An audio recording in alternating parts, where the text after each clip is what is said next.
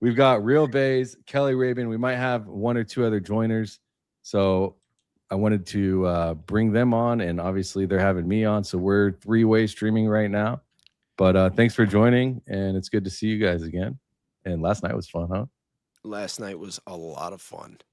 It was wild. I think today I said it was like chicken soup for the soul with a whole lot of adult language. I thought, wait, my chat told me that I was on in PG mode. Was it that much adult language? I mean, maybe for my standards, I don't know, but yeah, it was a good time. Yeah, we had a really good time. So obviously, as many of you know, Wolves of Finance has come out with an interesting video. I have a short debrief. It's going to take me less than 4 or 5 minutes at most to read it, to give an introduction to what we're going to be doing. But today we're going to actually go through the video. We're going to stop. We're going to react. We're going to talk. And first thing, I want you in the audience and all the danksters out there to know that from what I've seen, Zach from Wolves and Finance is a legitimate researcher. It doesn't appear to me that he's a grifter. I think we could agree on that. What do you two think? Right? So far, so good on that, on him. Not a grifter, legitimate reason to think. I give like at least 1.5 thumbs up. Okay, cool. So I think he's done his homework, and look, first of all, we've seen Candace. I said last night in the live stream, I didn't know that a rabbit hole could get so deep, right? Now, this is where we're all like really reaching here to try to figure out what's going on. We're seeing the FBI now. Barron's brought out information when it comes to the police scanner. Jesse on Fires put out some very interesting content. I've showed, along with Wolves and Finance, a lot of the financial malfeasance, I guess you could say, allegedly, from what I've seen. And he's been transparent, Zach, and that is what's been documented in his historical timeline regarding TPUSA versus what's theory. Right now, I respect that methodology because it's a lot closer to what I do, in contrary to what we see and what we're going to watch here today. And again, I respect his work. So when he pivots his working theory, I pay attention because he's brought out facts. Now he's made a major pivot here. Did you want to say something? He made a major pivot. Yeah, it's so funny because so many people all day have been telling me to check out this video, and I haven't seen it yet. I haven't seen a minute of it. I'm glad that we're gonna get to blow this lid off. You're in for a treat. Really? Yeah, it's quite interesting. I'll say that. And again, he's made a major pivot, and he started like pretty much most of us, assuming Charlie Kirk was an innocent victim, perhaps a martyr narrative, wrong place, wrong time, and now he's walking that back. It seems to me, at least, completely. In his new position, he's walking it back. Don't say anymore, Danks. Don't say anymore. We got to let him experience it in real time. Yo, I didn't sleep enough. I didn't sleep enough for that kind of. All right, let's go. Whatever. He's walking it back. Go. So his framework is such a weird day. It's pretty coherent. I think it's interesting. He drops a lot of different things, and the question I keep coming back to is what is driving all of this, and why is Kash Patel not pulling at any of these threads? We've got Brown Shirt Man. I got some theories on that. Different, all kinds of the financial network, the Fort Huachuca. The authorities in this space that should be running with it are not. At least that's what it appears to me. So I think we're gonna just dive right in and start from the beginning. And unless there's anything, I would love if anybody wants to say anything before. If not, we can just go for it. It's up to y'all. If you have something to say, I'd love to hear it. I like for everybody to take a really deep breath, when we're like venturing into kind of uncharted territory.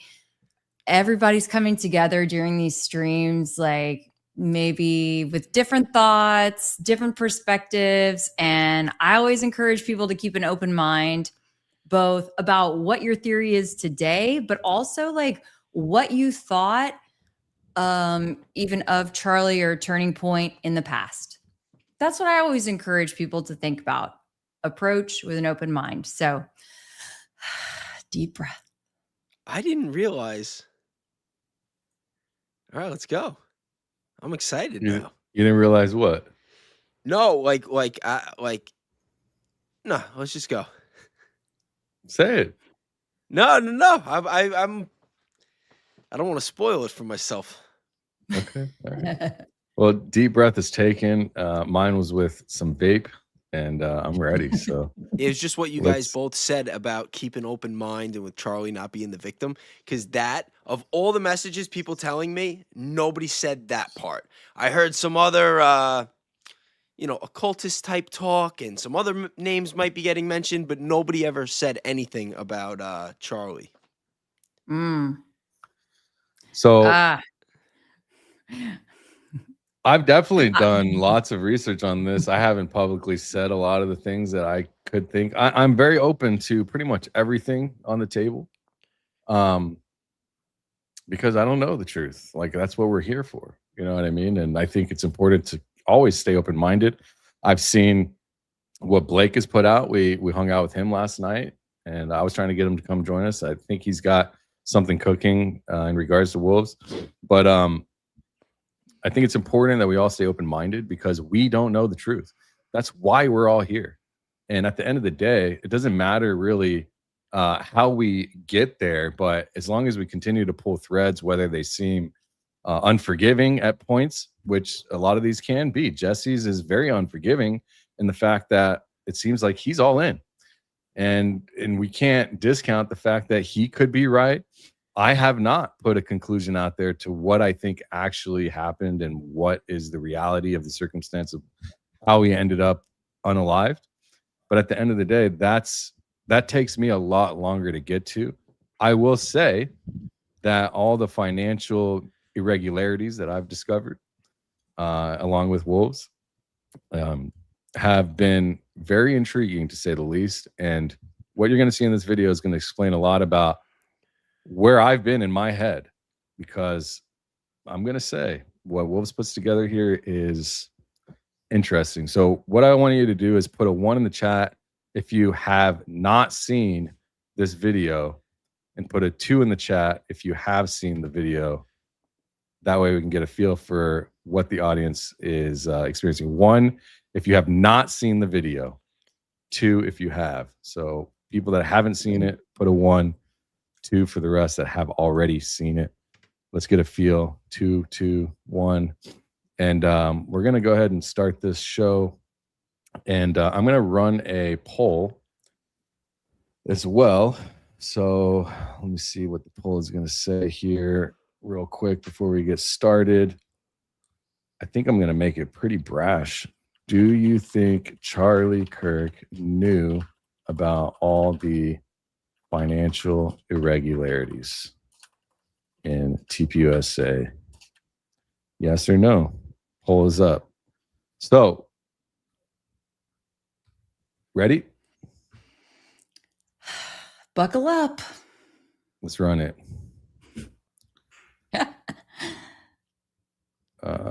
My audio is not playing. What's going on? Oh, wait, it's because it's the intro. All right, here we go.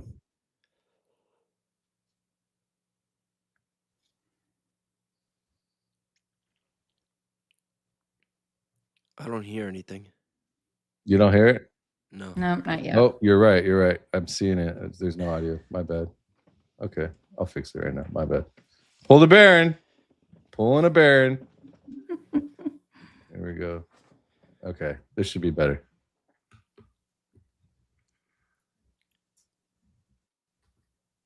I have uncovered some new information about who allegedly shot Charlie Kirk, and it's not Tyler Robinson. I've spent a lot of time researching what happened, and I think what most people do not understand about this case is how far down this rabbit hole goes. So get ready, we're going to go max. And if you guys want me to pause it, just literally say pause, or whatever. Just say, let me. All right.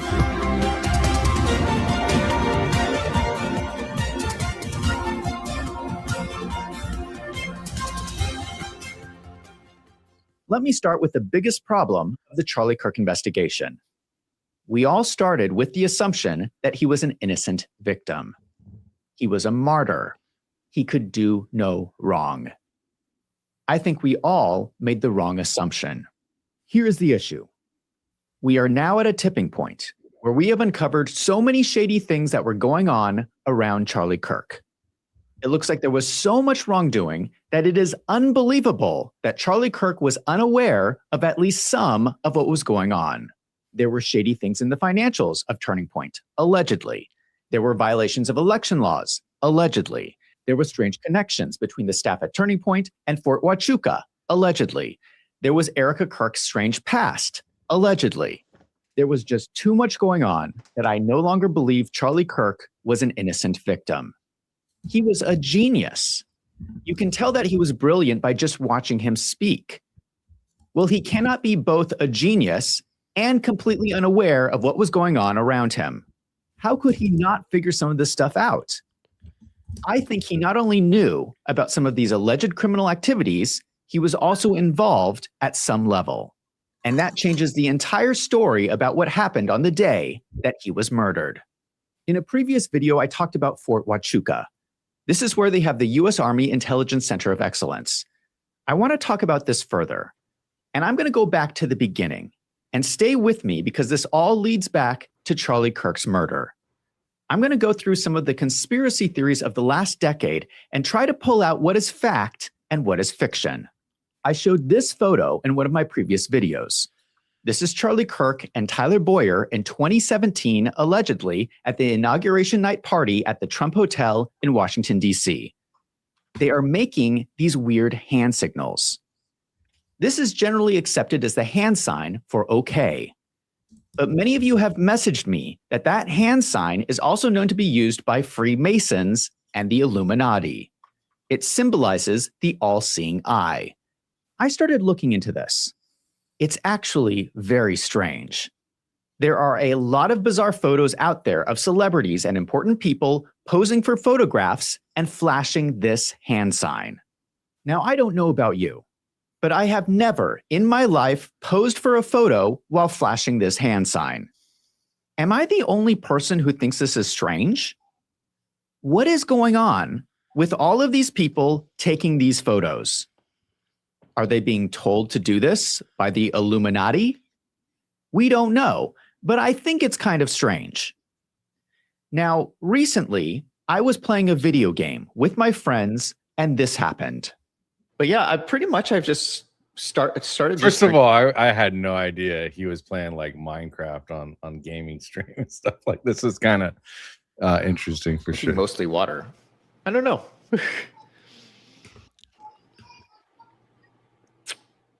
It's always a good idea, especially in like a dry environment like Arizona is, where I'm at. It's always important to stay hydrated. Did you see that? I flashed the same sign.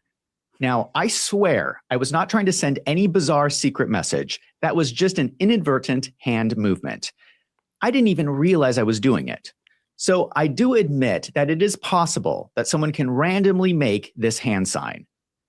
But here's the difference. I was not posing for a photograph. These guys are posing with this hand sign. And it's not just one person. They are both doing it. This is intentional. The more I look at this photograph, the more I realize how bizarre and creepy it is. It's even more strange in the context of this being the inauguration party for Donald Trump.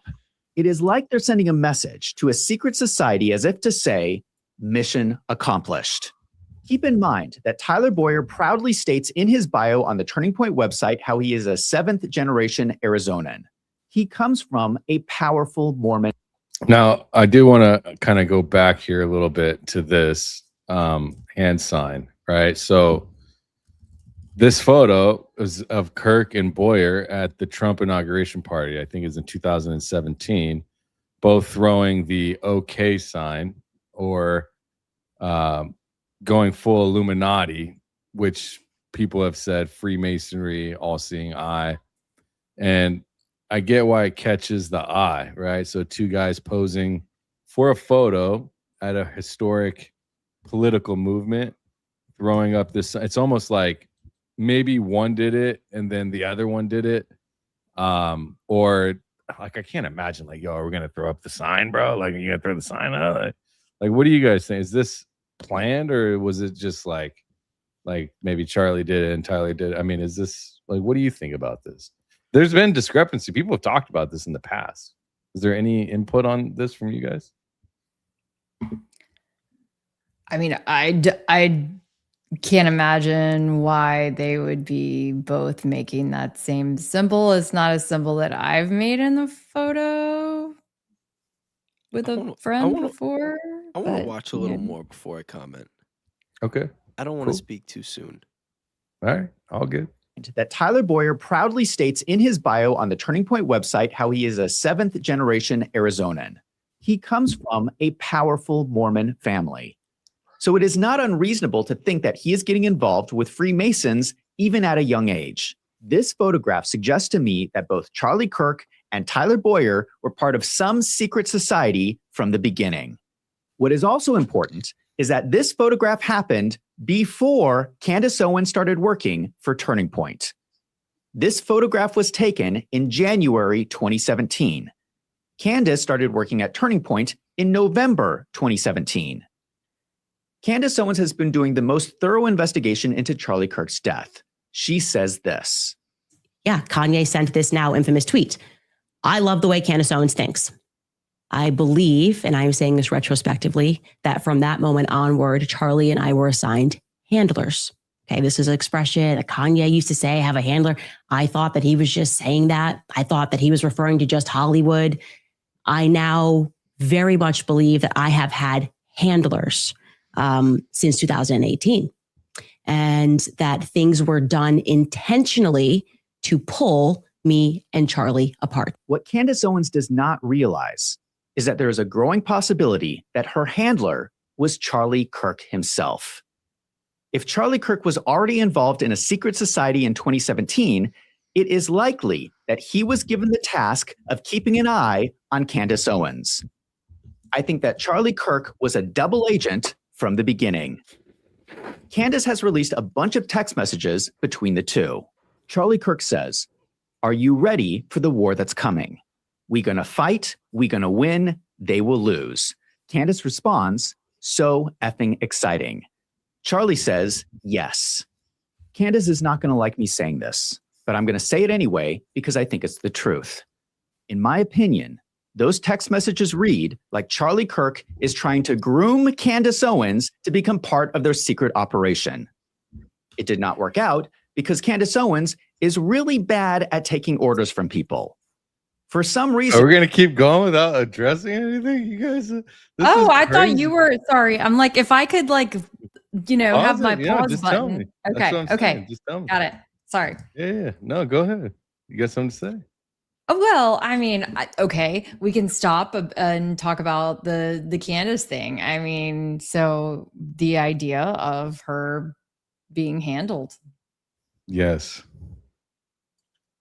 So it's very interesting. When he brought that up, well, actually, he goes a little deeper. Now it makes sense to actually let him finish his thought. I know. I was like, we're not quite done yet, Yeah. but I mean, we can let it go a little more. Here, I'll back it up just a little bit, and then we can I could put address the it. exclamation on it, and then we can.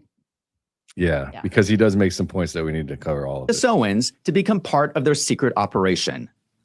It did not work out because Candace Owens is really bad at taking orders from people. For some reason, she's just not good at following orders. I don't think she would do very well in the military. And we know the rest of the story. Candace Owens left Turning Point, and the rest is history. The bottom line is this photograph exists, and there has to be an explanation for it. And if you think I've gone off the deep end, hold on, because there's a whole lot more. Charlie Kirk was murdered on September 10th, 2025. On October 19th, 2025, I made a video on my working theory of what actually happened.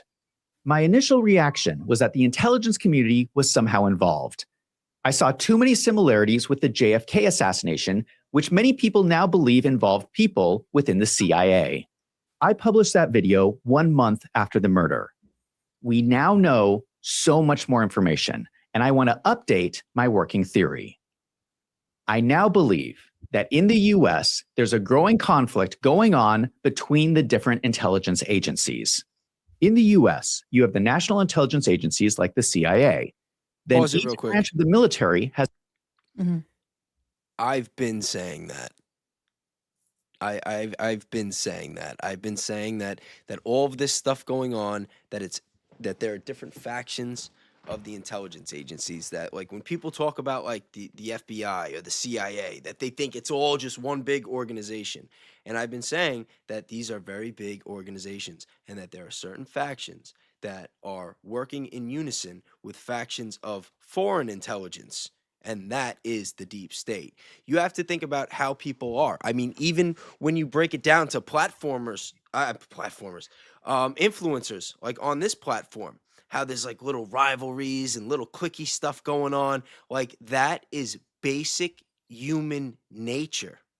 And just because people are rich and powerful and have all these connections, you think they're all singing Kumbaya behind the scenes? All these wars going on, you don't think that there are actually people on the other side? You think it's all just like, there are some people that are convinced that the whole world is a stage and that all this stuff is like, they're just trying to like brainwash us and just mess with us. Like it's all a psyop. It's like, no, it's just, we're so low on the totem pole that we don't understand the real battles. We don't understand the true good versus evil. We don't know who the real good guys are and the bad guys are. And I'm sure a lot of the good guys don't want the bad, you know what I mean? Like they have their own, like think about it, like what the CIA and what these intelligence agencies are. They are spies. They infiltrate the same way that Robert Maxwell and J.E. and all these other different people were infiltrating us and infiltrating here. Like there is infiltrations going on all over the place. There are different people that have their own interests that are getting affected. It's a lot easier to identify certain interests now between the files and, you know, what's taking place in Iran. We're seeing like a lot of this stuff we saw coming, but we don't understand the real stuff going on behind the scenes. We could sit here and guess. And, you know, like for me, I only started researching this stuff over the summer, but using Bayes' theorem, I was kind of spot on what I was focused on. But there are a lot of different places that I don't even know where to look.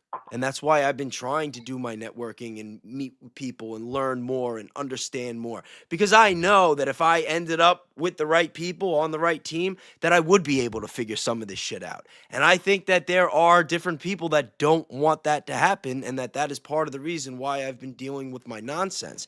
And that's why I keep telling and I know I'm going on a long one right now, and I'm going to wrap it up, but I keep telling everybody that watches my show that right now we are at a fork in the road, and everybody is telling you exactly who they are, and you need to listen. And they're going to tell you in different ways. Sometimes they're going to just flat out and say it, and sometimes you're just not going to hear a peep. There's going to be some silence. You know, sometimes things are just going to get ignored. People are saying multiple people said turn your volume up. I don't know if you my volume again, it must be a preset. Yeah, maybe in your settings, but we caught it. I think most caught it. Mm-hmm. Yeah, it might be a little too far away. Yeah, bro. Go ahead, Kelly. It looks like you might. Well, I mean, I think that you're on to something that's very interesting. I mean, there is really so much to unpack here. If you're speaking about Candace, like I feel I've been leery, okay, of a lot of things, Candace, from the beginning.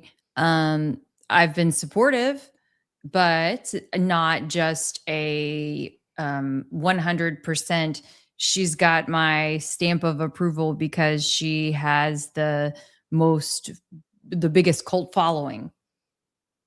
You know, and I think, Danks, did you say something earlier about like just because someone has a big following and a big presence doesn't mean you know, that their information is better than anyone else's. Yeah, absolutely. And I'm not saying that you were referring in this case to Candace, I was but talking about that's somebody else, but yeah, there's somebody that I mean, I know think with a that's a very large general following rule of thumb that people should keep in mind as you are sifting through all of the different information sources, like throughout this and anything else in life, right? Anyway, when it comes to Charlie, I could see the way I thought that was a really interesting concept, the way that he pointed out those text messages, the way that he talked about a lot of those little intricacies there. And that she maybe couldn't be handled because she doesn't really like to follow directions. Yeah, I mean, it's interesting that perspective. The point of being handled really is to not let them know that you're being handled. So I wouldn't say that if she was that she can't be in on it, right? If that's the case. Well, it's kind of deviated from the subject here on that, but yeah, I mean, there's a lot of things like I've seen just in the short time I've been with this platform. I've seen interesting personas that have very large followings that have incredible information, to say the least, or some is mixed with real information. Then they'll put other things that are obviously not true or AI generated. But I think that with Candace in particular, she is pulling on all the threads because what she's seeing is what we're all seeing. And she's the lead call out of everybody of the lies that we're witnessing. She's catching the lies. So what are you to do when you are Candace, who essentially started Turning Point USA with Charlie, cares a lot about him? Really, this comes back to, was Charlie Kirk her handler, right? Did we get that far yet in the video? I don't know if we did, right? So that's a very interesting perspective, because I know that Candace is going to see this because she watches, at least I assume, she's going to be watching this video, Zach's video. And so I think that she'll address it. And one thing you got to realize is that when you're a handler, not saying that I know, but I would imagine when we watch like the movies or CIA, or when we hear like John Kiriakou talking about it, holy smokes, bro. Yo, don't mind me. You know, I'll be right back. I was getting a little tired. Just so everybody knows, I'm on like 3 hours sleep. I've been either streaming all day or working all day or on a like this. I was kind of like just going to take it easy. But now that I see where this is going, I'm just going to go to the bathroom real quick. I'm going to put some cold water on my face, and we are going to fucking rock and roll. And there we go. I might have to open the notes. I might have to open the notes tonight. I didn't think it was going to be that kind of night, but it might be that kind of night. So you guys continue. Don't mind me. All right. I'll be right back. All right. So I like it. That's what we need. I think that it's important to remember that when it comes to, if they say that Charlie is a handler of Candace, and you see this strong relationship and this bond building up, that happens, right? I've seen it. John Kiriakou even said it.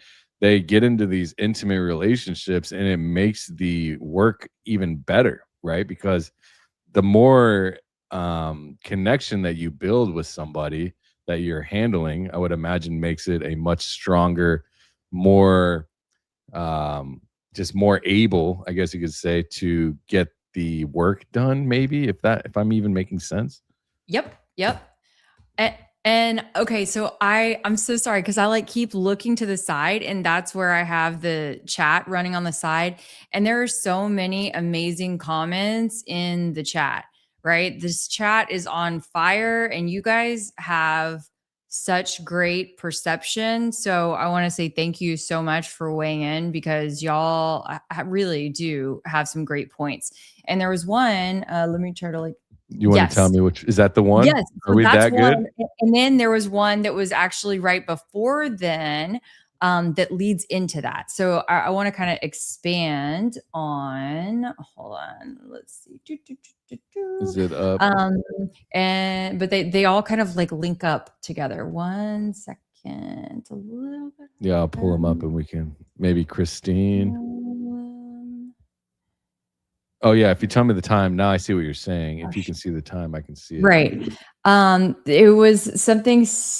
Gosh, it was about Candace being handled, but it reminded me of. Oh, here we go. It was at 7:29. Tanyel, Yeah. maybe. Yeah. CO was in the club. You don't walk away from the club. Okay. I was about to do a search. Okay. So I was about to do a search because I think I remember her talking about her sister, cousin, you guys. Somebody will remember this. Her cousin maybe coming over, someone who she's close to, and giving her some advice or something like that. And then she brings her with her everywhere, huh? Right. Yeah. Yeah. And it was a phrase that was very similar to this phrase that Tanyel is saying.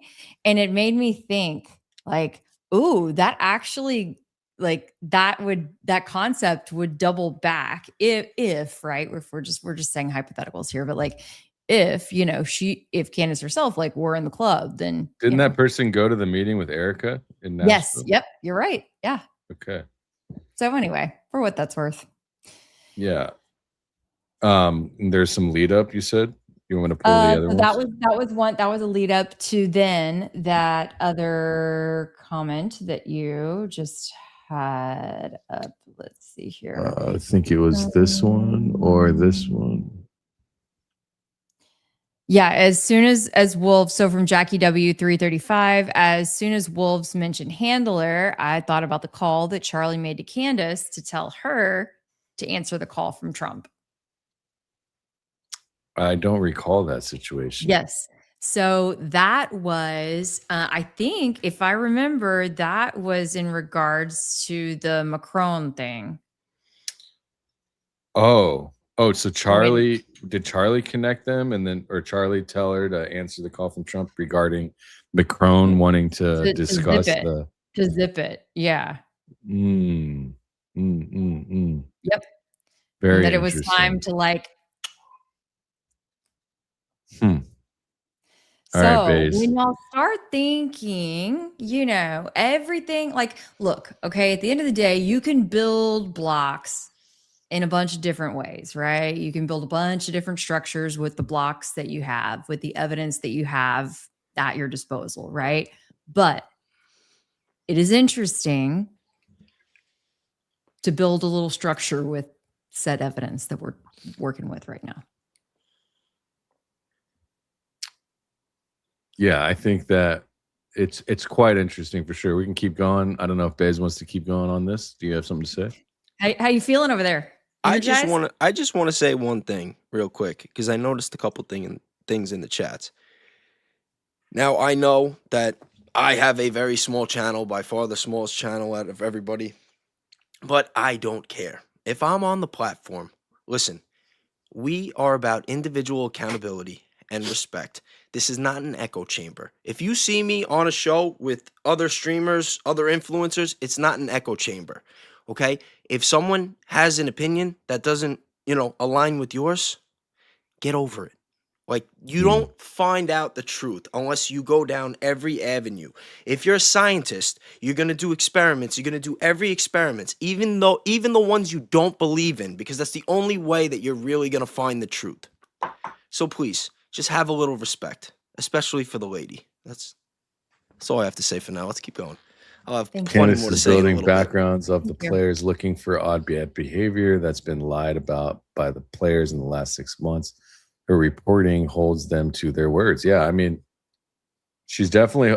This is a really interesting perspective on the handle situation, on her being handled, because if you know her interpersonally, like, imagine that you were working with her on a one-on-one basis or a team group basis before, and you know how she is, you can, if you're smart enough and you have more wisdom or age or experience in psychology of the human person, then I could imagine they're like, we have to watch out for this person.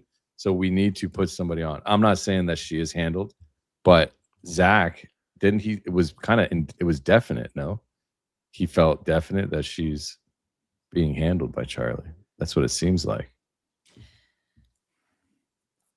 And it would make sense.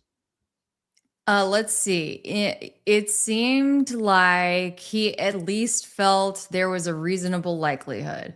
That was my takeaway. Yeah. Okay. Yeah. Should we keep going? Yeah. Yeah. All right, let's run it. Has our own intelligence agencies like the different intelligence agencies. In the US, you have the national intelligence agencies like the CIA. Then each branch of the military has their own intelligence. CIA headquarters is in Langley, Virginia, which is only 8 miles from downtown Washington, D.C. The CIA tends to lean Democrat.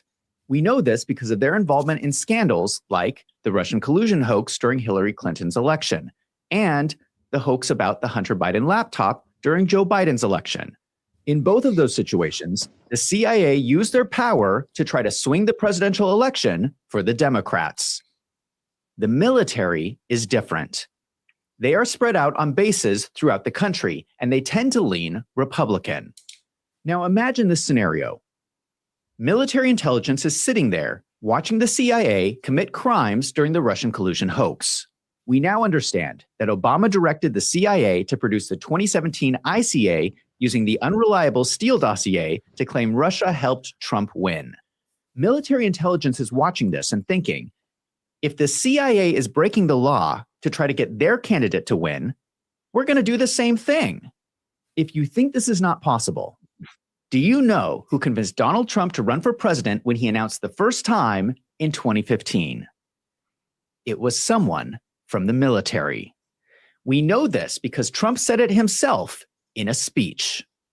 2015, I sat with Joe at a dinner, and believe it or not, I was getting a big award from the Marines. And Joe was presenting the awards, and I had no even thought of running for president. And I said to my wife and family, look at that guy. He's a great looking guy, isn't he? He's like central casting. He's like right out of Hollywood. But he made the great presentation that night. And I got to talk to him because I sat with him and Ellen and his son, Patrick. And I was asking Joe lots of questions about the military. He said, you really enjoy this, don't you? I said, well, I just love our country. It's very important to me. I love our country. I said, I don't know. What do you think? Should I give it a shot? This was before it was public. He was one of the first people I asked. I said, what do you think? You think I'd have a shot? If I get it, we're going to rebuild that military. It's going to be stronger than ever before. And he helped me form an opinion. He gave me a lot of information, and he has ever since. So for that, I want to thank you and Ellen, and I want to thank Patrick. I hope I got his name right. It's a long time ago, but I think his name was Patrick, right? Did I do good? This is the story Trump tells. You'll notice they all like turn to the side and like look. I mean, it's so weird. But also real quick, they're like, oh. I wanted to say too, though, props to Slothy at 7:39 in the comment. Or at least on my end, it's 7:39. Mia said, yep, there you go. So she went back and, Slothy went back and looked up and said, Mia said that you don't live in a gang and walk free. You get the living beat out of you or pew-pewed. And that was in that conversation with Candace, just for overall context as to what we were talking about a little while ago. What is this? What happened? I didn't see Baron's stream tonight. What's going on? Baron Coleman teased an explosive podcast that will transform the investigation and proceed to talk about a tweet and a cipher. The grifting is out of control. I don't know what you're talking about. A tweet and a cipher. Yeah. I guess I got to go back and watch it, but we were live when he went on. We lost half of the the more than half on my end to go watch Baron. But anyways, as far as all of this stuff happening with Trump, it's interesting because it's like everything that Wolf says compounds one after another, and you'll see once we continue playing it again that Trump, this gets into the QAnon section. And I think it's very, very strange, but also interesting, because when you start thinking about the whole picture, and we've always thought this is from the top down, it goes all the way up, right? So as we get further along, I want everyone to consider what we've all believed from the very beginning, is that this is this was from the highest of high in our country, and that something strange happened with Charlie in regards from the top down. People allegedly are involved from the cabinet and whatnot. I don't know. That's what I believe everyone is agreed with. That's what it seems to be when you look at Kash Patel and the FBI and the way they've interacted with the investigation. And as we move further along, you'll see exactly why I even mentioned that. Good. This is the story Trump tells. In 2015, he had no idea he was going to run for president. He was at this dinner for the Marines, and he was approached by Joseph Dunford. Joseph Dunford was the commandant of the Marine Corps, which is the highest ranking officer for the Marines. He became the chairman of the Joint Chiefs of Staff under the end of Obama's term and the beginning of Trump's. This military man told Donald Trump something at this dinner convinced him to resent. Joseph Dunford's background is interesting. Senior level Marines typically attend the Marine Corps War College. Joseph Dunford did not attend the Marine Corps War College. Instead, he attended the U.S. Army War College. That means that his personal network included a lot of people from the Army. You are going to see that the U.S. Army is a recurring theme in this video. So Donald Trump starts to run for president against Hillary Clinton. And this happened during the debates. And that's why 10 people who have had that awesome responsibility have come out and in an unprecedented way said they would not trust Donald Trump with the nuclear codes or to have his finger on the nuclear button. I have 200 generals and admirals, 21 endorsing me. Donald Trump said that he was endorsed by 200 generals and admirals. This was a strange comment to make. He made this claim multiple times during the campaign, but never produced a list of the 200 generals and admirals. In fact, he produced a list of only 88 endorsements by generals and admirals. The media had a field day with this, and they claimed that Donald Trump was lying. I don't think that's what happened. I think that he was endorsed by these generals in secret, and only 88 wanted to endorse him publicly. But it sounds to me like he was getting additional support behind the scenes from the military. I want to go back to this image that I showed in a previous video. This is the emblem for the 110th Military Intelligence Brigade. This gold and oriental blue are the official colors of military intelligence. Now I'm going to show you Donald Trump's inauguration speech in January 2017. Do you notice that the person standing behind Donald Trump is wearing the colors of military intelligence? This is very astute. It's very astute. I would have never noticed that. So that was very, very interesting. Today's ceremony, however, has very special meaning, because today we are not merely transferring power from one administration to another or from one party to another, but we are transferring power from Washington, D.C., and giving it back to you, the people.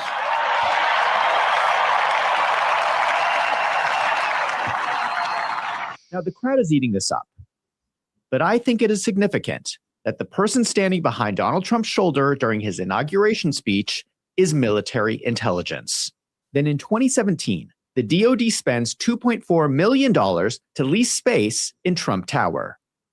Now, I know that the president needs extra security, but this seems a little extreme, given that Trump barely spent any time at Trump Tower during his presidency.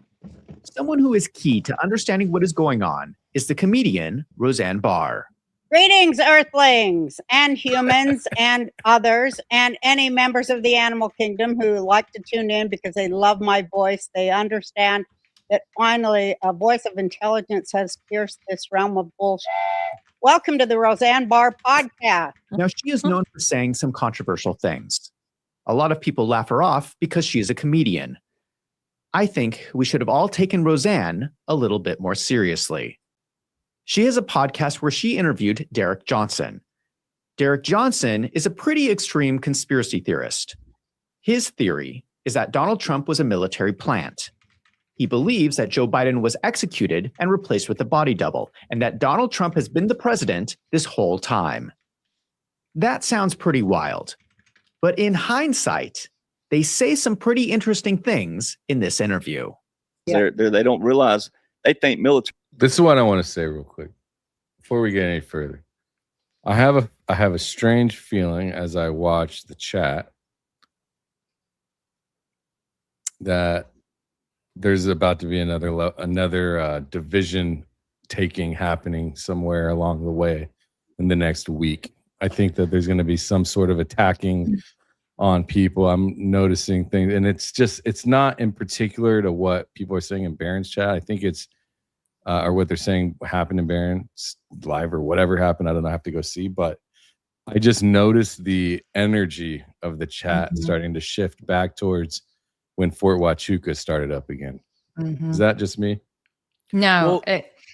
Nope, Kelly, you go first. I think right now there's so much tension also just sort of swirling around. There's a lot of uncertainty with what's going on in the country, with what just happened over the weekend and what this is going to mean for a lot of things. In addition to now we're seeing this trickle, but it has been like a subtly increasing thing. But yeah, I'm getting a sense in the chat too.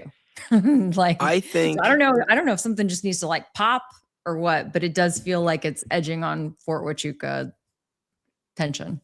No, Yeah. I don't think it's just Fort Huachuca tension. I think it also has to do with Trump. I mean, like we're talking about it right now, and before referencing Q and MAGA, over the last couple of years, everybody believed in Trump.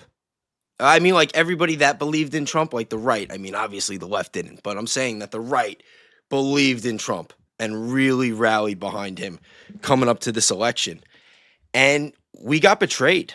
We got betrayed, whether it's the wars, the files, the economy, America first, you name it. We got betrayed every which way. And I feel like once that happened, a lot of people started trying to find someone else to rally behind. And especially with Charlie Kirk, what happened to him, every emotions got very high and certain things got connected. Certain events got connected to certain people, especially with Candace. And, there seems to be this like similar energy. I can't really explain it. And don't get me wrong, like, shout out to Candace Owens. Like whatever's going to be said here, I'm going to like sleep on things. Like I'm not going to jump to conclusions like I have in the past about things. But, like people are very defensive of her. And I noticed that the second someone seems to like disagree a little bit, that there's this like big backlash. And, also, because I'm not going to lie, I got a couple of messages about Barron's chat, and I was told that some of it may have pertained to me. And, it might be kind of a misunderstanding because, you guys know the story. The other day I was live, my live got cut. And then I was live again 2 days later. My chat went all weird. They couldn't speak in English. And I went on this like angry rah-rah rant. Like, we got to go grassroots. We got to da-da-da. We got to do this. We got to do that. And I think that my base started reaching out to the people that they know that I support, especially the people that like I send a lot of supers to and tips and that have shouted me out in the past. And I heard that happened this week and that there was a little bit of a reaction that they weren't expecting. I think some people were expecting kind of a shout out, and then there was like a little silence and a little shit talking from some mods. And like, I'm not jumping to conclusions myself. Shout out to Barron. Shout out to the mods.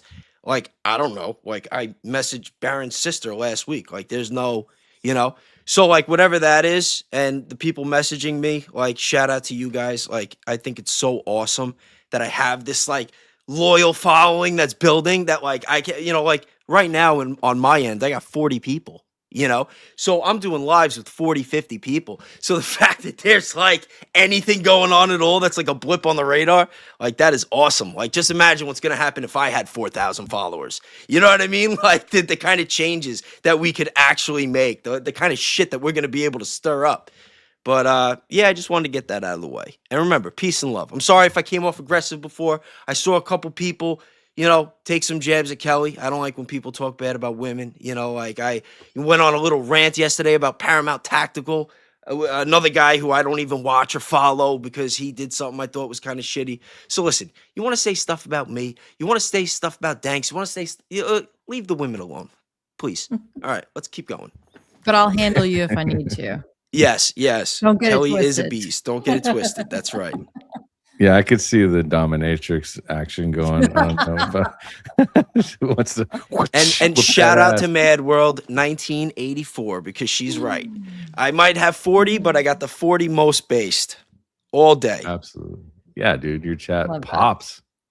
Yeah, I mean, we'll keep it going here, but again, we have to be aware. And if I have to play Jess's video about bringing us all back together later, I will. But that's not due right now. I think that we're all still trying to get to the same point, is figuring out what happened. And actually, I think we're closer than we ever have been, to be honest. Yep. All of this has gotten to this point. We've covered a lot of information, all of us. Yep. So let's keep it moving. I just wanted to address that because I can feel it happening. you. You can feel the Yeah. tension. It's not just this chat. It was earlier in the members only. It was, I've seen it around on different places. So Mhm. Hold on. I got to say one more thing real quick because someone in my chat is right. Erica Kirk is the exception. You could talk as much shit about that lying POS as you want. Okay, you're right. Erica Kirk, Hillary Clinton, but like, let's try to keep it there. Let's just Ghislaine Maxwell. All right, there's your three. There's your three. Go nuts. That one out. There's your three. Go nuts. well, We can't talk about Brigitte Macron for sketchy reasons. Just We'll leave that one out. The Dow is up. All right, so we need to take it easy. bro. Yeah, it'll be interesting. Yo, to see where I've ripped it to Pambondi enough. seeing where it's at tomorrow. I fear seeing where it's at tomorrow. Oh gosh. It's a separate entity. Okay, so just to, they say some pretty interesting things in this interview. They don't realize, they think military is a part of the government. It's not. It's a separate entity. Okay, so just to stop you here, because this is really good information. It's your theory, right, that everything happening now the last 3.5 years as Biden is president is actually a military operation conducted and controlled and ran by Donald Trump, who's still the commander in chief, right? Well, now, and I would say it too is this, that first portion, yes. Okay. When I say commander in chief, I want people to realize that you never, so it's a wartime president is the actual term. Okay. Oh, I So want he's- you to start here. Wait, Oh yeah. he'll answer it. But you said a line was drawn in the sand in 2016. What was that line? But April 2016, Special Operations Command put out a publication. And inside that publication, it's got a diagram in there. And I tell people, I joke about the old pyramid schemes. I used to have buddies that were getting pyramid schemes in college and they get you the first time. He is correct that something's Before we keep going, I want to address this. So I think that with so Kitty threw a $5. I didn't want to go too far on. Baron and Candace, Meathead, Valhalla, all do that okay symbol a lot. Why? It's been bothering me. That's what we're trying to figure out. I think that I think it also, I don't know. I've done this. I guess I can, when I do it, I imagine I've done this before, but also you got to remember when you see things subliminally, you might even do them yourselves. So it could just be as simple as that. Sometimes we read into things, but also this is a continuation of a sign that we've seen before, and it's been addressed that this is an Illuminati symbol. I'm pretty sure that's the case, right? I just wanted to put my little 2 on there. And to that point, also, I had someone a few months ago. Gosh, I guess this was back in November or so, or it must have been December. It was like my first live stream that I had done by myself. And afterward, I had someone tell me, "Hey, you did this symbol." And it was like what Erica did, when she made this symbol thing and I'm like, there's no way that's not something that I would do, And anyway, it was just like, I don't even know. It was like at the very end, and I was saying bye. That is like not something that I would do. So yeah, I guess sometimes you just don't even think about, I don't know. But if it's something that someone's repeatedly doing, I mean, it could happen on on accident, on auto. Context is key, I guess. I mean, I was a teenager in the early 2000s. I used to listen to a lot of Jay-Z. Everybody was always throwing that up. You see people, it's like, and you got to remember too, this symbolism, it's all over the music industry, all the music videos. So you're gonna have a lot of people that do it because they see it. You know what I mean? Like they don't understand what they're doing. And I don't think that just pertains to children. I think that there are plenty of adults that might do something here and there because they see someone else do it. They think it's cool, or like for whatever reason. So I mean, the idea that every single person that does it is connected to something is kind of ridiculous. I think that you have to, that's when you start using bays. You start looking into who they surround themselves with and look for common denominators. Who are they making their money with? Who are they socializing with? Who are they marrying? Is there anything there? Any connections? Go back a little bit. And then you start making those kind of assessments. But just to like pull up a random picture with no context and it's like, oh, look, that means, it's like, nah. I mean, thanks for the super chat, Kitty. And then, and I'll probably wait if we get more after this one, and we'll keep going. But Candace and Love Jesus 19675 $5. Candace and Charlie both make the Freemason sign in the picture of them sitting together. I tried to look just now when I saw that. I didn't find it, but I'll look again. But thanks for the super. That's interesting for sure. Let's keep going. Something strange did happen in 2016. The U.S. Army published this document, the Unconventional Warfare Pocket Guide. This was published during Donald Trump's first election campaign. This guide contains something called the Soro diagram. It shows different techniques on how to conduct unconventional warfare. The Pocket Guide describes this as unconventional warfare is the support to a resistance movement. The idea is to use covert operations to achieve political power. This is a whole list of things you can do to influence a population. And you should note that this list includes assassination. Now, I want to be clear about what is legal here. It is legal for the U.S. to assassinate someone as long as it is part of an official military operation if they can justify that national security is at risk. For instance, assassinating an al-Qaeda leader in Afghanistan was considered legal as part of the U.S. War on Terror. This was all explained in the official Department of Defense Law of War manual. So in certain circumstances, assassination is legal. But I think anyone would have a hard time justifying that the assassination of an American citizen like Charlie Kirk would be for national security. Something like that should be prosecuted as murder in a court of law. The U.S. Army actually published a number of publications about the Soro diagram during the same time period. Here's another example from an article in 2017 in Special Warfare, which is a professional journal of U.S. Army Special Forces, also published out of Fort Bragg. So we have multiple publications of the Soro diagram and U.S. Army documents around 2016 to 2017. This was clearly a topic of conversation within the Army at this time. The question we should be asking ourselves is why? Were they using unconventional warfare against the American people? President Trump's the face of the operation. Beautifully because of this. He was an outsider. And then he also had a military background, as he went to a military academy. And I know some veterans struggle with that, but whatever. He was a school where he was sent off. Yeah. He didn't go home every day, like sent off. He knows better than the average. Right. He knows better than the average. He's also a brilliant businessman in other manners. And some people are going to argue with that, but And whatever. builder. But a builder, innovative. He knows a lot of people all over the world. And then the people who argue with that, well, check this out. Trump's New York Military Academy portrait with borrowed medals. I had no idea. So that's Oh, kind of shit. interesting. Yeah, I looked it up Say that after. again? Yeah, so he basically comes back here. If you want, I can go back. He says it right here. Power. This is a whole list of things you can do an Al-Qaeda leader. Now, I want to be clear about what is legal here.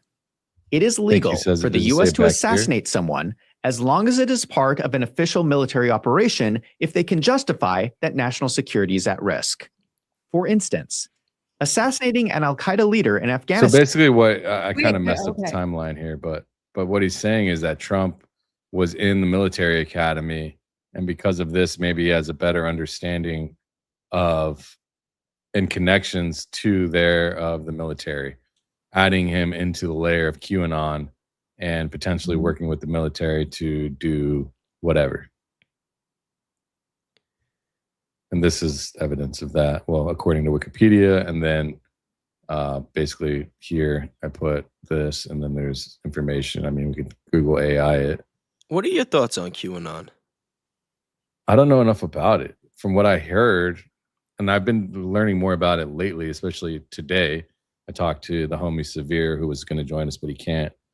And also, I listened to some other podcasts after this one today from Wolves of Finance. It's basically what it is to me, and I'm going to sound dumb because, again, I don't know, but it seems like a psychological operation by the military to make people believe certain things, I guess. I don't really know or understand it, but this was thick in the weeds back in COVID time, trying to basically get people to believe one thing or another. I don't know if I'm Yeah, it butchering seemed that. to me that it was a psyop, that people were getting ready to do something like everyone's spider senses were going off, and it's like, what do we do? What do we do? And in order to contain it, that it's like, listen, just wait for the instructions. Just wait. It's coming. Trust the system. And they're posting all these pictures of Trump. Trump's gonna save us. Just wait. JFK Jr.'s coming back. And then it's like, we get COVID. You know what I mean? And We keeping get people in a heightened sense of anxiety, but hanging on the next drop. Is that what you're saying, Baze? I'm sorry, what'd you say again?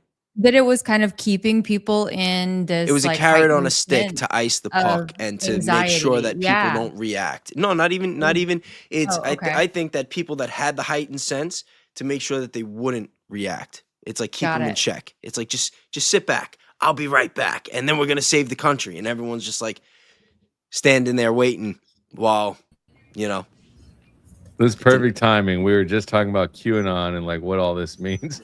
Look who showed up. What's up, What's bro? happening, bro? Good to see you, man. Good to be You back. just dropped right out of the sky. Yeah, Perfect timing. Little leprechaun. So he was asked, we were being asked about what is QAnon, and did you watched Wolves of Finance today? I assume you probably did, unless I we're caught in the part middle. of it, and then I saw part of what you were just playing when I got back home. Okay, so yeah, we were just kind of discussing that. Now, with Trump verifiably being in military academy, you know more about Q than probably all of us, I would imagine, since you struggled with that in the past, and they tried to annex you from X and all this stuff. So what does Trump being in the military academy as a youngster, does this connect him to Q in your eyes? I mean, it could. Honestly, I never even looked at it from that angle before or thought of it from that angle, but I mean, it could, because apparently Q was supposed to be a military operation. They say it all the time in the drops that were put out there on the chans and on the boards and everything, that military is the only way. And when they say that, that means the only way to actually circumvent the deep state and try to regain control from these people. So I mean, it could be. I've really never looked at it from that angle before, but it's a good question. It's a really good question. I'm Is it a sure military operation? This that's what Q they thing? say it is. I mean, that's the whole problem with this thing, right? Is that nobody could really actually prove what it is or who's conducting it.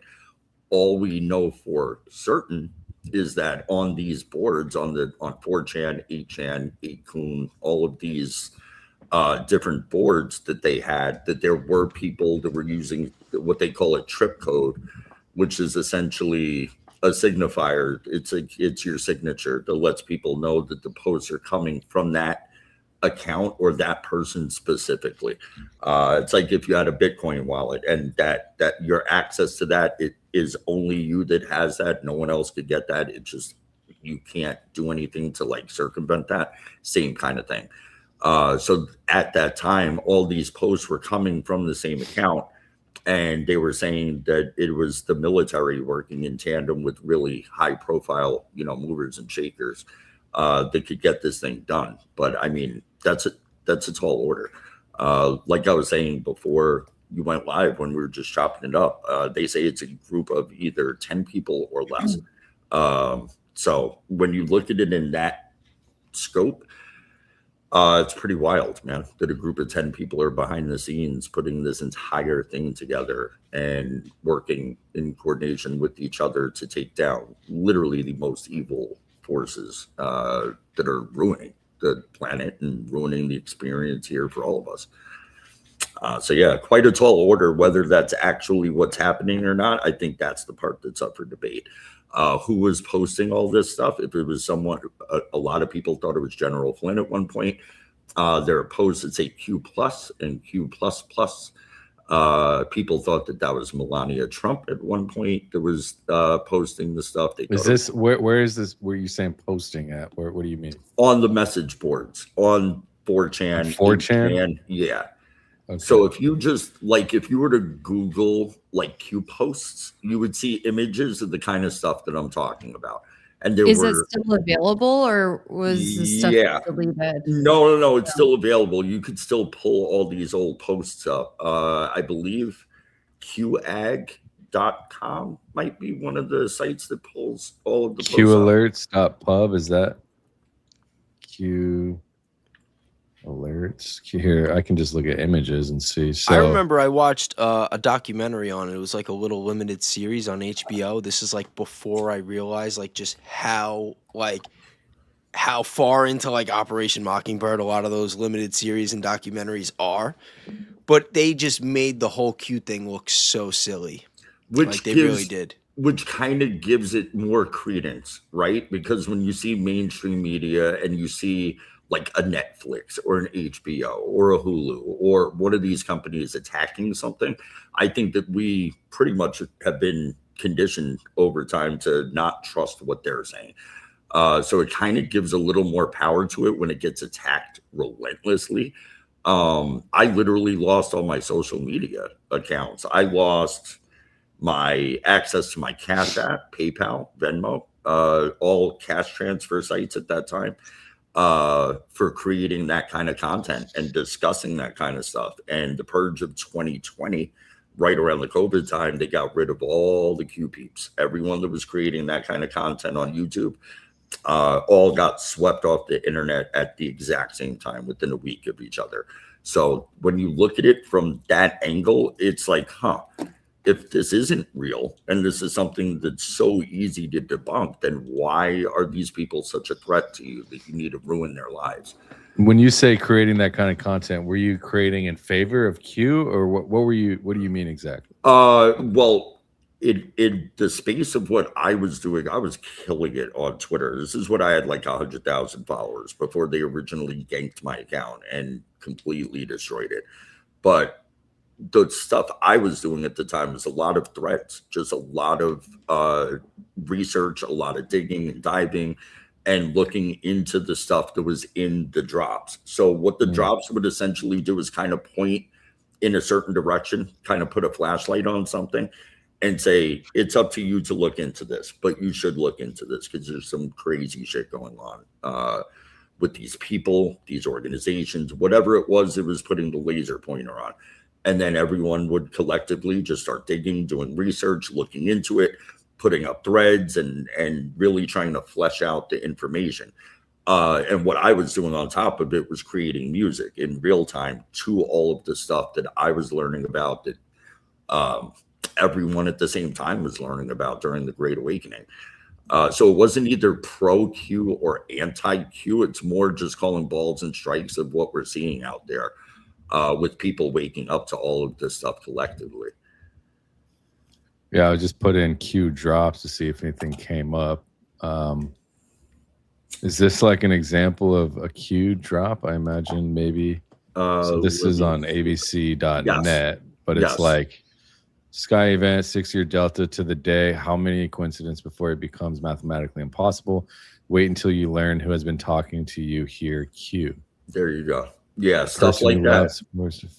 Very cryptic, very kind of open-ended, not really telling you anything, but very heavily insinuating that it's like Trump and his team that are behind it and that are the ones that are responsible, supposedly, for taking down the deep state. But now I will add a caveat to that Marjorie Taylor Greene came out last week, or maybe it was the week before that, and their big thing in the Q community is taking stuff that Trump posts or Dan Scavino or other people that are in his direct circle of influence. They'll look at their tweets and they'll look at the time that it was posted or the date that it was posted, and they'll tie it back to one of the Q posts from years ago, and they call that a delta. So if the times match up or the dates match up, and it kind of looks like it's pointing towards a certain thing, they will call that a Q proof. So these Q proofs are like in the thousands at this point, which is kind of wild. But long story short, Marjorie Taylor Greene came out and said, listen, I know how this works, and I hate to be the bearer of bad news and, don't kill the messenger. But Trump and his team does this shit with you people just because they know you eat it up. There's nothing behind it at all. But he's throwing you guys red meat just to keep stringing you along so that you don't resist any of this shit. Which is a wild thing to come out and say, especially when she would know. You know what I mean? Like, whether she's being honest or not, or just blowing smoke, I have no idea. But for her to come out and basically say that is a wild thing to throw out there, man. And of course, I mean, I think it would have been wild like 5 or 6 years ago. I don't really think it's wild anymore. I mean, hold on, I'm lost. Who are we talking about? And what did we say? What did they say? Marjorie Taylor Greene basically came out and said, all you guys that believe in Q because of the stuff that Trump posts or the stuff that Scavino posts, they do that purposely just to mess with y'all, just to throw you red meat, just to throw you off the trail. Yeah, I mean, it kind of felt like that from day one for me. Like, I thought the whole thing was weird, because I supported Trump anyway, and then I'm seeing all the Q stuff, and I'm like, you know what I mean? Like, it had no correlation whatsoever with my support for Trump.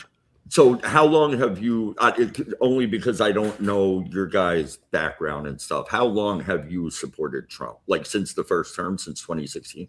Yeah, since he was running against Hillary Clinton, I would have supported almost I would have supported almost anybody over Clinton. Yeah, so it wasn't a matter of, and then everything got so messy, especially towards the end of that first term, like I said, going into COVID and everything. And then there was like the Biden nightmare, and it's like, all right, it's either going to be Trump or Kamala. Like, obviously Trump, like, let's go, know? But even then, after the first term, because I was all like rah against Hillary and I was supporting Trump, but I was never like really on the first term. And then the second term, I was more Tulsi. I'm like, yo, you want a woman for president? Especially when Tulsi basically shut down Kamala Harris at the primary debates. Yeah. I was like, yo, Tulsi all day. And everyone's like, oh, but she's a Democrat. It's like, yo, I don't care. They're all scumbags. Like, both sides. Like, what are we talking about? Who cares? Like, individuals. Yeah. I don't care what party they are. I care that they're honest. Like, she has military experience. She's talking against the wars. She's calling out corrupt Democrats. Like, what do you want? You going to vote for the other side all the time? Or wouldn't it be nice to actually have someone with some integrity, like, take the party back?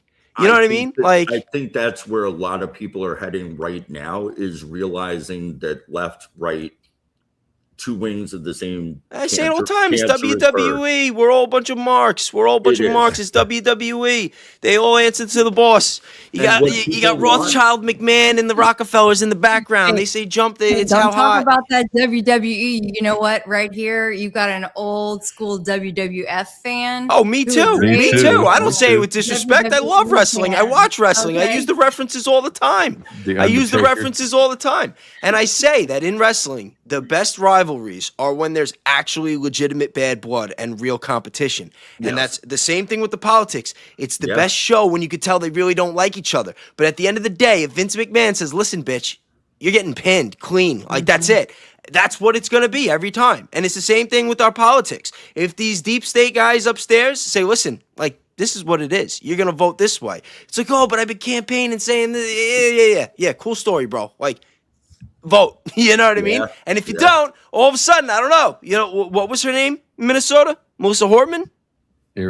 Oh, I don't.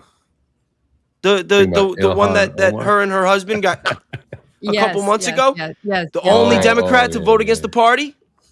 Bro, how And she crazy looked was all that that she they- looked that all person afraid was and in like the- I did what I thought was right, and then her and her husband, you know what I mean? Mm-hmm. Didn't that person get blasted like inside of Congress or the White House or some shit like that? The guy like pulled out a firearm and just blasted somebody right in the middle of all of No. the I political- think he showed up to her house and took out her and her This husband. was in their home. Yeah. But it was all And it on was some- camera. it was like someone that during the used middle to- of a- If I'm not mistaken, event. it's someone that used to work for Tim Walz. I could be mistaken, so don't quote Yeah. me. Yeah, But yeah. I yeah. know Okay, there was that some sort it. of Yeah, yeah. connection. It surfaced again when Tim Walz was. Yeah, that stuff is crazy. The guy just like took somebody's life right there in front of a whole bunch of politicians, and then said it that just- Tim it just Walz makes- paid him to do it. But it makes me think sometimes, you know, like when you see this going on in our politics, and, you know, like even with the president's Congress, whatever, all this WWE crap, like what makes you think it can't happen, like in our space with influencers? Oh, it absolutely does. You know what I dude. mean? I Like think it's foolish to that's not the believe that.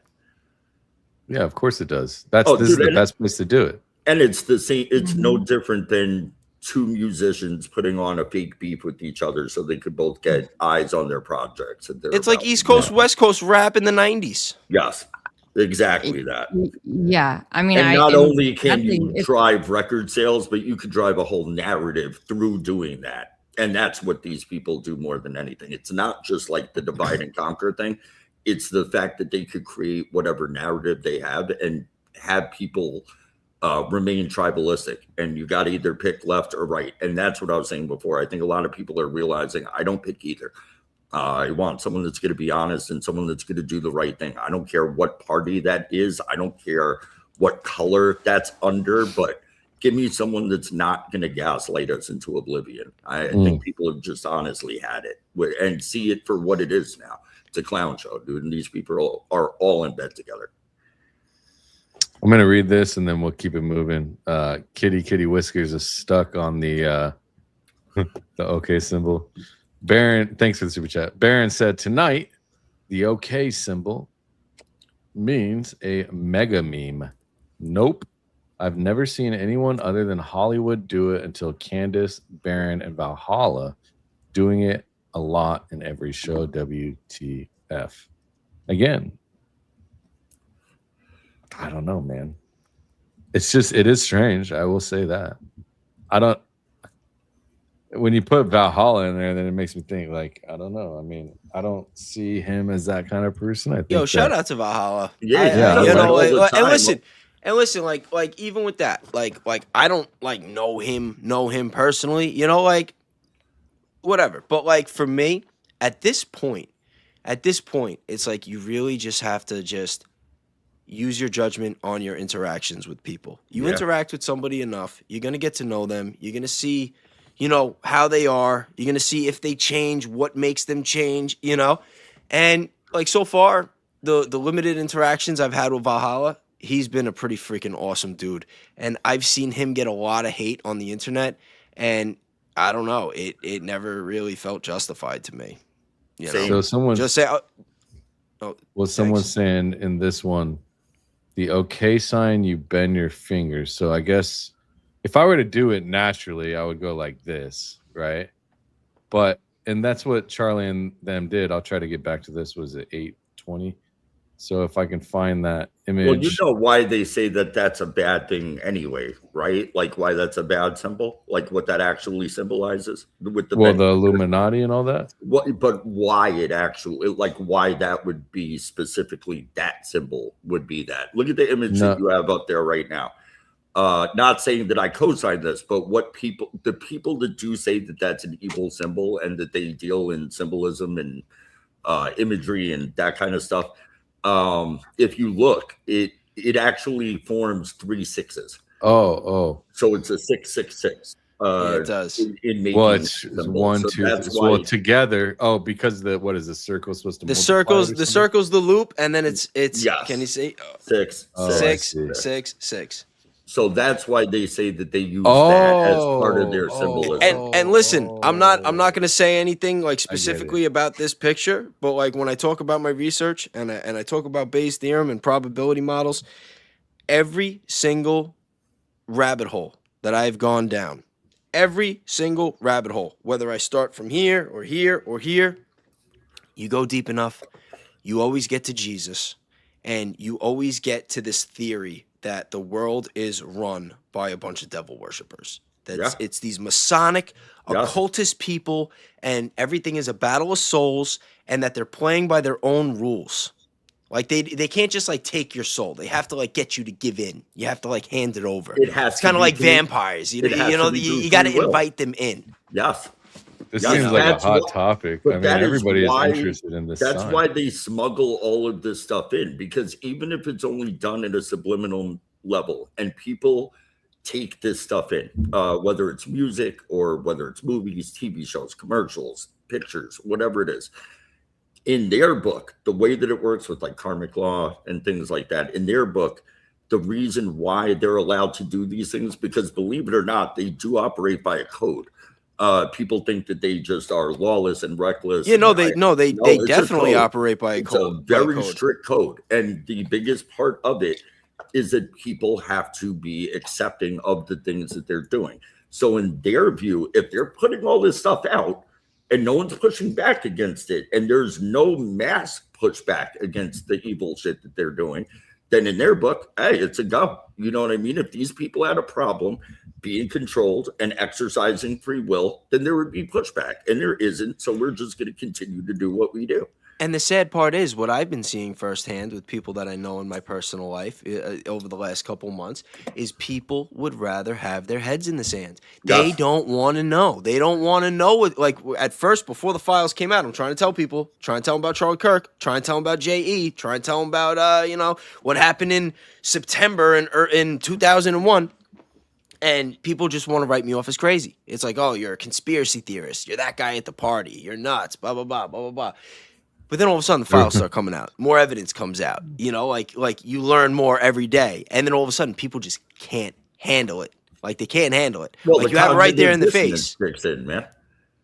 The cognitive dissonance kicks in because then 100%. Immediately they go into defensive mode, and then this is what I was talking about before. They'll shift the goalpost to something totally different because they can't just eat the L and say, you know what, you were right, I was wrong. It's not about eating the L. It's They you have they to see accept it, that though. their whole life is a lie.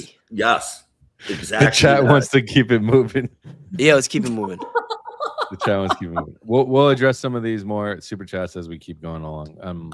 Let's keep it going. That, but whatever. He was a school where he was sent off. Yeah. He didn't go home every day, like sent off. He knows better than the average. Right. He knows better than the average. He's also a brilliant businessman in other manners, and some people are going to argue with that. But And whatever. builder. But a builder, innovative. He knows a lot of people all over the world. And then the people who argue with that, well, that's just whatever. There's always going to be resistance somewhere.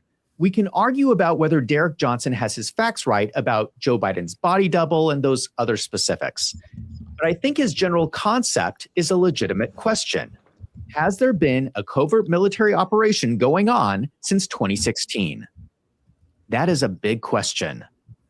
were people in the military trying to influence the US election to benefit Donald Trump. And was Turning Point and Charlie Kirk a part of this military operation all the way back in 2016, even before Candace Owens started working for Turning Point?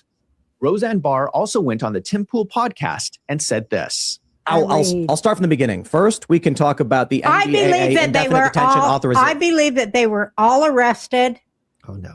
I believe that they took Oh no! Here we go. everybody out. Here we go. Oh no! Never and happened. that they're playing their parts, and that we're going to see military tribunals by That's the never end of gonna this happen. year. I believe it. You want about another 1,000? So the military tribunals will be public? They already have happened. Will they and be public will- by the end of the year? Yes. You want about another $1,000? Roseanne, I I like $1,000 on that too. Okay, so that She says that high-level officials have already been arrested and had military tribunals. She was wrong in her statement because it has never been made public. But did military tribunals happen? We really don't know. What she is calling tribunals could have just been backroom meetings where they pull in powerful people and tell them, we know what crimes you have committed. You either go along with our plan or spend the rest of your life in prison. You could call those meetings tribunals. You could call them whatever you want. But I would not be surprised if those meetings happened.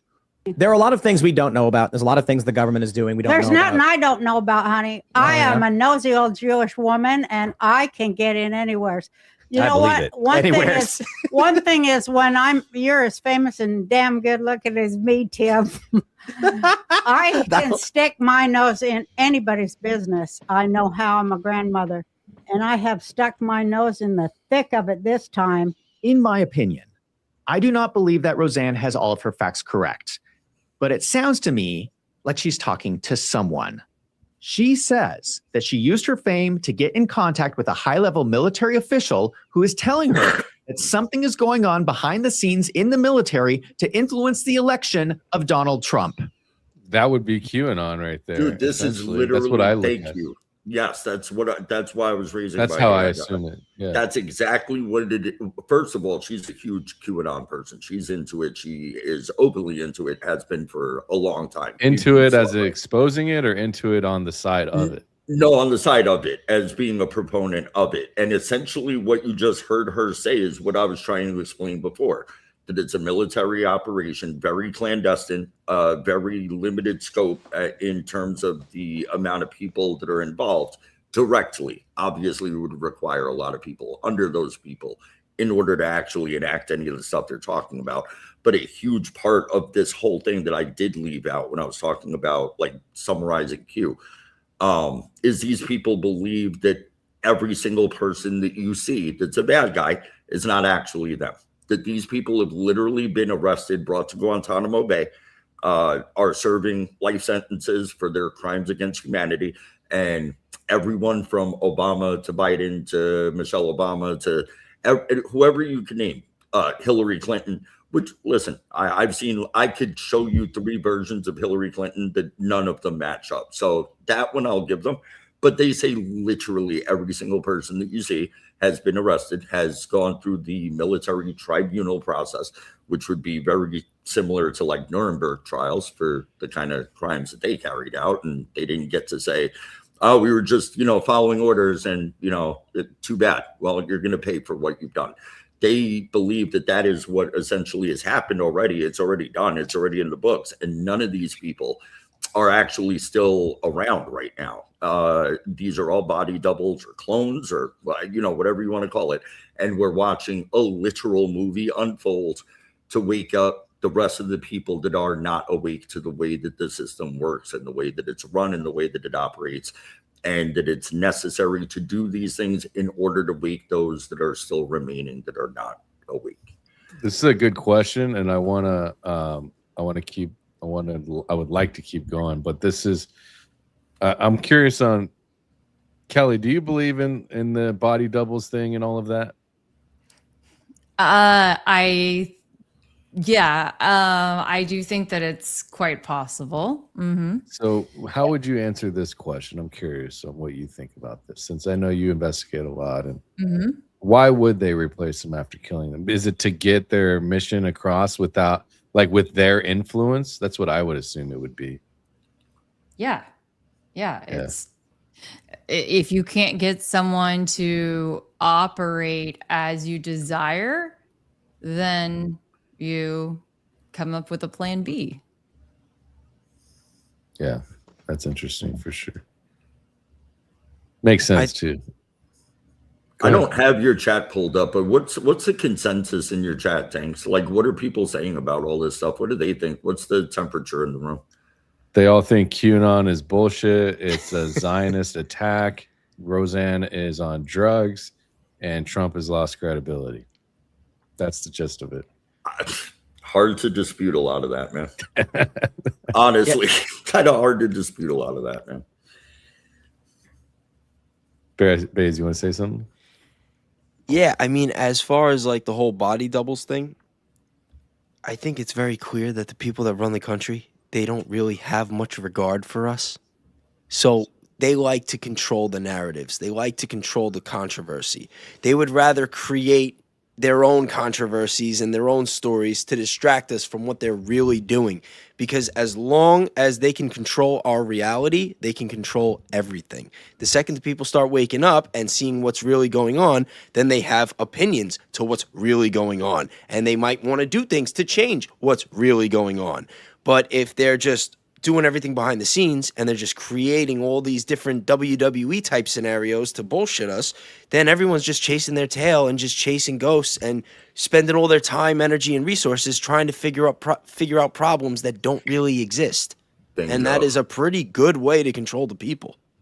Damn, that's based, bro. That's some of the realest shit I've heard in a minute, man. And that is exactly what they're doing, man. Keep their focus on things that they believe are really, really super important and that are worth fighting for, while these people are distracted fighting those individual battles about women in men's or men in women's bathrooms, or, you know, I take your pick, man. Culture war issues, political shit. And all while they do it, they try to separate us from God, because that's the other way. Because if we believed in God and we knew what was going on, we would never tolerate any of this shit. But if we don't believe in God and our morality is compromised and our whole reality is bullshit, then there's nothing that we can actually do to solve it, because we can't even solve the problems that make up. How are we going to solve the real ones? Well said. And they keep you distracted, and meanwhile they're pulling the strings behind. If they're letting you know a level of stuff that's really depraved, all the Epstein stuff that's coming out, just everything that's coming out about these people and how they operate, if they're letting you know these things and giving you that large portion of red meat to chew on, just imagine the stuff that they are doing behind the scenes while everybody is stuck in this loop of either Epstein, Charlie Kirk, war with Iran now. I mean, take your pick, man. It's literally a Rolodex of things that they could just throw at you at any time to keep you busy. All right, let's keep it moving. Super chats, so we'll get to in a little bit.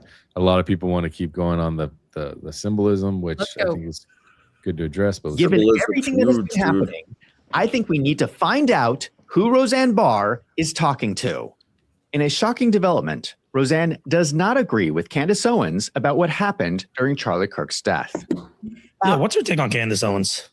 Monster. Uh-huh. If I see the bitch, I'll knock her the fuck out. She loves peddling. She loves what? Peddling conspiratorial. Where is all this violence coming from? Roseanne is close with all of these military contacts, and now she wants to punch Candace Owens in the face. You might think all of this is crazy, but I hope that you realize that there are people out there who talk openly about the military overthrowing the U.S. government. When I was in D.C. a few months ago, meeting with the Justice Department, I went out and did some live streams. People saw these, millions of views, at the monument, everywhere. And I would have the National Guard come over, and we turn the cameras off. They would talk to us, and it was every National Guard group. I talked to 6 or 7 groups when I was there for 3 days. Men and women, old and young, Hispanic, black, white, all of them said, we're listeners. We've already been told by our commanders that the Democrats are planning an uprising and a civil war. We know this. We're just being soft deployed ahead of what's coming. That is the enlisted lowest level. So the Democrats better know your dog ain't hunting. I mean, the military gets it, at least at the enlisted level. That is Alex Jones. Alex Jones loves conspiracy theories. Yeah, there it is, the gay bomb. Look it up for yourself. I mean, this is what they're. What do you think tap water is? It's a gay bomb, baby.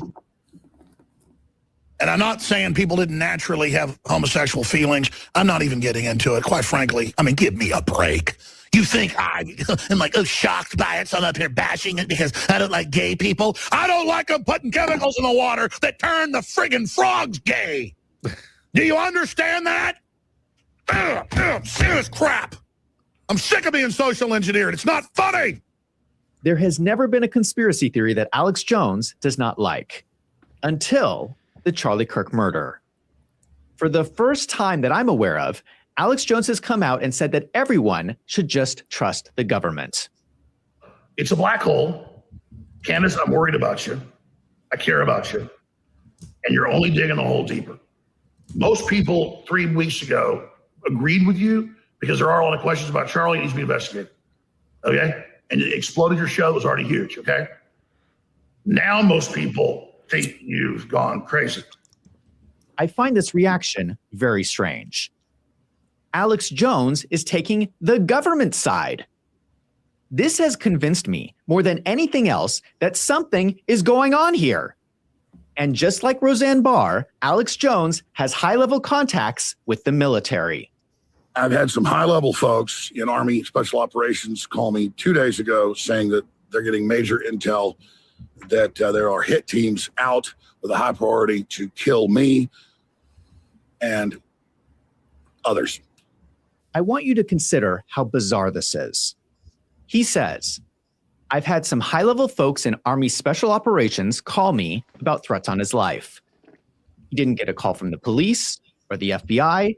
He got a call from someone high up at Army Special Operations. That is strange. That does not usually happen. What kind of relationship does Alex Jones have with the military where he gets these one-on-one communications? I think it is worth revisiting QAnon.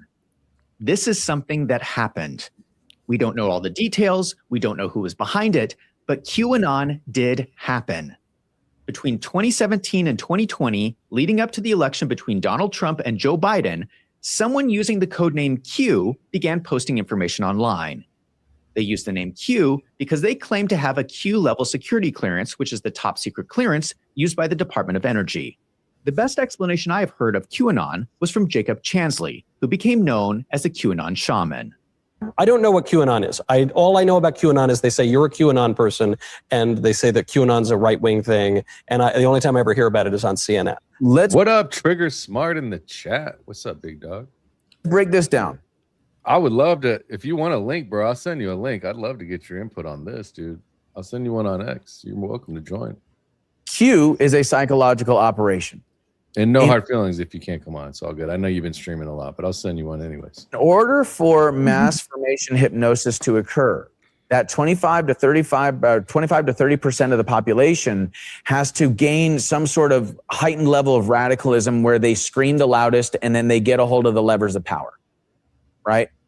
Now, when it comes down to this guy's something, this process from happening, all you need is You have 5 one of those, right? or more. Which one? One of these outfits? This hat right Oh here? yeah. I mean, hey, look. Yo, I kind of wish that I wore this when I did the reenactment. Exactly. I mean, did they find one of those? Anything with fur in the apartment? Yo, I would have loved to have wore that when I was pretending to be Lance Twigs. That's some serious We that's didn't some see serious any furry fur, did business. we? Yeah, I mean, I like his horns. This is a very interesting connection to the furry industry that I never really thought about. QAnon and furry and all that, and this dude right here. Yep. Just dropping that little nugget in there. That hit me sideways. Sorry. Hey, You've been doing that to me lately. I know. You got to watch out for me. Of the population to not become hypnotized and say, no, this is ludicrous. You are nuts. We are not doing that. Now, we've seen the effects of mass formation hypnosis, critical factor bypass, and neurolinguistic programming in Nazi Germany. We saw it with the Bolshevik Revolution in Russia and the USSR. We saw it in the Red Revolution in China and the Chinese Communist Party, okay? So we've seen the effects of this process, and it is psychological warfare. What he is saying is that he believes that QAnon was a reaction to Operation Mockingbird. Operation Mockingbird is well documented. We know it existed. It was a CIA program to influence the US mainstream media. In 2013, Obama signed a law called the Smith-Mundt Modernization Act. In the scope of normal CIA operations, they create propaganda materials for foreign countries. This new law removed restrictions so that the US government could now share these materials with the US media. People will criticize this claim by saying that we don't know for sure if the CIA is doing this. And that is true. We have no idea what the CIA is doing. I cannot point to any specific examples of people at ABC or CBS who are spewing government propaganda. But it is in the law. You can go read it for yourself. We just don't know to what extent it is happening. So Q is this person He's playing it really safe there, huh? I think it's I mean, that's a fact. What you just said about the Smith-Mundt Act and Obama, that's you could just check that out. No, right but now. when he's saying that there's like however he worded it, that we don't know that for sure any of these. He's being very careful. I said he's We playing it run it very, very safe. Yeah. Where is it? What did Zach say? Sorry, I was reading the chat was Zach saying it? Or if the CIA is doing this. And that is true. We have no idea what the CIA is doing. I cannot point to any specific examples of people at ABC or CBS who are spewing government propaganda. But it is in the law. You can go read it for yourself. We just don't know to what extent it is happening. So Q is this person who's posting questions. I don't think it's a person. I think it's a group. So Q is a group that's posting questions on fora like 4chan or this other one. Yeah. Acun. And you're saying that He's like, it's not one person, it's a group of people, and it's on Acun, bro, and I'm doing it. It's literally what I was just saying before. It's a group of less than 10 people. It was originally 4chan, then 8chan. Both of those got shut down. They had to move it to 8kun, and that was the last piece that Q posted, supposedly. is a psyop from the highest levels of government. Or I would say most likely highest levels of the military. Okay. Because military intelligence and the intelligence community tend to work together. Sure. Now, what led me to that conclusion is the numerical code in the Q drops themselves and the gap code between the time that Trump would tweet something and Q would do a Q drop. And what is called the Q clock. What the Q drops were doing was very, very similar to the way military intelligence communicates. And this is how it is that you're able to communicate a message in plain sight without the enemy knowing what exactly it is that you're saying, because it's all encrypted, it's all encoded. This is the story of QAnon. The CIA was using Project Mockingbird. They were feeding propaganda to the media in an attempt to influence the election for Joe Biden.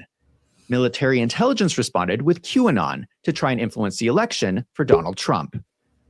These were competing psychological operations aimed at the American people. What up, Trigger Daddy? What's going on, man? Oh, what's up, Trigger? Thanks for joining us, bro. What's going on, everybody? Howdy. I figured I'd jump in for a little bit. I have to do some war reporting here after a bit, but I appreciate the invite. Yeah, bro. Yeah, it's a nice break from World War III.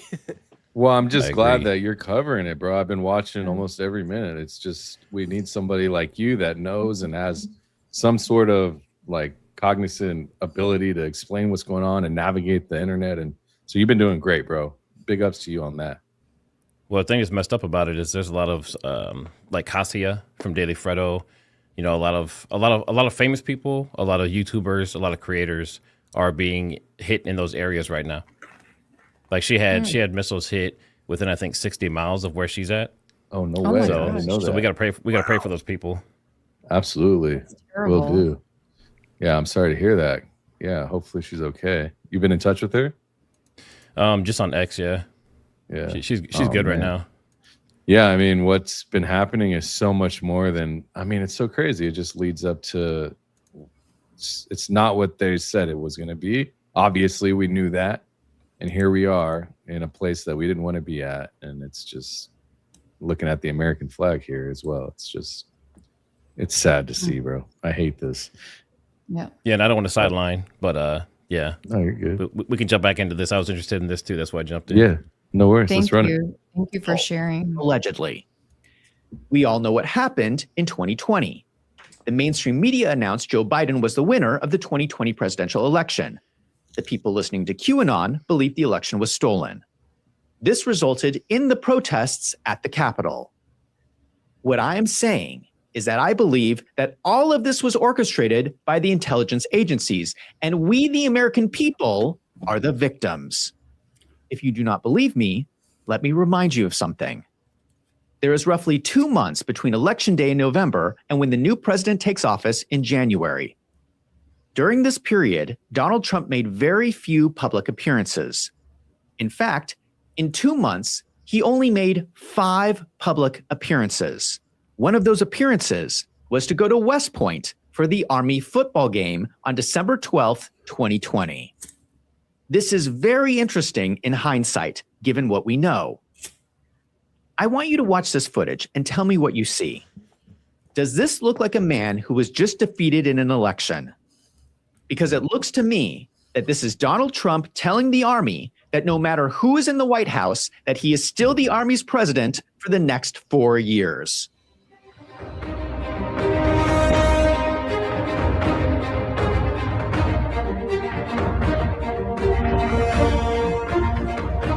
Interesting.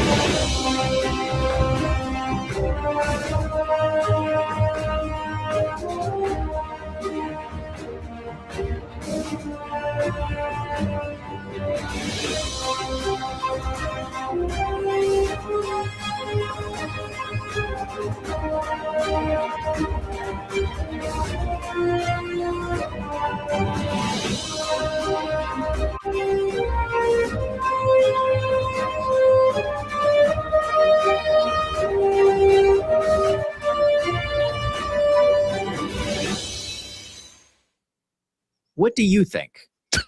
Because I think that it is telling that out of the few public appearances that Trump makes, he decides to go to the Army football game. And then we saw what happened during Joe Biden's inauguration. They brought in the National Guard to lock down. Do you think that what do you guys think about the fact that I've noticed something about sports and politics? We see it right now. We just saw it with the Super Bowl. Now this is reminding me of that with Trump and more football. Because of football being such an American sport, you know, is there some correlation here that is starting to be put together? I don't know if somebody. I've had some interesting people message me about this specifically, and they said, "Do you ever notice how, like back in the days, the Romans would put people inside of the Colosseum? Yeah, and they'd be fighting the lions and that kind of stuff, and they'd be entertaining, throwing Christians to the, So basically, it's just to distract everyone. So you look at something like this, and you combine Trump and the military and all this power and all this might, and then you marry that with just like this blind, dumb entertainment that means nothing, that people are making millions and billions of dollars off of. You know what I mean? So it's like bread and circus. Bread and circus. It's bread and literally what it circus. is. Yeah. That's exactly what it is, but on steroids, dude. Like, it's taken on a way different life at this point. It was originally that Coliseum times, but now add the internet, add social media, add the social engineering aspect, and it's that on steroids, man. It's hyper tribalist. Combined with someone who was in reality TV for years, right? I mean, he understands the name of the game. Yeah, absolutely.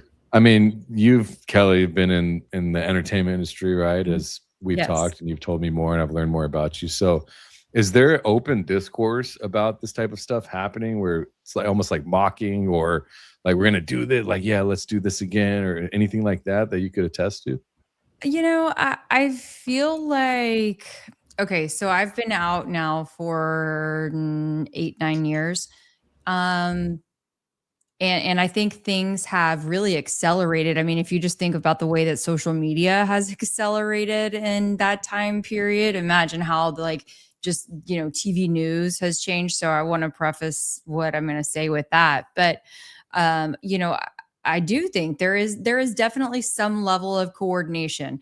There's still these dog and pony shows that, you know, going to this press conference, it's just going to do what you have to do because you have to do it. And you have to cover this because you don't want to fall out of favor. Your station, your paper, your whatever does not want to fall out of favor with the mayor, with the governor, with the president. And that's unfortunately the way it is. Well, another example of this too is Nicki Minaj being at the TPUSA event. Oh my God.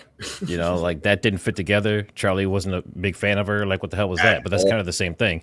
You marry like the power, the politics, the money, with just this bullshit entertainment. Yeah, he makes it all the way through. Sports, music, symbolism that's been, you know, rampant in the chat, the symbolism, and all of them like working cohesively is like one element. Like I said on the earlier members only stream, it's like one big entity pushing this agenda. And QAnon, I guess, I'm gonna have to do some studying on that. National Guard to lock down Washington, D.C. And as Joe Biden's motorcade was driving through the city, large numbers of the military were turning their backs to the president's car.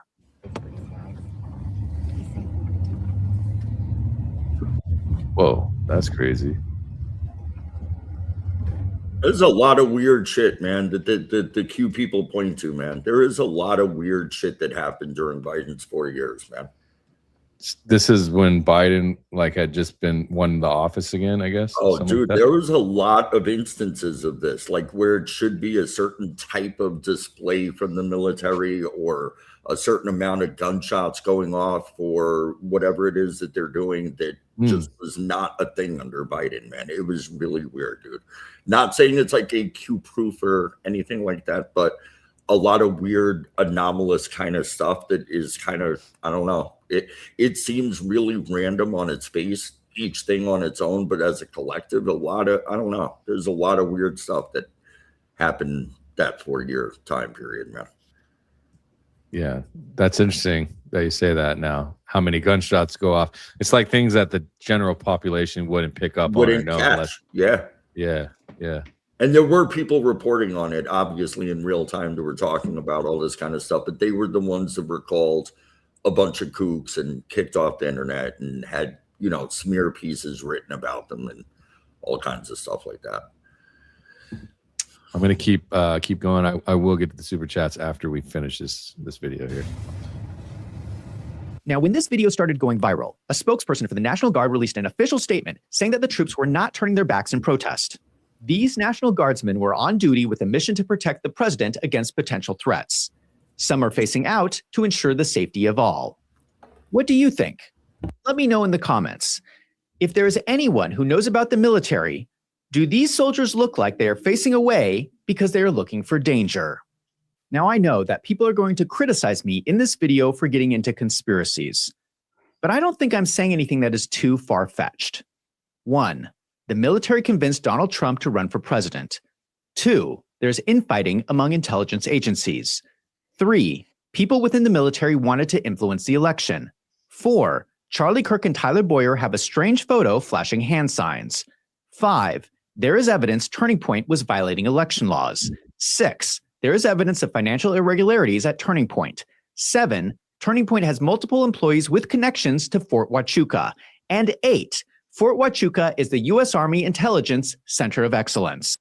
I will say, like, all of this list might go well together, but number 4 to me is, I don't know. I have a hard time with the signs thing. Yeah, that one specific. I don't really have a problem with the signs. That particular image of fitting it into the list for me at least. Yeah, it just seems like everything else I kind of get. You know what I mean? I think that there's probably a good argument that could be made for the other 7 points up there.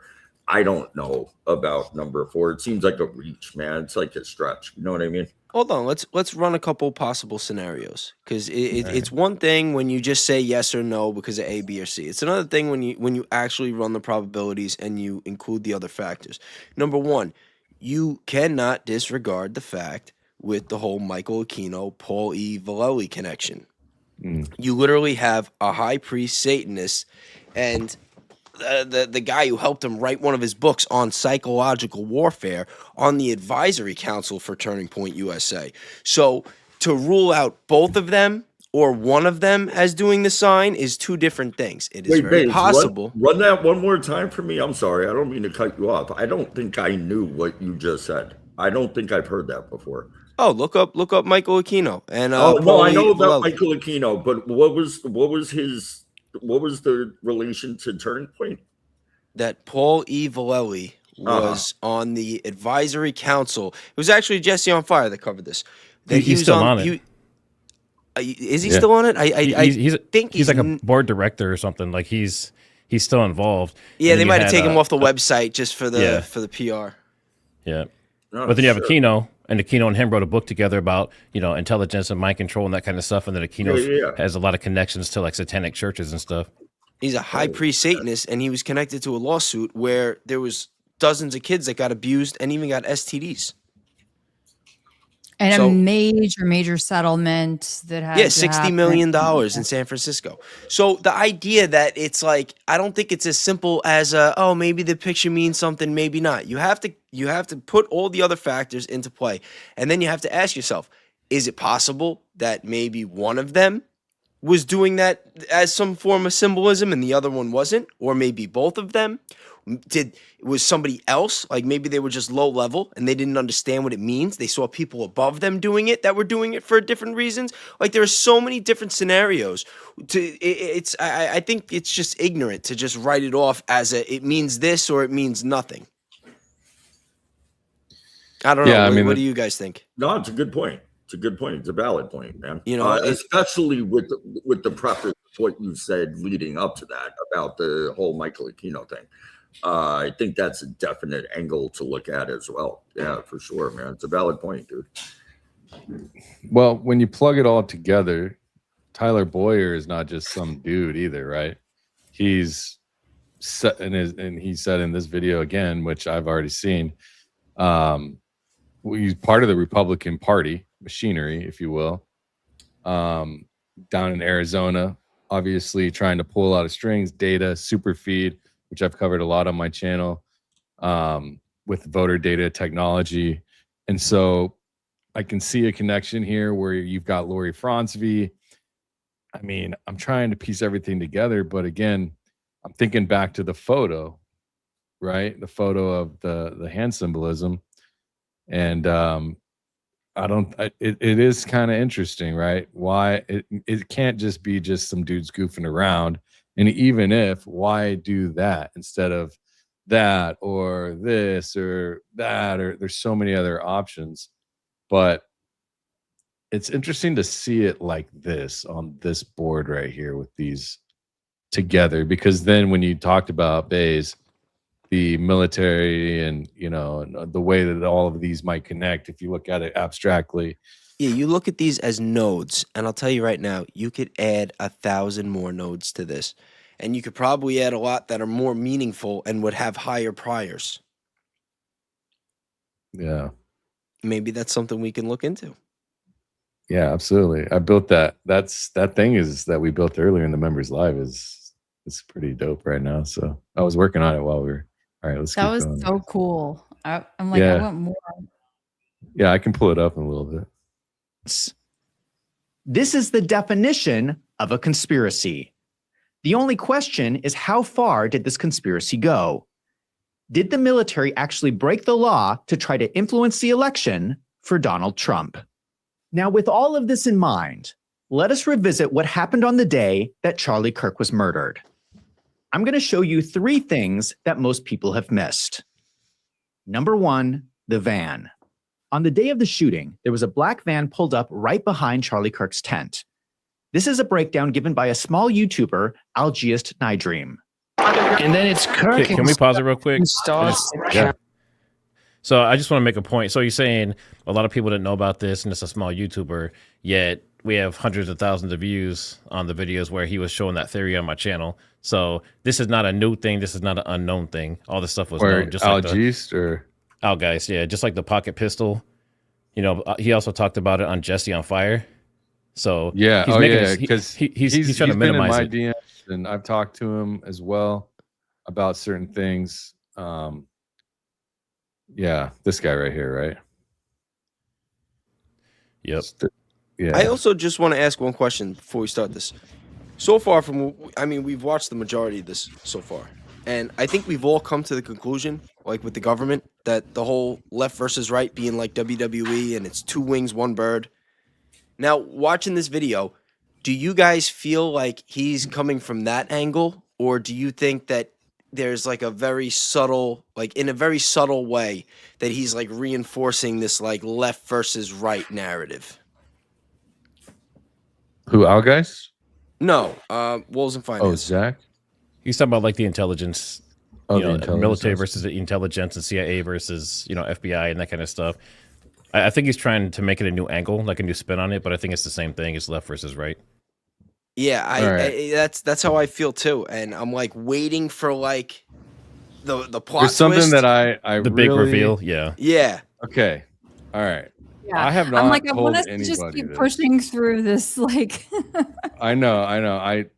This topic has come up, and I think but it's valid. You know, I get it. there's just something so I'm much going to to talk play about. here. All right. I don't know if anyone's seen this video from Wolves of Finance.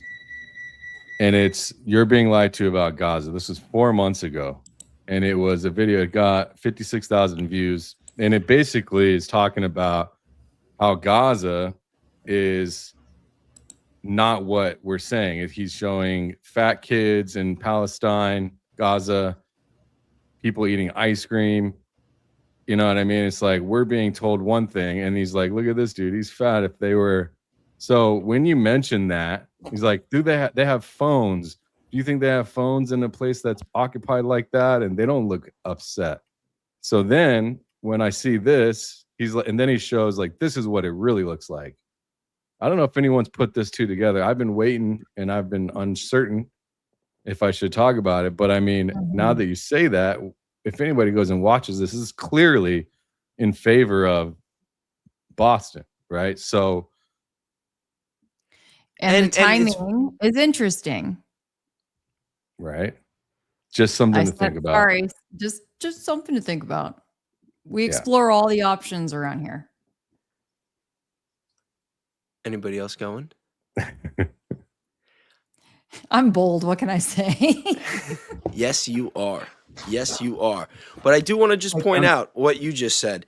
Put a little emphasis on it, you know, because I only pointed out the two birds, one stone, and he seems to be attacking it from the left-right angle. He has not brought up Boston one time. And that's very odd to me, especially because in the files that have come out, we know that in about, what was it, 2020? That there were reports that they believed that Trump could have been compromised through his son-in-law and other individuals that I'm not going to name. Like, that's on the records. So the fact that obviously he's totally taking all avoiding this the whole money. conversation, he's avoiding it altogether, which I just find very, very odd. Yeah, I mean, well, I could understand why you would want to avoid that conversation. You know what I mean? A lot of people are getting slandered over it, losing their channels over it. We're using different words for it. But then what does And- that make this video? Like, I'm just asking. I'm not trying to talk crap. This isn't like one of my angry rants. It's a serious question. What does that say about the credibility of this video when he's coming out with the pictures and the this and that, and he's not bringing up what I believe to be the biggest issue right now? I agree. I think by omitting that portion of it by default, it kind of, I don't want to say it reduces the credibility of what's being said, but it 100% reduces the credibility. It definitely has a bias at minimum at that point, one way or. But any bias is equates gonna to a reduction reduce in the your credibility. Yeah, agreed. Agreed. And I'm not saying about him as a person, his work overall. I'm just saying this video, like the way that he's going about it. Like, remember how amped up I was in the beginning when you guys like, oh, just wait. Everyone in the chat, just wait. I don't know. I kind of, unless there's a big reveal coming, I kind of feel like we all got duped. I don't know. Maybe that's, listen, I'm just, you guys don't have to give your opinions. I don't know, like, What do you with the mean got relationships or anything like that. About Zach? I don't know. It's not, this isn't like. Well, he's walking back all of the things about Charlie Kirk and TPUSA taking advantage of him, and he was just an innocent martyr, and now he's literally before us tying together. He's spinning it. He's leaving out a big. He's leaving out a big part. There is a blind spot. There is a blind spot or something that is being left out that from a journalistic perspective it is a lie by omission. That's exactly what it is. It's a relevant portion of the equation. That is all. Well, there's another piece too. I don't know if you guys, obviously a lot of people know who Didi Got a Podcast is, but he was talking about the symbolism in the Wilson Finance stuff with Charlie and Tyler Boyer, but he said Oh, we lost you for a second. We can't hear you. Charlie, we're doing symbolism as well. Oh, it just there we go. It was just Can you hear rubber me now? banding. Yeah. Rewind. Okay, say it again. I just want to make sure you can hear me. Now we can. A little delay, Okay. but we hear you. I think I need to reset my router. I've been streaming too much.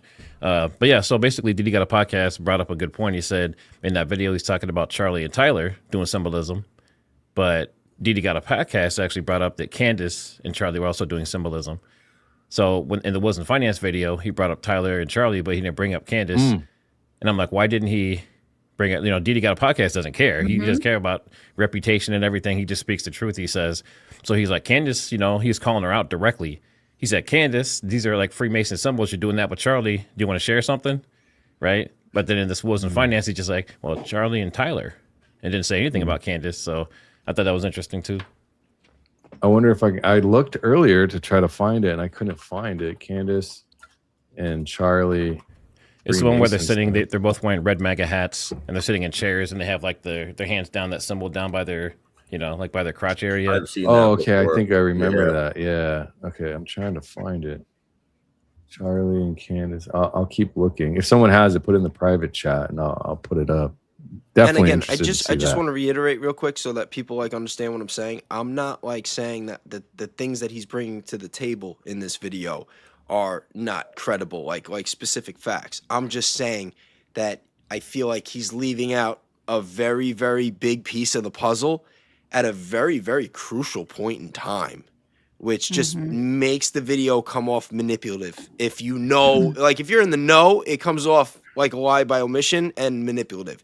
Yeah. If you don't really know, you haven't been following, and you're more from the average right conservative base, like you might see this video and be like, oh my God, like this is crazy. But it's not.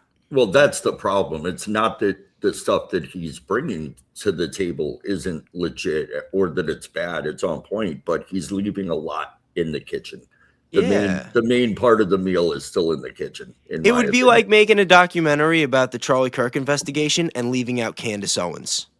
Yeah. Or leaving out the finances. No, I'm serious. If someone made a movie about the whole Charlie Kirk investigation and all the influencers and everything went down, the investigation, and they just left out Candace Owens. So this is the image that's in question, but I just found something really interesting when I was going to look at this. So you have Charlie and Candace sitting here. They're doing the little symbol. Yep. And that's the same symbol you see Trump and a bunch of other people do in Hollywood and that kind of stuff. They're supposed to be like Freemasonry or whatever it may be.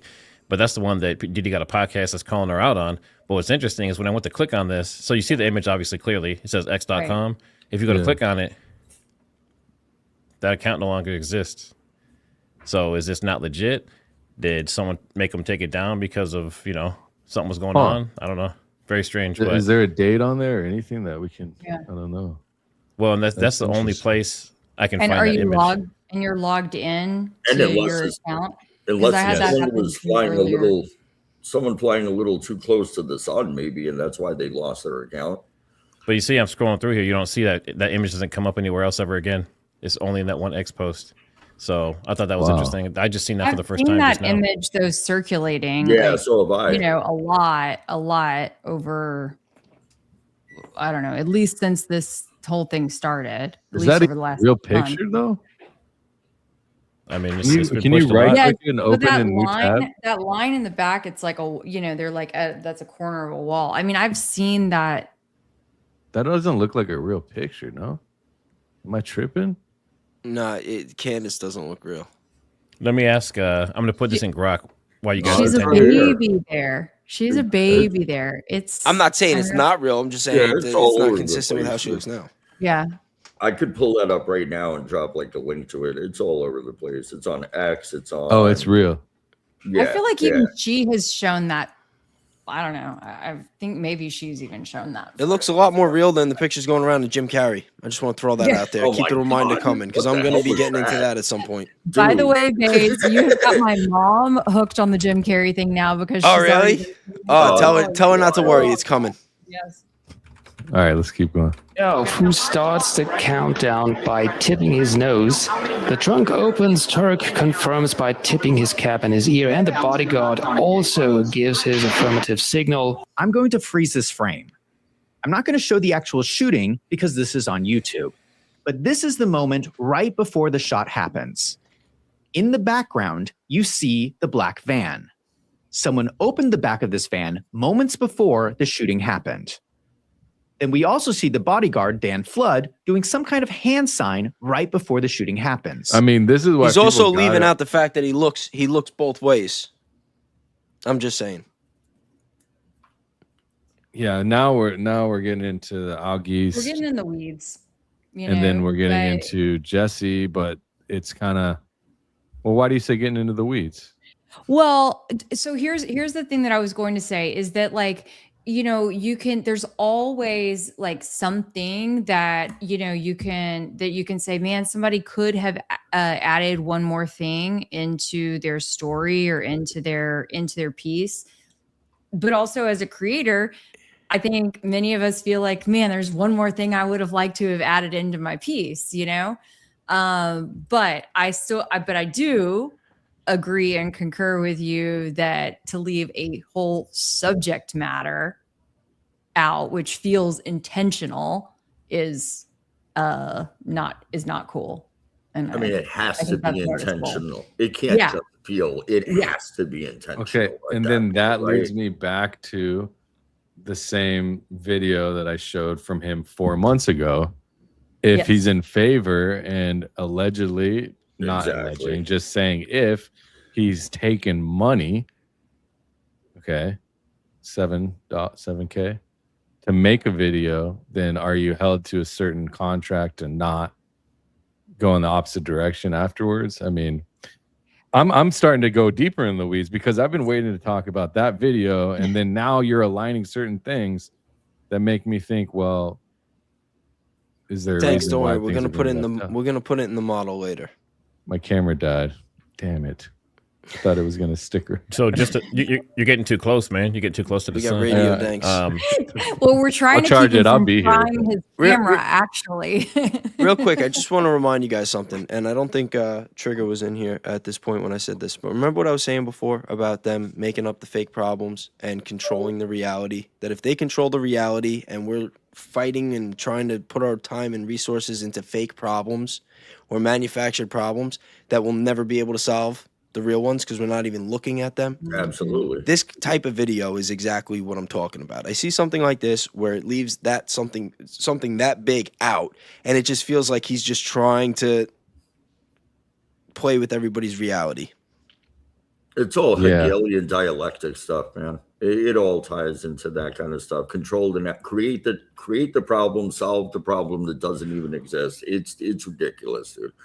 And again, not to attack his character, because there is a chance, because he is in the business of creating content, that he could be saving that. He could be trying to put this out first and see what the reaction is. And then on the next episode, it's like, oh, well, there's another piece to the puzzle. It's like, look what I found. You know what I mean? Like, that's possible too. If Boston That's is possible that too. piece, then yeah, man. Yeah, that's what I'm saying. He might yeah. be saving that for a whole other thing, and that he's just trying to give everybody some prerequisite information to fill it in later.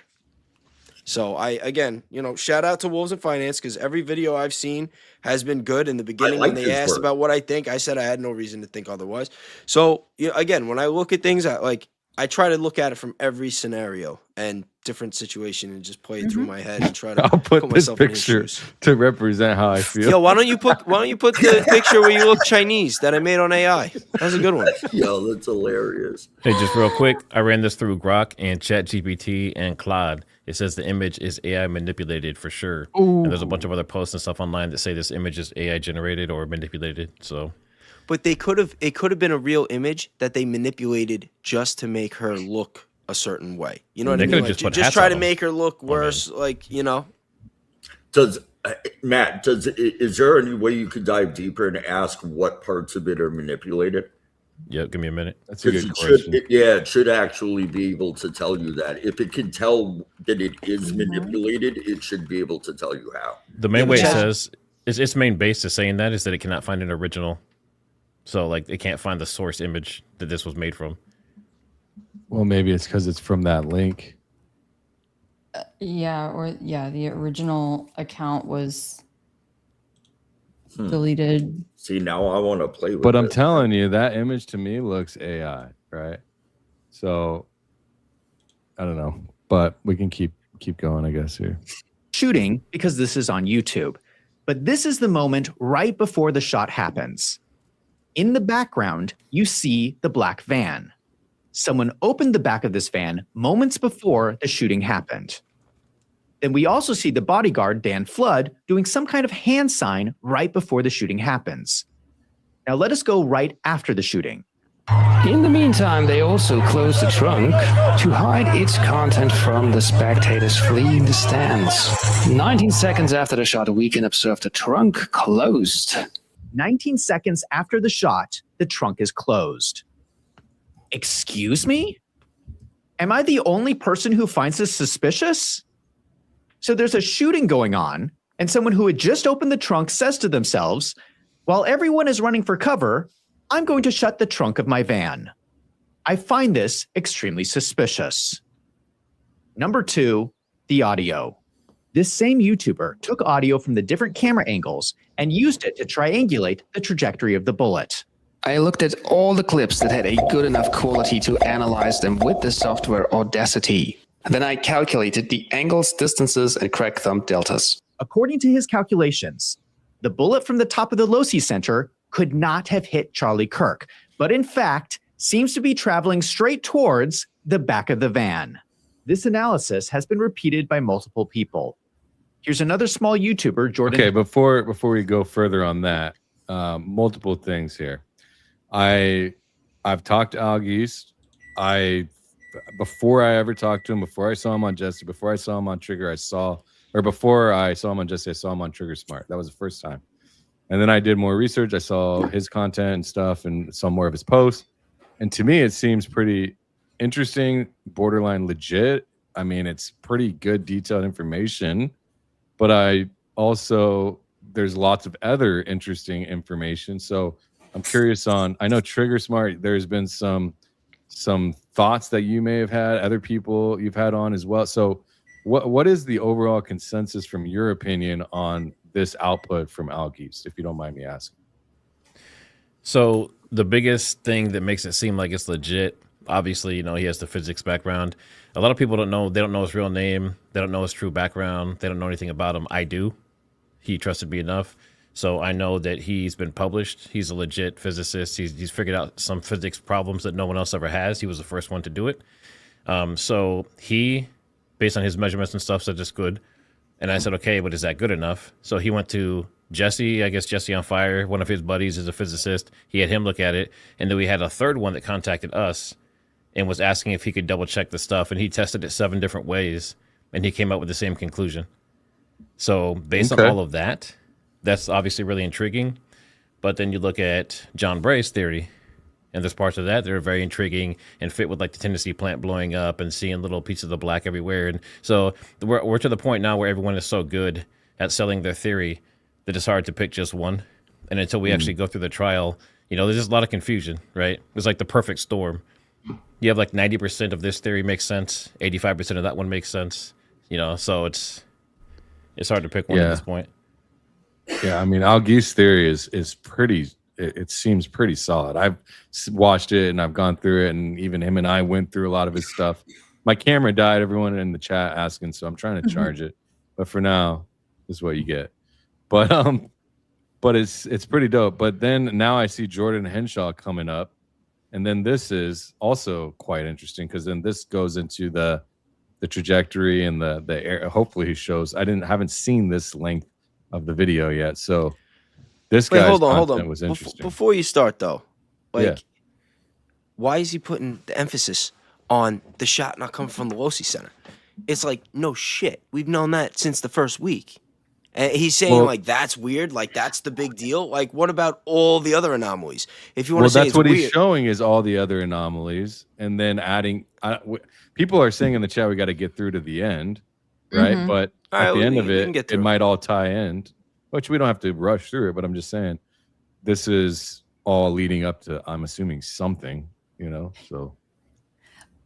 And also let's remember that Wolves in Finance, his expertise is on the financial side, right? And so, sorry, I don't know if you could hear me, but Wolves in Finance, was focusing primarily on the financial aspect of things for the vast majority of this stuff. So I do think it's fair to hear him run through these things because he really hasn't spent too much time on this stuff in the past.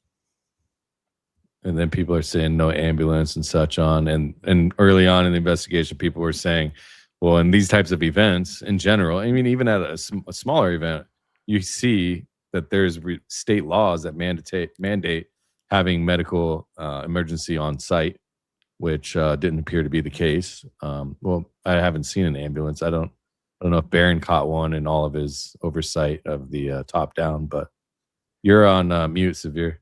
Oh, he's talking to someone else. Okay. Trigger, can I just ask you something real quick? You mind? I don't mean to put you on the spot. It's just this is our first time interacting. Go for it. Do you think Rick Cutler was smiling?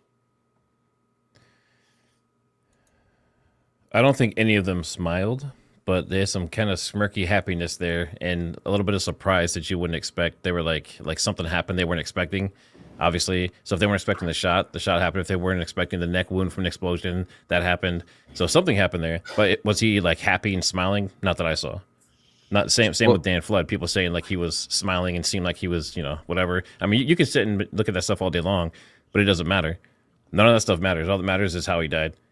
Like, you can say Dan Flood, stopped for a second and paused weird and moved his hand funny and stuff. Who gives a shit? Like, we need to know what actually happened, not every little detail. You know how much time people are wasting on that stuff? Yeah. Like, was he smirking or was he smiling? I don't think it's a waste. I think it's a very valid question. I think he had a shit-eating grin on his face at one point. And he might have. It almost looks like he's ducking and like looking to see if he made something. But that's or has bright ass sun in his eyes, but he's wearing sunglasses. I mean, I don't know. But doesn't he zoom into the palm pistol thing, like right there? So I'm talking about when he was over his body. Yeah. Oh, I see. Yeah. That's what I was talking about too. Yeah. Okay. Yeah. I just pulled this up from Instagram. I don't know that he's gonna, and I don't think Zach Wolves in Finance gets to that in this. But that's a great question, Baze. I do think it's interesting.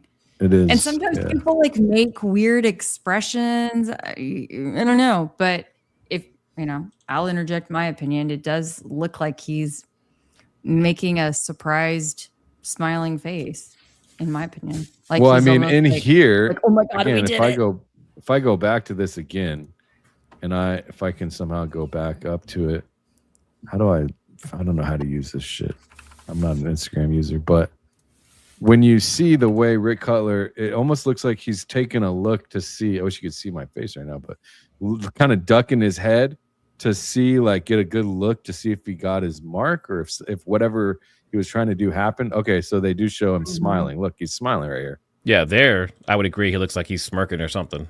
Yeah, that's what he has a shit-eating grin. That's the exact. I was looking for the video that I made where I like clipped everything together. He does. He is smiling, and I've seen images where Brian Harpole and Dan Flood also looked a little smirky. But Rick Cutler, nobody can convince me that this guy was not smiling. And I Yeah, don't this understand right why it's here. not talked about. I don't understand why, like I brought it up to Barron multiple times. He didn't want to say he thinks he's smiling. I don't think I've ever heard Candace say it. I heard Alex Jones say it for like a half a day and never bring it up again. I just think it's very weird that all these anomalies, all these things like, oh, isn't that so weird? It's like, and we go all over the place in this case from bases to Egyptian planes to this to that. And I'm not saying that we shouldn't. Everything is valid and there's been a lot of evidence to back it up. But I just think that there should be a little bit more attention paid to the scene itself and everything that happened right before and right after, because I think it's been in front of our face the entire time, and that there's an awful lot of straw man arguments and wild goose chases, and I think it's bullshit. Well, things like this though can also lead you in the wrong direction. So like I know, I've done a lot of martial arts training and tactical training and that kind of stuff with very high level like Marines and Special Forces and Navy SEALs and everything. And there'll be situations where someone will break their leg or get stabbed or something and they'll be laughing. That's not a normal reaction. It's like a nervous, unnatural reaction. So, I mean, this might have been like him so surprised, like, what the fuck, like what's going on here?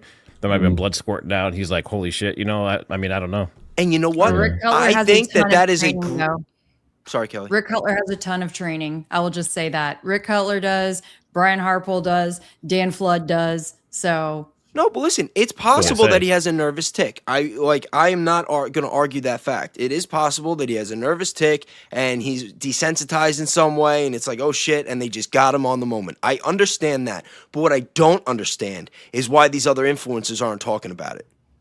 And why so many people just want to act like it's not a thing. That's what I don't understand.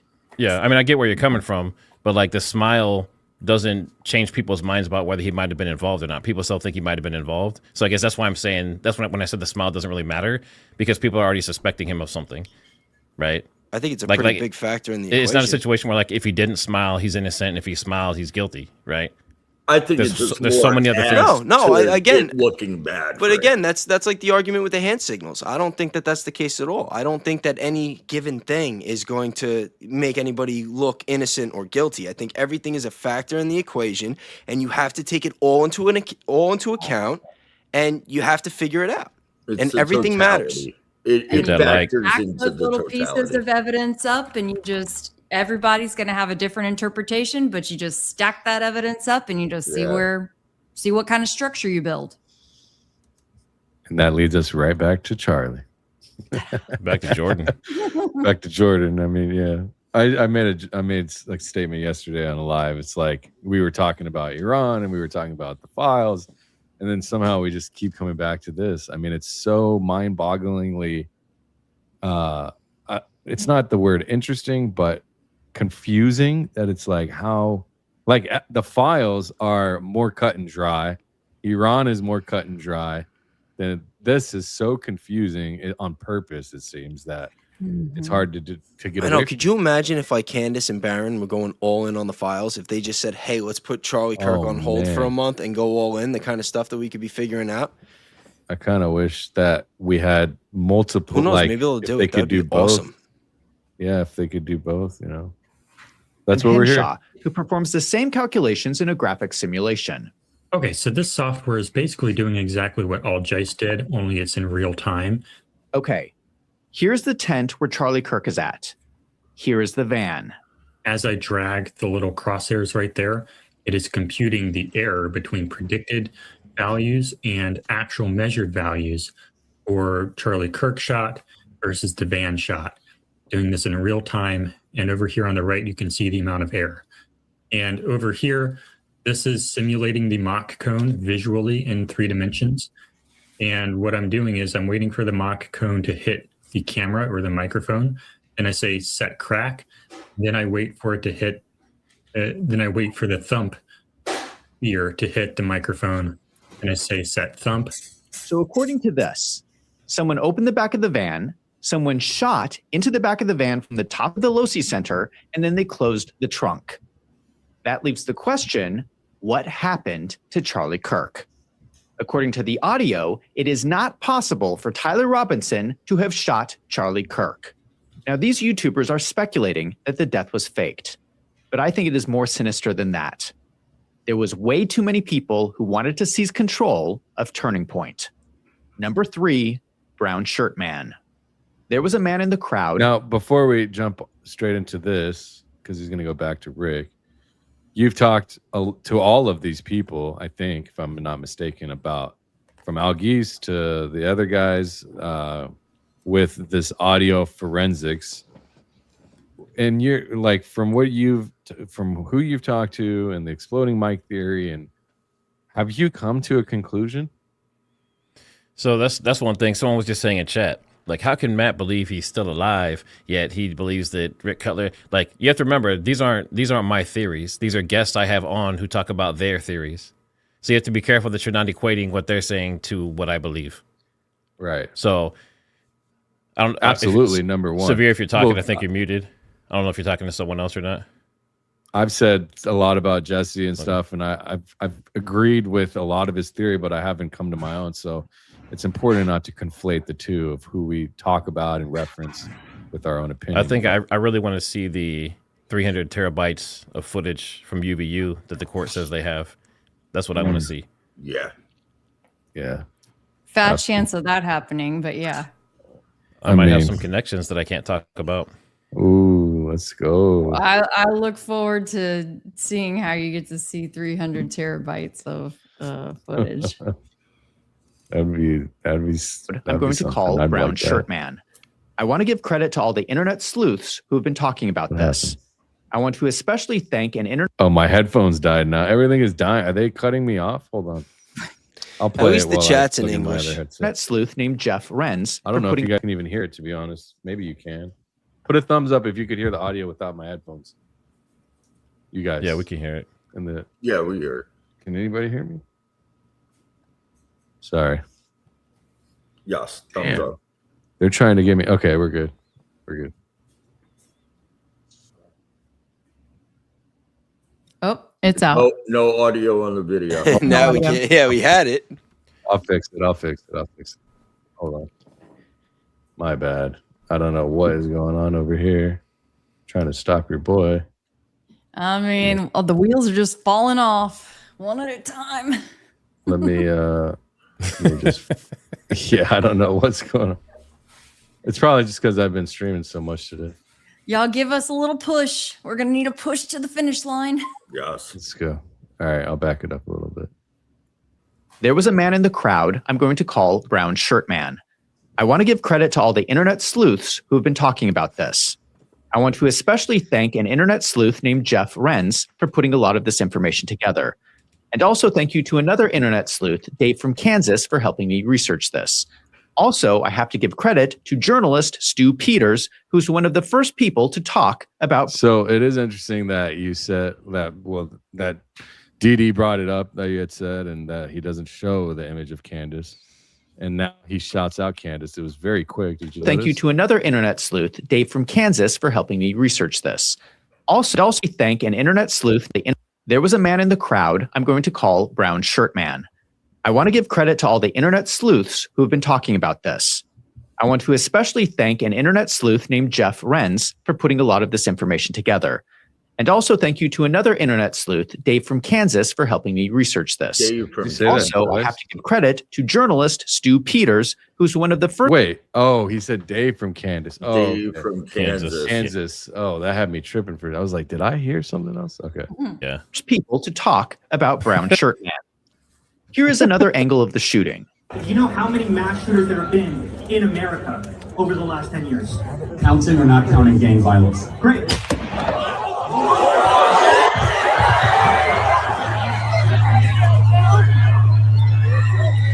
I am blacking out Charlie Kirk. This is the moment of the gunshot. Who is this guy? My understanding is that this is someone named Rick Cutler. I have not seen this man in video of other Charlie Kirk events, so it appears that he is a new member of the security team. But if he is in security, why would he be stationed behind the barriers? Am I the only person who thinks this is suspicious? He's wearing a brown shirt. I would say he's 30 to 40 years old.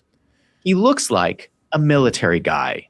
So just real quick on that, the fact that he that's the biggest takeaway that I got from this video, as far as, you know, at least as far as Brown Shirt Man, is because I've done security and I've done all that stuff, and I work with a lot of military guys. Why is he facing Charlie? Like, yeah, obviously there's the little alleyway thing behind him, but why is he disconnected from what's going on? He's acting like he's in the audience. I know they had people that were in there that were playing clothes within the audience, looking for problematic people, right? Or probabilistic people or whatever. But why was Rick Cutler in the front? And I think that was the first time he'd been back with the team in a long time. So it's just him being there was way out of place. Where he stood was way out of place. The way he was acting while he was there was out of place. Very And he clearly just had his eyes forward on Charlie and in the front periphery the entire time. And that, if you're working a security job, that's not where the danger is. The danger would be the entire crowd, behind that would be everything that's behind you. Have you guys seen the footage of what happens after the shot when him and the other guy are like passing stuff off back and forth? I'm not talking about I'm not talking about when it was, I think it was Brian Harpole and somebody else passing stuff like hovering over Charlie. I mean, standing like towards the side closer to where like Mikey McCoy was, where there's like clearly like at least 2 pass offs. I saw that. I've seen that. But then there's nothing passing off. What do you mean there's nothing passing off? I've seen where they're just like putting their hands in each other's hands, and then there's nothing transferring. Am I wrong, Trigger? I know you've looked at this footage. I mean, it's a little grainy, so it's not. I haven't clearly seen what was passed off, but it'd be very odd if they're just making those motions and that there's nothing getting. Mm-hmm. Well, in addition to that, though, if you look at the John Bray angle, like the microphone stuff, then you also see there's a point where it looks like he's picking pieces of stuff off the ground and like carrying it with him as they're running off with the body. So there's a couple of strange things around that. Didn't they say that one of those that they were heading back and forth?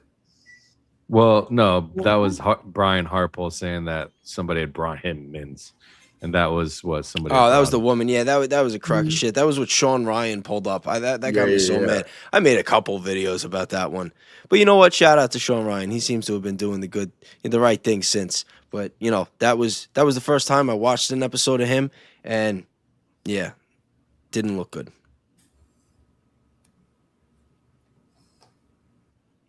Terry have a certain look.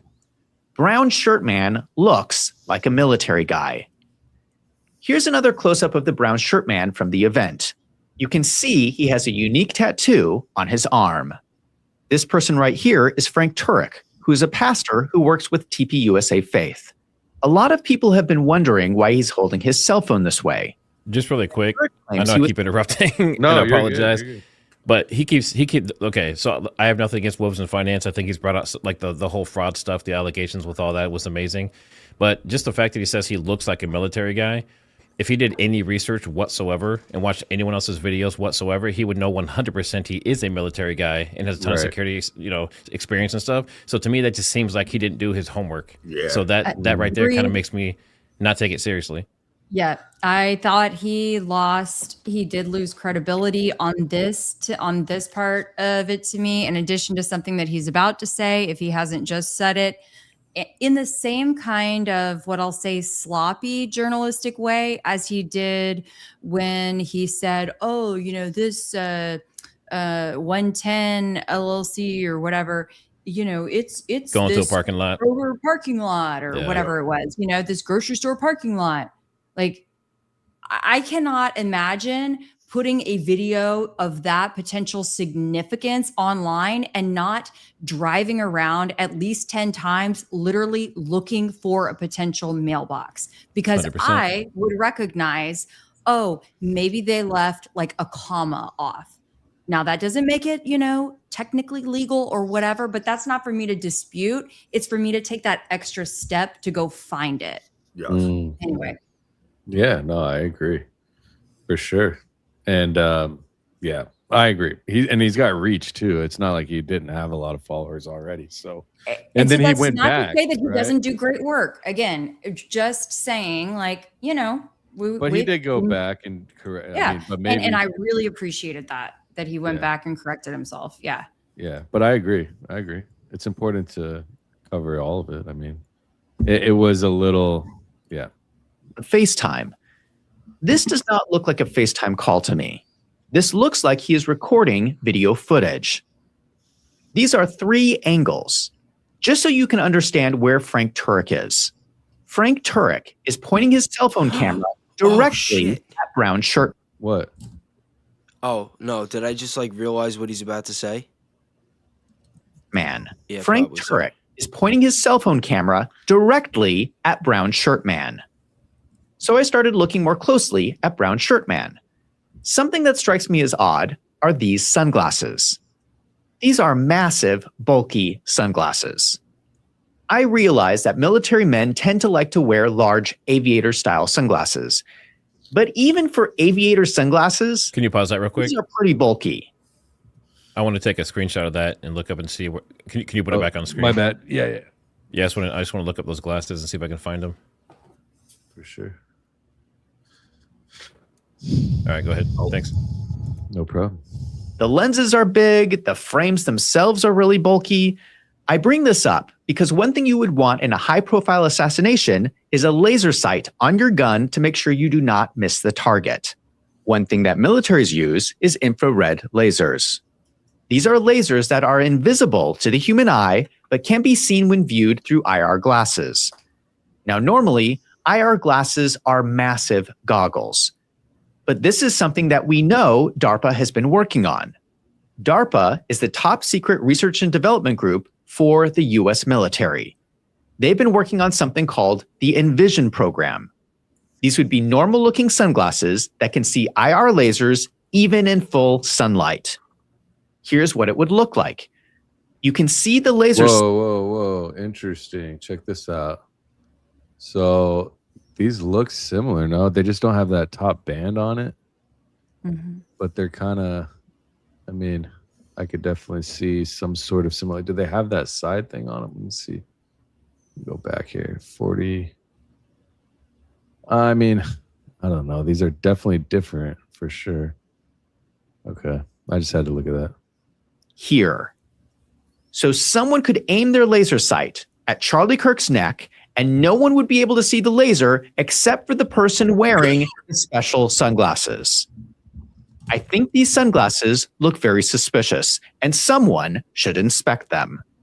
If we continue to watch Brown Shirt Man, I also find the way that he is standing very strange. Who stands this way? If you were at the front row of an event, would you stand like this? Thanks. Pause it real quick. It looks like he's braced. This is when I had that oh shit moment. Frank Turek. I think he was recording Rick Cutler to push the palm gun theory.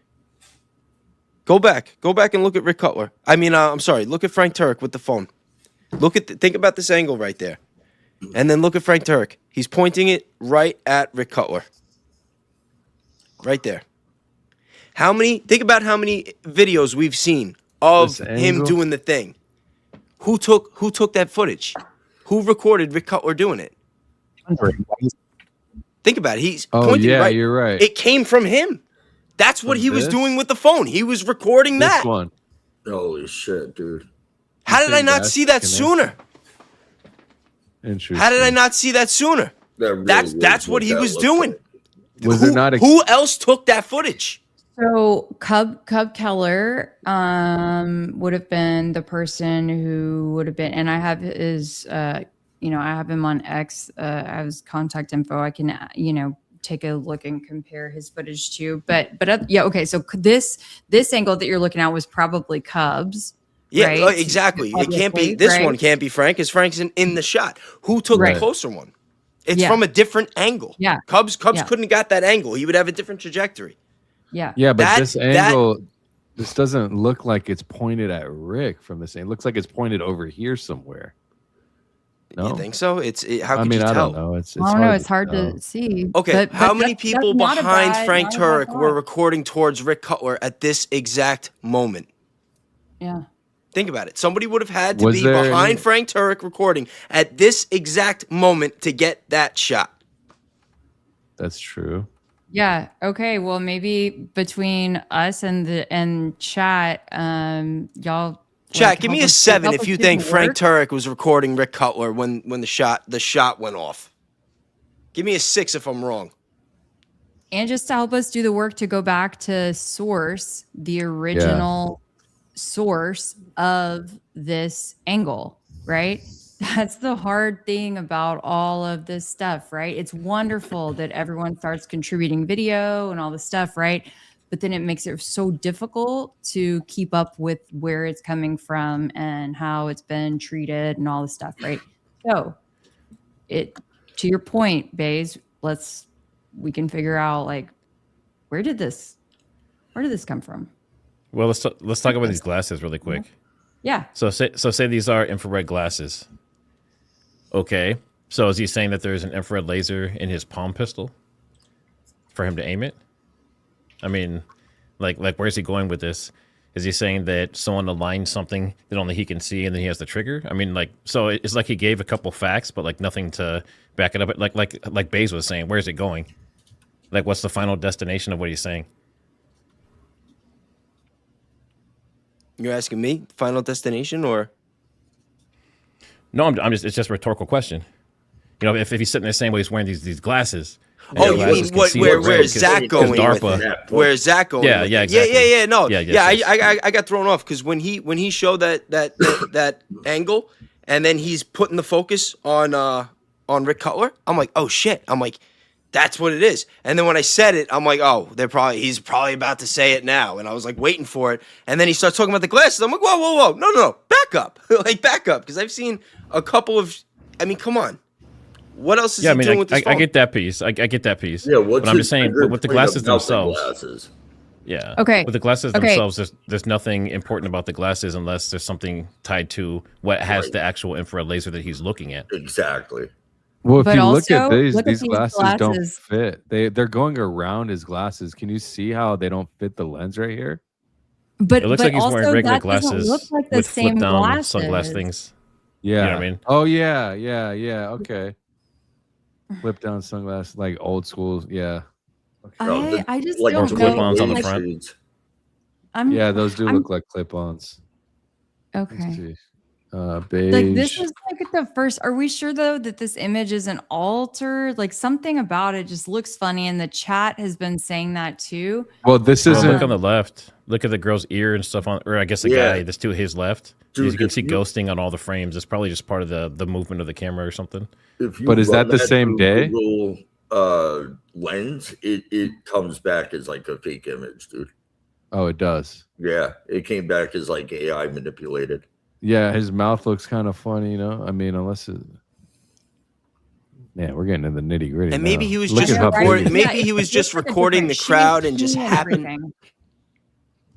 It looks like I mean, they just look his different. mouth And is that- kind of big compared to that. I mean, jeez. Look at his mouth there, and then if you look here, I mean, that's a big shift.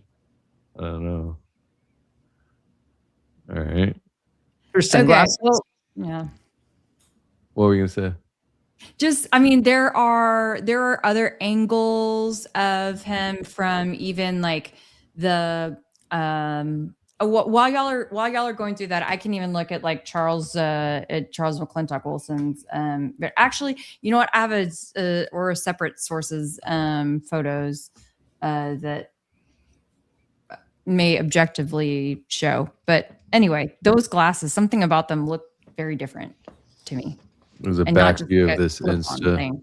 Yeah, there is a back view, but I don't know how to fast forward on these things. But it does show. I mean, But who took this? Who took the image? yeah. So this is the behind view, right? I mean, I don't know. Again, I'll get to the supers after we finish here, but we'll keep going. These are pretty bulky. The lenses are big. The frames themselves are really bulky. I bring this up because one thing you would want in a high-profile assassination is a laser sight on your gun to make sure you do not miss the target. One thing that militaries use is infrared lasers. These are lasers that are invisible to the human eye, but can be seen when viewed through IR glasses. Now, normally, IR glasses are massive goggles. But this is something that we know DARPA has been working on. DARPA is the top secret research and development group for the US military. They've been working on something called the Envision program. These would be normal looking sunglasses that can see IR lasers even in full sunlight. Here's what it would look like. You can see the laser sight here.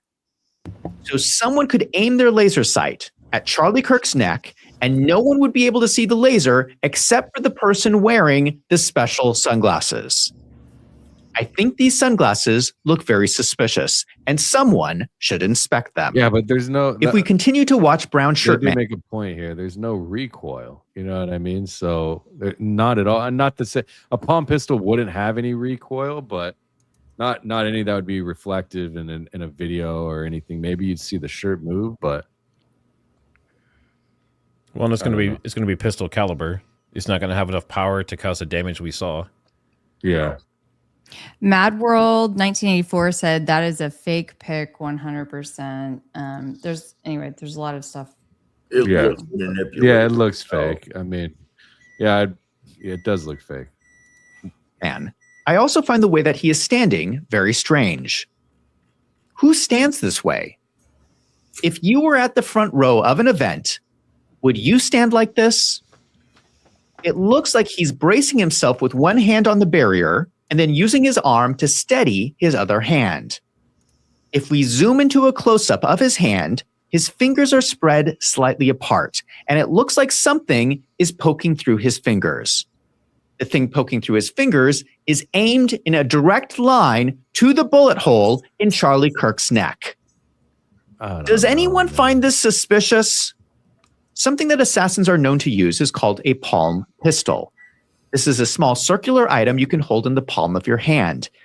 You would let the barrel of the gun poke out through your fingers, just like what we see with Brown Shirt Man. And you fire the gun by twitching your hand because your palm activates the trigger. I have to say that other just really theories, quick, if you go back to when he was shooting and watch his wrist twist when he shoots. So that's a short barrel. If he moves a millimeter off, he's gonna miss. Watch when he supposedly pulls the trigger, he twists his wrist, miss, guaranteed miss every time. I would say There's you're no way. right. It's just too unlikely to be able to hit that type of shot. I've said this before. I mean, and then can you share that is- screenshot really quick that I'm sharing right there? Oh, I got yeah. a close up of Cutler's glasses from the back or from the side. So you can see there's nothing there. They're just thin regular glasses. So that other one's definitely manipulated to some kind of artifacts on it. Yep. Yeah, I've never been one for the palm pistol theory, but at the same time, like if we really think that this was like some kind of like deep state or intelligence, military, whatever, I think that they could definitely have the technology to have something that's not just going to be like a regular shot dependent on his aim.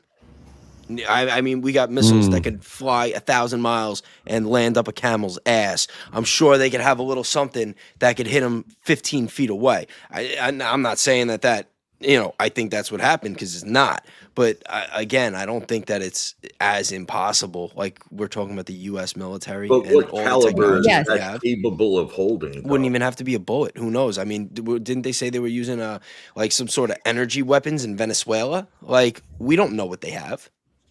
Right. The things that we cannot even comprehend. I always go back to like when I took my boys last summer or the summer before to DC, to the National Spy Museum. Okay. And they have a pigeon there from 1910 that we flew in Germany with a camera strapped to its belly.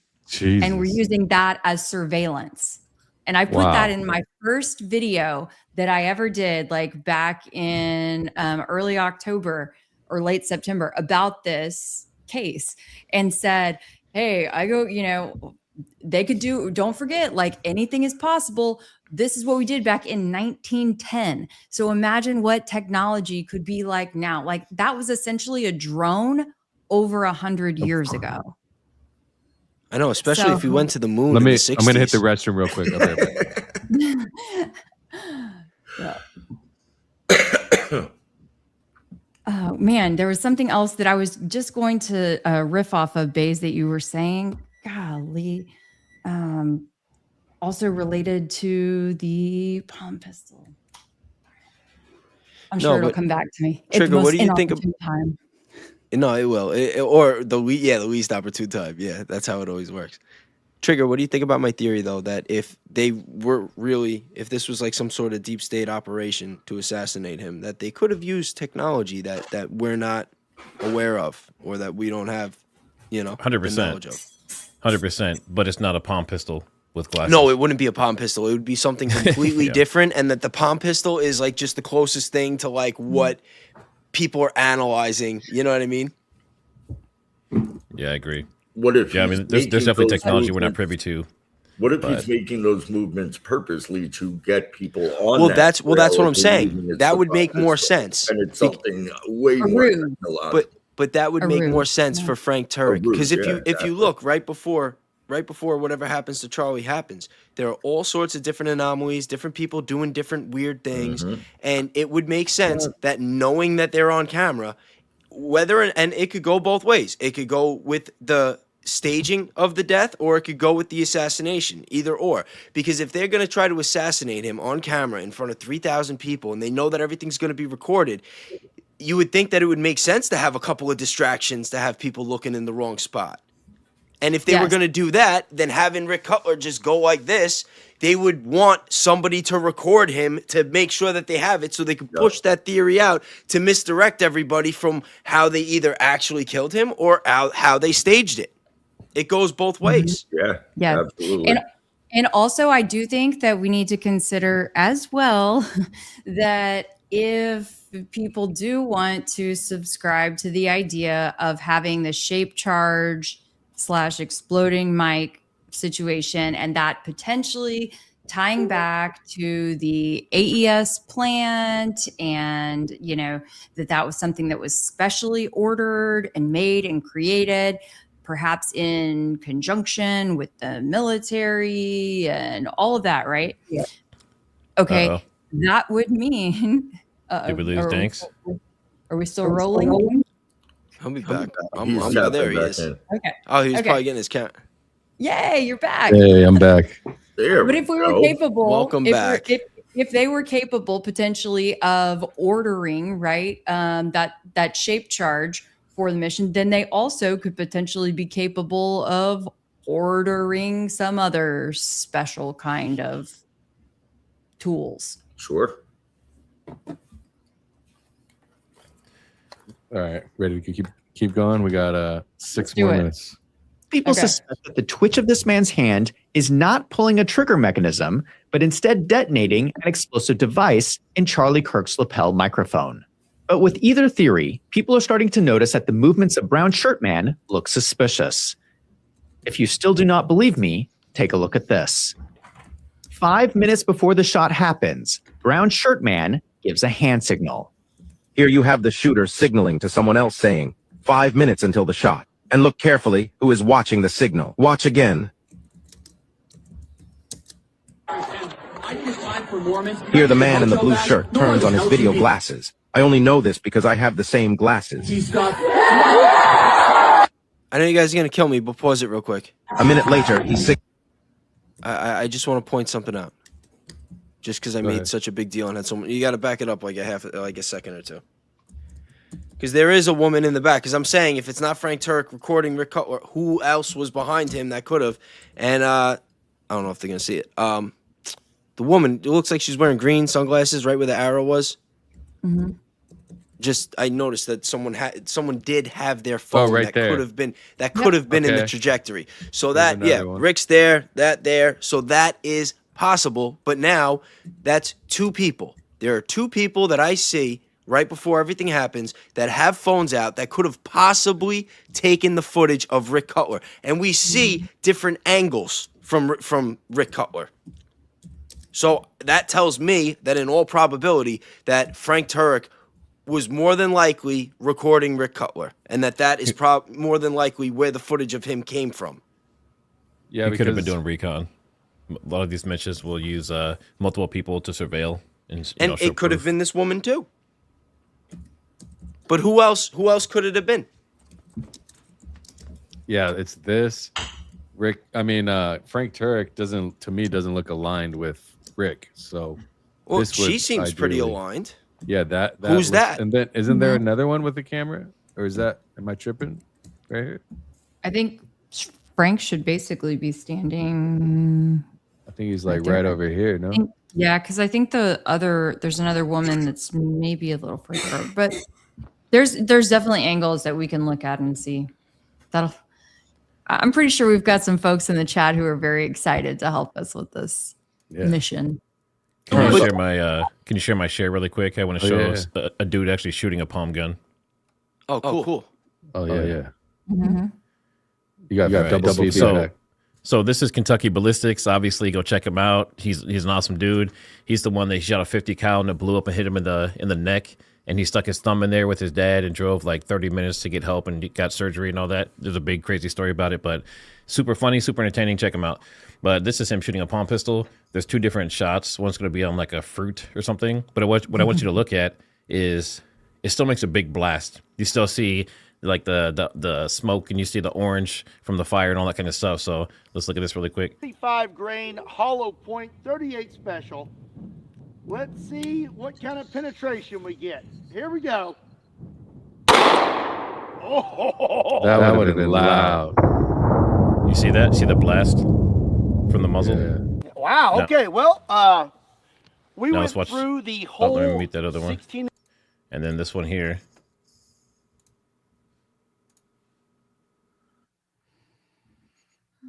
Oh yeah. So I'll put that back a We're little gonna bit go again. with the mango. Okay, mango. Oh. Yeah. So I mean, it's a very clear muzzle flash and everything, just like a regular gun. Just because it's small, supposedly, doesn't mean it's going to be like hidden and not seen. If he shot, we would see a flash, we'd see some smoke coming away from it, all that kind of stuff. So we didn't see that. Oh yeah, 100%. If it was just a regular gun. Yeah. Yeah, that definitely, you'd see his shirt rip, you'd see smoke, all that. Okay. Glasses. I only know this because I have the same glasses. A minute later, he signals 4-minute mark. So Brown Shirt Man is counting down to the shot. He signals 5 minutes, 4 minutes, then gets into position where he raises his hand to his arm.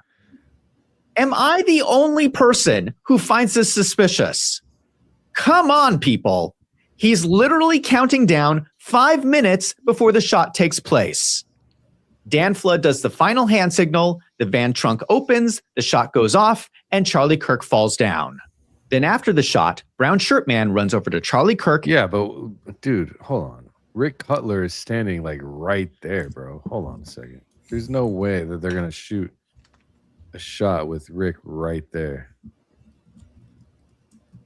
Shot right here. Yeah, you're telling me unless he moves, I mean, I don't know. Wait, how long before the He shot? said 19 seconds? Before the shot takes place. He's literally counting down 5 minutes before the shot takes place. Dan Flood does the final hand signal, the van trunk opens, the shot goes off, and Charlie Kirk falls down. From what I remember, Algee's telling me, I think, or if it was somewhere he said it was like 19 seconds before the shot goes off, the trunk opens. So. Oh, wait, what if. No, I don't know. Because of the feedback loop. I was going to say, what if Brian Harpole really did just have the keys to the van in his hand and that's what he was doing, waiting to push the button? with Blake Bednar's when he's like saying all this high-tech, sophisticated technology. Like, what if it was just a fob key and he's just popping the trunk? Well, I mean, still, though, it's part of the whole conspiracy. Why are you popping the trunk? Yeah. Or what if he just has one of those little fidget things, you know?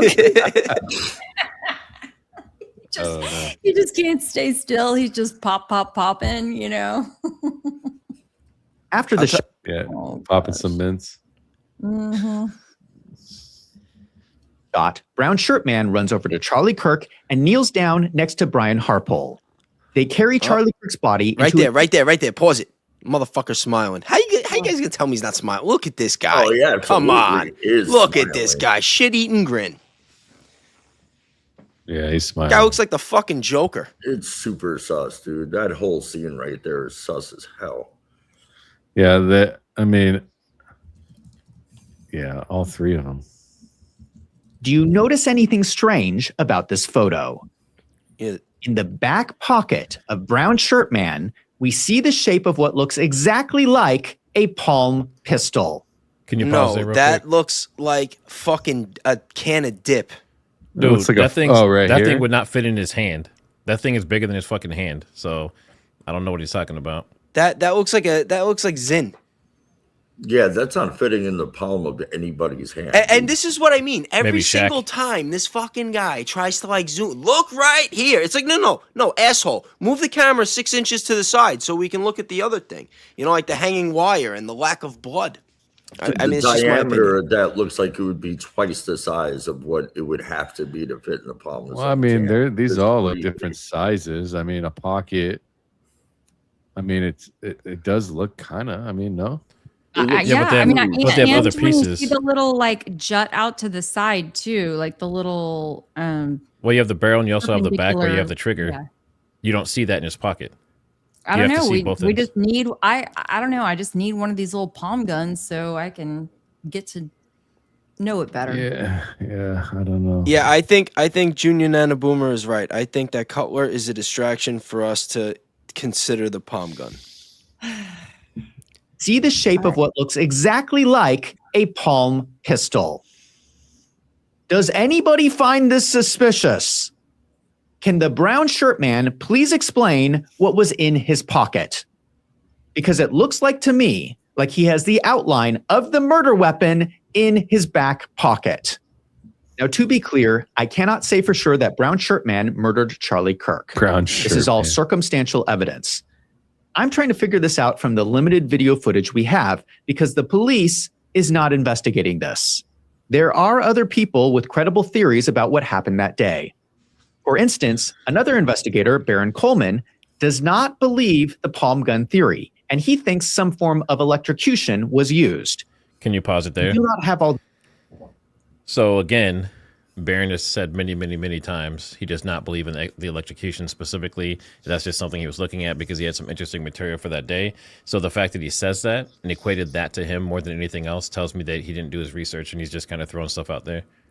Well, I mean, I've seen almost every episode of Baron. He has said multiple times that he thinks that it was multiple things. He said that that they were gonna off him 6 different ways or whatever. Not 6, but that he thinks that there was no way, you know, I can quote him saying this because he said it multiple times, that there was no way Charlie Kirk was leaving Utah, that there was no way he was ever leaving that stadium, and that he thinks that it was more than one way that they would have tried to do it.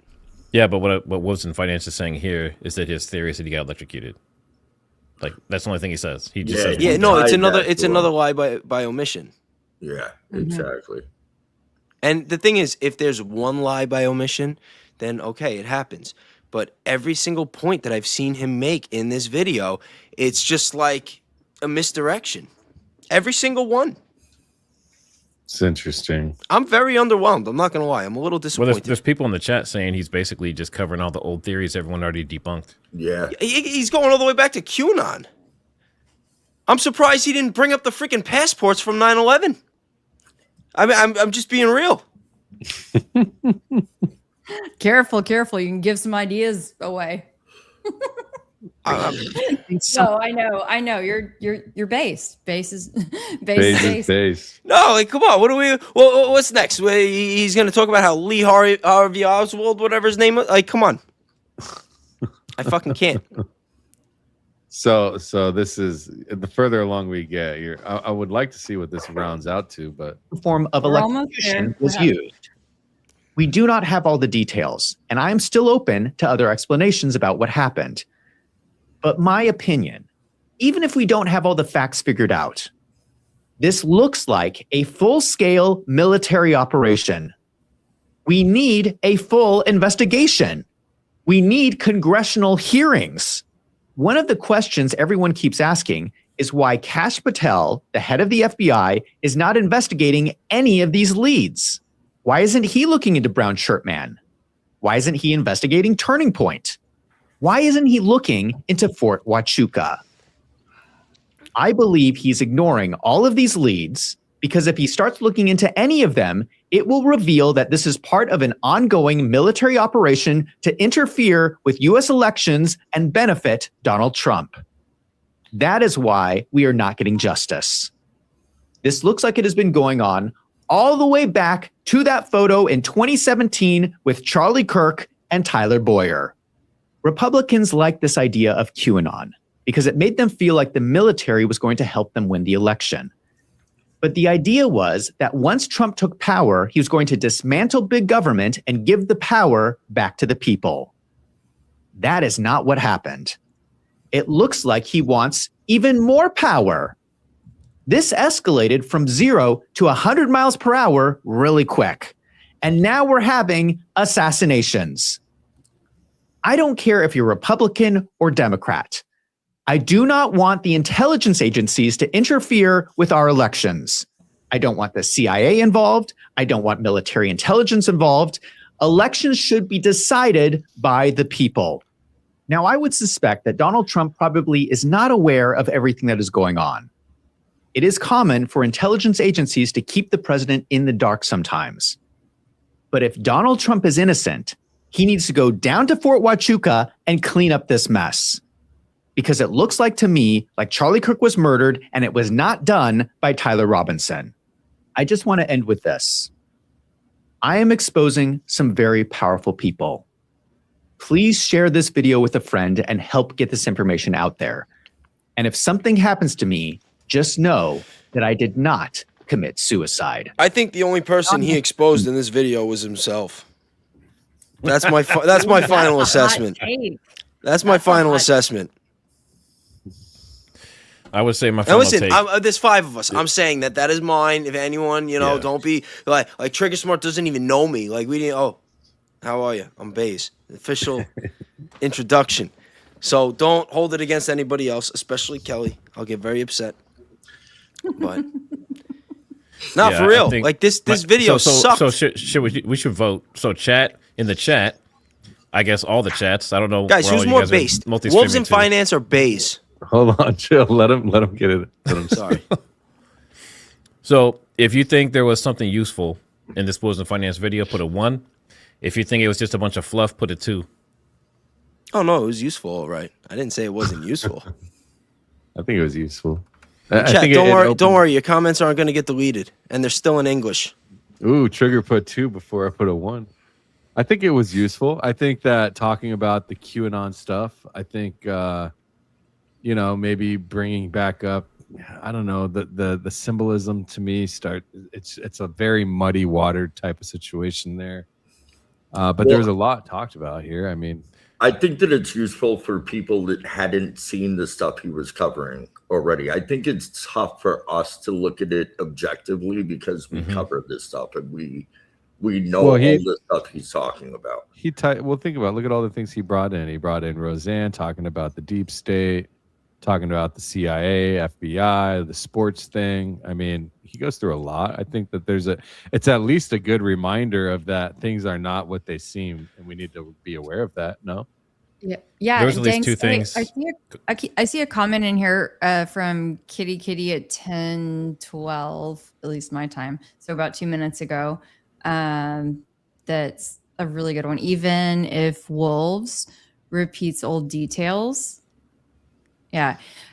So what? He has his own audience who might not have seen yet, and he did a great job to expose. So give him a break. You all repeat what others have already said. That's what I was essentially trying to say. For his audience that might not be up on all this stuff the way that we are because we cover it, I think it is helpful for them because they probably didn't know a lot of this stuff. I agree with part of that. The problem with this is there's a couple things that he said that were not correct or representative. For example, what he said about Barron, and there was a couple other things we talked about. That's when you run into problems. So like if today I were to say, Kelly's theory is this, and it's blatantly wrong to my audience, I'm still painting her in a certain light. Right. So that's what I don't agree with. Right. All right. You ready for my kill shot? The real Bay's palm pistol kill shot. You guys ready? Wolves in finance, right? He's all about the money. Why didn't he bring up any of the donors? Who are the biggest donors, Turning Point USA? Who are the biggest donors in Congress? Who are the biggest donors for Trump? I mean, what are we even talking about here? Seriously, what are we even talking about here? Yes or no? I mean, if he's going to make a video on the actual finance aspect of it, it's you can't make that video without addressing Boston, obviously. And again, that ties back to what we were saying earlier. I think that's by design. I think he's purposely leaving that part out of it because then he doesn't have to cover that angle. He's doing the QAnon thing when if he really was doing what he normally does, following the money, he would see what the bigger picture looks like. You guys, how long has it been since he received that was it a cease and desist letter, just a warning letter, that letter from TPUSA talking about finances? Alex Jones them. Well, I mean, he's trying to hit different subjects now, as you can obviously see. And he was clearly over the target because that opened up a whole can of worms with the finances. You saw how deep I went. So now he's trying to get into a different perspective. And he hasn't only talked about finance, obviously, as I shown one other video that shows strictly political. So my point is that also part of the reason for the pivot? Yeah. I could say that could be. You know, the reason why he wants to continue pushing forward on the investigation, but either he has made an agreement or has been advised that he should not continue to move forward in a certain direction. I obviously don't know, but that it's been probably a month. We could go back and look and see, but I feel like it's been that long. And yeah. Do you think he's compromised? I think that's, I'm not going to go so far as to say that he's compromised because I don't have that. I'm just not sure, but I think that there's something to the timing of all of that. And that he's literally not talking anything about finances. Well, I just want to be clear. I don't have an issue with Wolves in Finance, and I think the stuff he's done is great, especially from the financial aspect. But this particular video, the takes in this video, many were a huge miss. So that's my opinion. Yeah, it reminds me a lot of the Sean Ryan, Brian Harpole interview. Maybe he just, brought up a couple things that he didn't do all of his homework on. But still, you're saying, if you guys are saying that, he's about the money, follow the money, then it's like, you missed... you missed a lot of money. You left a lot of cash on the table on this one. Yeah. Oh, yeah. Well, there's like Kelly had said, there's probably reason for that. And good so. Nobody wants to get sued by Turning Point. They got deep pockets. However, Trigger Smart makes a very valid point. If you're going to bring up, he's got one of the largest voices in this space now because of what he's done. He's been brought out on Candace. I think that it's true. What he's saying is that you need to be all the way vetting your material before you put it out. Putting Barron in the light of saying that he believes one thing when clearly that's not the case. Putting various things that we've seen. There's more than two. Saying Rick Cutler looks like a military guy. Right. And that he's 30 to 40 years old. No, he was in the military for like 30. He was a police officer for like 30 years. Yeah, he was able to retire. And then he went and helped children. Yes. After that for another decade. So, yeah. with the military or with churches, I don't know. He's also a pastor. Yeah. And yes, and he's all sorts of things. Okay, he's damn near a snake. Rob McCoy's a pastor, especially to Kelly. Yeah. Yeah. But look, I mean, clearly he didn't do enough research on him or chose not to get into all of those things because he didn't want to go too far down that rabbit hole and just send people off on a distraction. I don't know. But when you consistently aren't vetting your information provably, is that just lack of research, or is that pushing a narrative a certain way and leaving things out by omission purposely? Like, well, it's both. Yeah, right. Both. Like that's the way it comes across to me. It's becoming a trend, I would say, you know, and I don't like it makes me really sad because I think he's done such valuable stuff. And I really want to hope that it's like not just that he's over his skis, you know. Listen, athletes throw games sometimes. Boxers throw fights. You know, like let's just be real. That's a good point. Yeah. You could be right. You could be right 90% of the time. And you can get pushed out by the biggest influencers. So that when you're right 90% of the time, the one time you throw that bad pitch or that one time you throw that fight, it counts.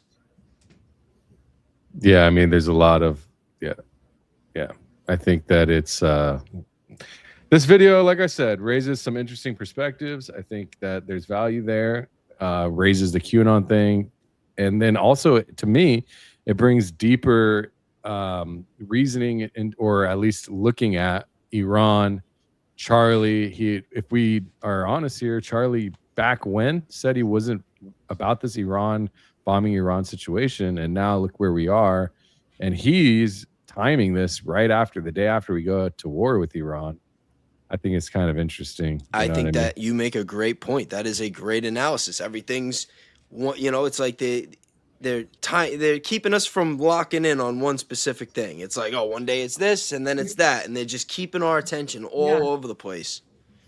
That's why I think with all this craziness with the Charlie Kirk case, I think that the best thing that everybody could do, all the influencers, every influencer on YouTube, maybe we should just lock in on the files. I mean, Ian Carroll came out with Web. I haven't seen a Baron or a Candace on there once using it. We've used it a couple times, and we found some pretty cool stuff when we did.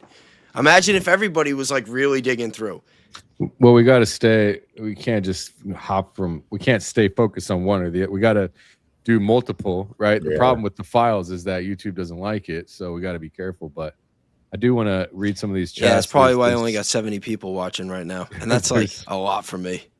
There are some supers from multiple people here. I don't know if you guys want to hop into that now, so we're not here all night, but I'm sure that we could give our perspectives on that. Whoever wants to stick around, I'm happy to. Yeah, I've got to actually head out, but I appreciate you, Dan. Thank you for having me, man. And shout out to everyone on the panel. I look forward to rocking with you guys again soon. Hopefully it was a great panel. Appreciate it. Yeah, bro. Thanks for coming, man. you. We'll do it again soon. Yeah, it was nice meeting you. We got to hop on the Absolutely, Rumble and do likewise, some conspiracy stuff soon. Yeah, I followed all y'all. Trigger, shout out, man. I love your content, by the way, man. Been subscribed to your joint, man. But Kelly and Bays, I just subscribed to y'all and look forward to checking out your content. I'll be you putting guys stuff can out on my channel as well. This Yeah, week 100%. I'll subscribe back and check it out. I appreciate it, man. It's a brand new channel. Long story short, I was not allowed on YouTube for a very long time for my old content that I put up. So this is a brand new channel, but it will be very much in the vein of what you guys are doing, the kind of stuff y'all are into. You can find them on good, man. It's gonna be good. X as well. Forward to it. And guys, He's I on just X want to right here. remind everybody that when this video is posted, that the transcript should be in the description. And as always, you can load it into your AI and you can cross-reference everybody's statements with the video itself, with anyone else's statements, and then it'll help you navigate through who's right and who's wrong on certain things. And maybe you could find something else, go down your own rabbit hole and go in a different direction. And maybe you'll find something that that none of us saw. Bingo. Yeah. Yeah, that's Severe for you, Clarion, and the one Severe on X and on YouTube. So check them out. You're gonna have some hot takes. I'm looking forward to your content, bro. I Nice to appreciate meet you, that. man. Thank you, man. Yeah, very nice to meet you, man. Absolutely. Keep up the Bye. good work, guys. And Good to meet thanks. you. Thanks. You're a beast, man. Love your community. Shout out to all the danksters out there rocking with us. And let's link up this week, man. Let's put something man. together, bro. Absolutely. Let me know when you got it. Absolutely. Have a blessed night, guys. All right, bro. Peace. Peace. All right. So every time this is from Tanya Blaze. I know it's a minute ago, at least 2 hours ago. So sorry it took so long to get here, but so many people were hitting on these symbolisms. So we had to keep it moving.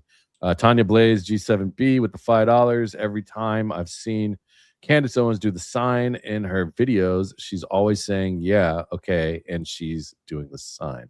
So what, like, yeah, okay. I mean, again, there's not, I'd have to, now that we've talked about it so much, we're definitely going to notice it. You know what I mean?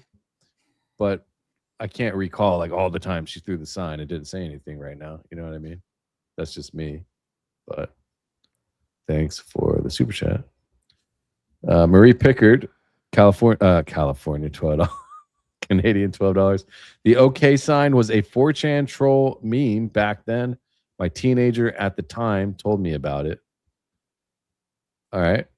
Interesting. Good to know. Thanks for the super chat, Marie. And I'll be in touch with you. We're going to have a little chat later. Kitty Whiskers, $5. The OK symbol is important because I will stop watching podcasters hours a day if they are fake and gay psyops like Q. Interesting. All right. Thanks, Kitty. Grandma Karen. I got to tell you what, Grandma Karen is OG dankster in the chat. She comments on every video with high quality, high IQ outfit content, and I love your outputs. Says, hi Danks, what about the pic of Charlie Kirk and Tyler today? So I saw it when she put this up and I tried looking for it and I couldn't find it. Does anybody know what image she's talking about? Is there an image of them together? I've seen one of EK and Tyler that was circulating like a week or two ago. Have you seen that one? And I have not. Okay. I'm looking for it. I screenshot it. Let's see. Yeah, I'm looking on. Oh wait, no. I mean, I'm just on.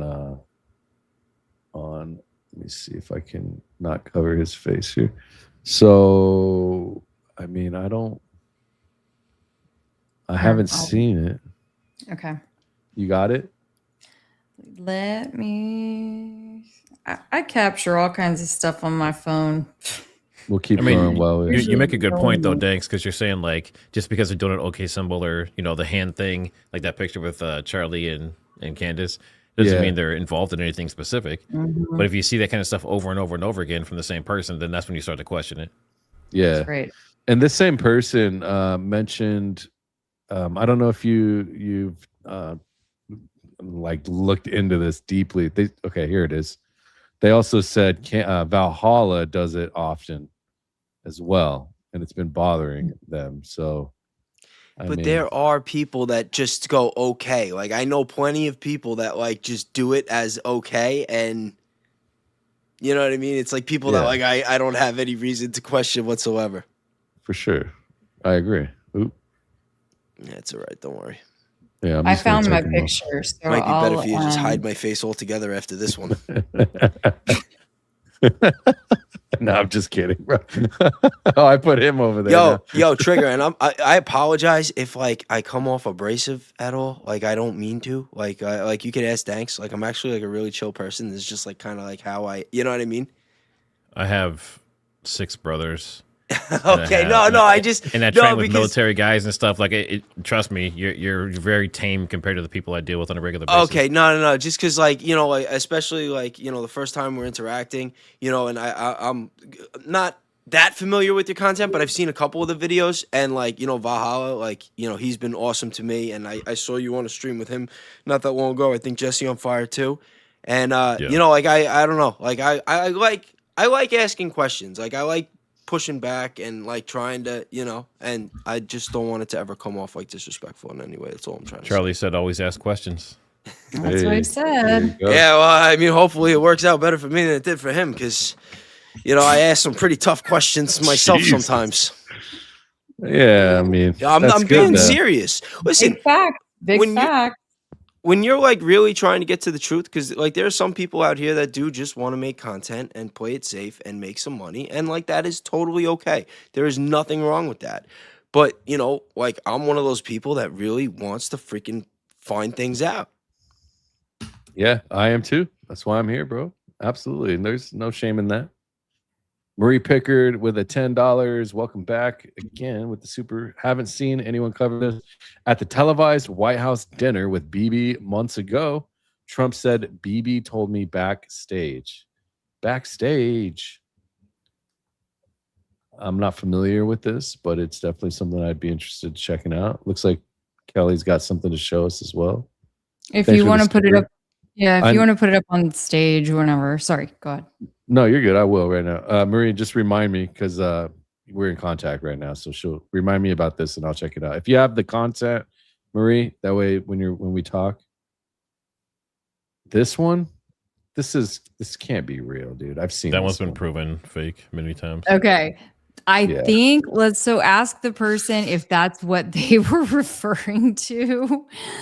That was like the EK and Tyler. I don't think there was a CK and Tyler picture.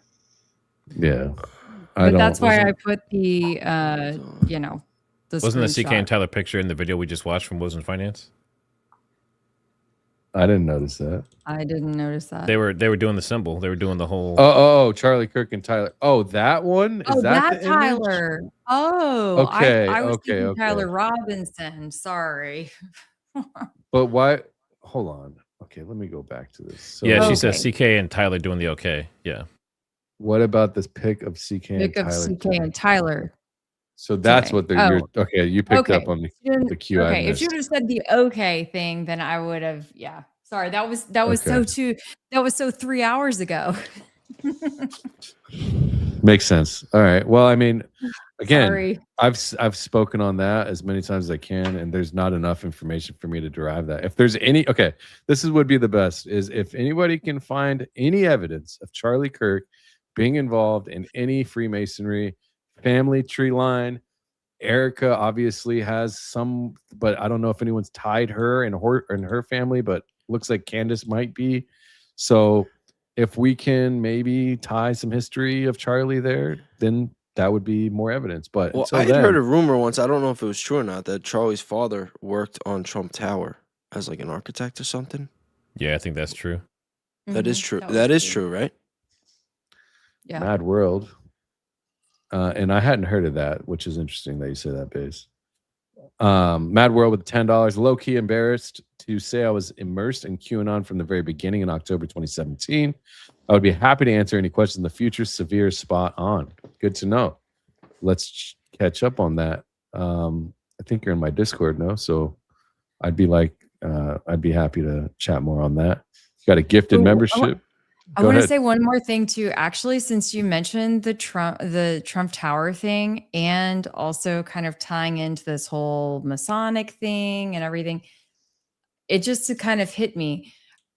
Y'all remember back when, at the memorial service, one of the things that stood out to me was when Trump said, Charlie was a builder.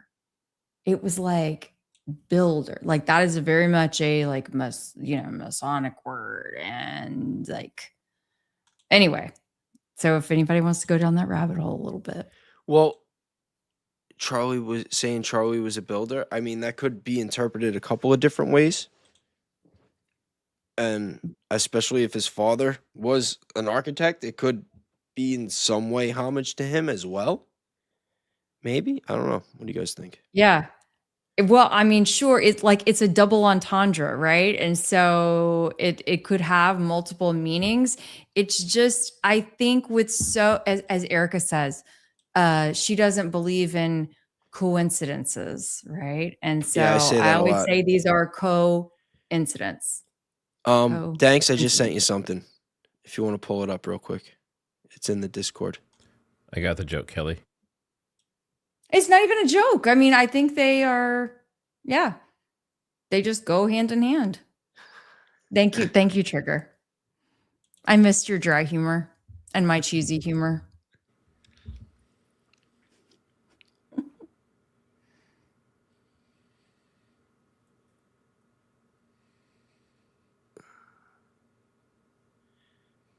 This was a picture I took from a video I screen recorded on the Palm Pistol. The guy in the white hat, is that Frank Turek? It looks like there might have been somebody behind. I think there was another frame where you could see Frank Turk holding the phone too. So there was somebody else behind with the phone when this was happening. I just want to put that out there for the record because, you know, everything matters. And I didn't. Huh? Oh, just the chat is like, yes, master builder. The comment was super out of place. Anyway, sorry. I got excited because they made me feel a little less out of place by making that throwback. Sorry. You got validated. I did. It's been a long day. I needed a little validation. Sorry. Oh, somebody says that's the Zachariah Qureshi spot. Oh. Is that the Zachariah Qureshi spot? Interesting. I mean, there are different angles that were filmed, right? If we got all the footage, it'd be great if we had Blake here for that one. But if we had all the footage and we were able to play it like side by side next to each other, I'm sure that we could find a lot. Different people's positioning at specific moments from different angles.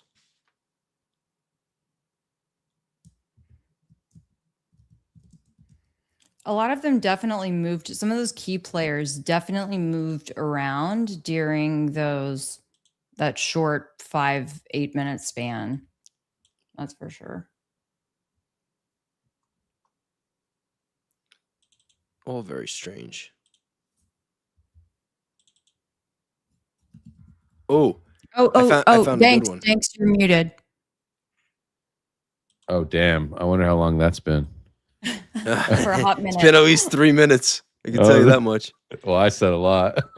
Oh, really? Hold on, I got a good one for you, but it's a little loud. Oh wait. All right. Shoot it. File exceeds the limit? What? On Discord, it's 35 megs or 25 megs. Yeah, I'm gonna send this to your phone. Let me just send it to my phone first. Uh-oh, what happened to Matt? There we go. All right. I'm gonna read this one. Short on time, another topic. Baron, Jesse, Dirty Fire, Dirty Bomb, and Ports has Jason and Geo Webb written all over it. Jason G and George Webb and Ports. Oh, the Ports from. I did go and look at because while I was going in between, I did see Baron was talking to. He showed Ports. I didn't watch his live today, but if I'm thinking aligning Ports. Is that what he's talking about? I don't know. I got to watch it because that's all I can He's talking think about ports being targeted, like actual ports where like ships dock and that kind of stuff. Oh, I see. Has Jason G and George Webb written all over it, all deep state. I'm going to screenshot that and look at it later. Okay. All right. Thanks. I mean, I don't know how George Webb and Jason G. I would agree because Jesse. I mean that the whole thing originated from the guy that Baron's talking about in his actual live. So I'm not sure where this would be connected, but it's interesting. And then Jesse, and I mean, okay, but I'll look into it. I mean, trail's a trail. Jerome Kavachik, $5. Thanks. Money Team. I think it would be interesting for each podcaster to stack rank each theory, then adjust as they uncover issues each on each show. It's a good idea. Mm-hmm. I just saw that on X. The Who Killed CK site. I think that'd be a good place to do it. I mean, he already has all the theories and everything piped in. All he'd have to do is do like a little dashboard or something. Yeah. I thought I had that site saved, but I have to. Yeah. Anyways, okay, cool, interesting idea. Thanks for the super chat, Arwin Perea. There's a back view of his Insta. Yeah, I saw that. I mean, from that view, right? If we look at it, because I have it up right here. From that view, what would be really looking at here? It doesn't show enough of an angle for us to see much, and it's so grainy. It's really hard to, pull anything out of it. But like before, I don't think now that, especially Matt, after you showed the video and then the firing of the palm gun, people would know. You would hear it. You would probably even feel it in your chest if you're The people standing right next to there. him, to his left and right behind him, would have looked right at him like, "What the hell was that sound?" Yeah, exactly. Yeah, there's no way it was an actual palm gun. Kelly, thanks. I text you guys both a copy of the video that I have where it shows a different angle of right after Charlie is hit, and you could clearly see. You things sent me getting once passed and on forth. bait. You I sent it sent to it to me your on. phone. I texted to you. I can't do that here. Send it on. Can you? Oh, you can't send it on there. Okay, here, hold on. I don't know how I'm gonna take. I can't do anything with this. Let me see. Yeah, I can't. I guess I could. I think I can put it in there. Yeah, if you can, that'd be great because I would literally expose all my phone numbers and shit. Yeah, don't worry. Oh, you don't have you don't have the link thing to just. It's like an airdrop. No, I don't have iPhone. No, they have it for PC. I have that, but the phone number I gave you is a burner number. That's okay. That's all the trigger gives me. At least you're That's honest. trust. That's trust. I right mean, there. I give everyone a burner number for the most part. No, that's totally fine. It's not personal to you. I don't. But I'll give you my real one after this. It's okay. Don't worry. I can see you feel. Listen. You look cool. No, not at all. But buddy, the amount that you and me have, you got that burner on you at all times. It's okay. Even after all this time, Trigger won't give me his real number either. Well, it's Google Voice. Google Voice. Google Voice is not a burner so number. much It's a together. business. It's my business number through Google Voice. Or I have to call him through X, but it's fine. Someday, maybe. And All I right, filter Barry, it through like 3 VPNs. I'm glad he said that. It's actually a Google Voice number too. It's not Yeah. a burner number. Google Voice That isn't a makes it burner. good. Okay, you're right. Well, because I have burner, you're right. It's not a burner number, but I have like 5 Google Voice numbers, so I use them rotationally when I need to. Okay. Anyways, let's. Do you have that image or something?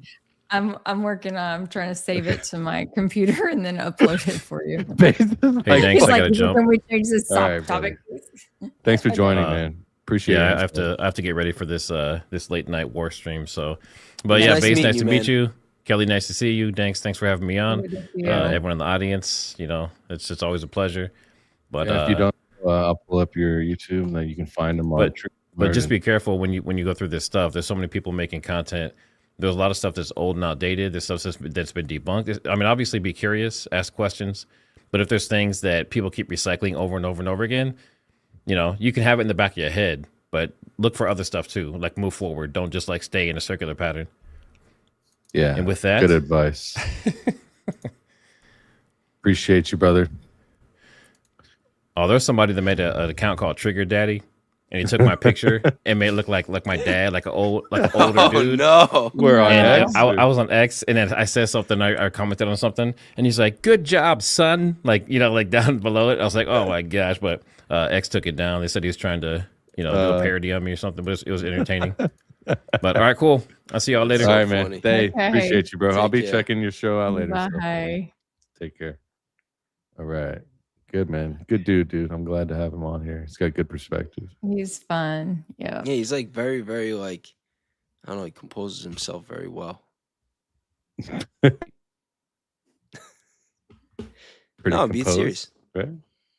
Yeah. Yeah, I agree. gotta He's compose super myself chill. a little better sometimes. Yeah, no, he is. He's super, very like, chill. lax He's very and laid like back. he's got Yeah, like great super chill. temperament. He's like a good speaker. Yes, he's good he's at what he does. wonderful.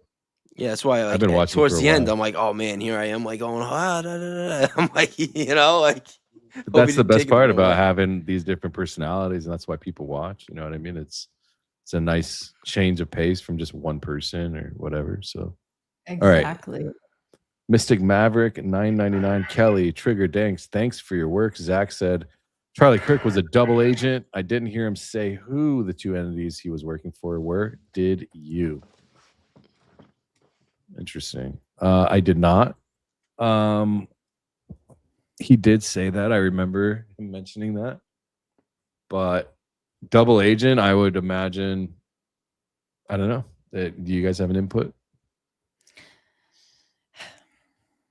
I mean, I think sometimes people might use the term double agent. Oh, I don't know. I mean, what exactly did he mean by double agent? I think maybe it could be just that he was playing a part.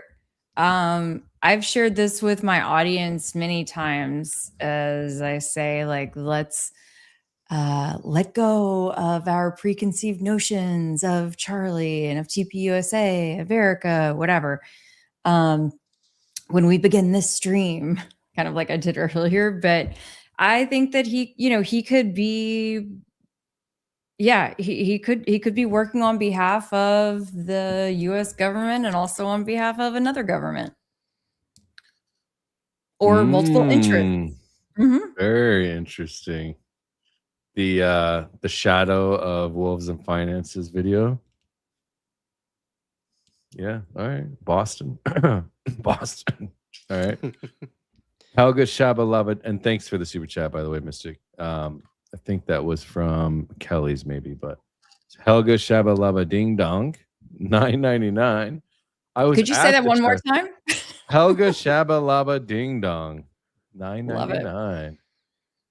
$9.99. I was at the CK event. Thank you for looking to every angle. I love listening to all of you together. I feel like I'm being a creeper listening to a private convo. Wink. I love all. I love you all. Heart. Thank you. Well, that's interesting. Interesting.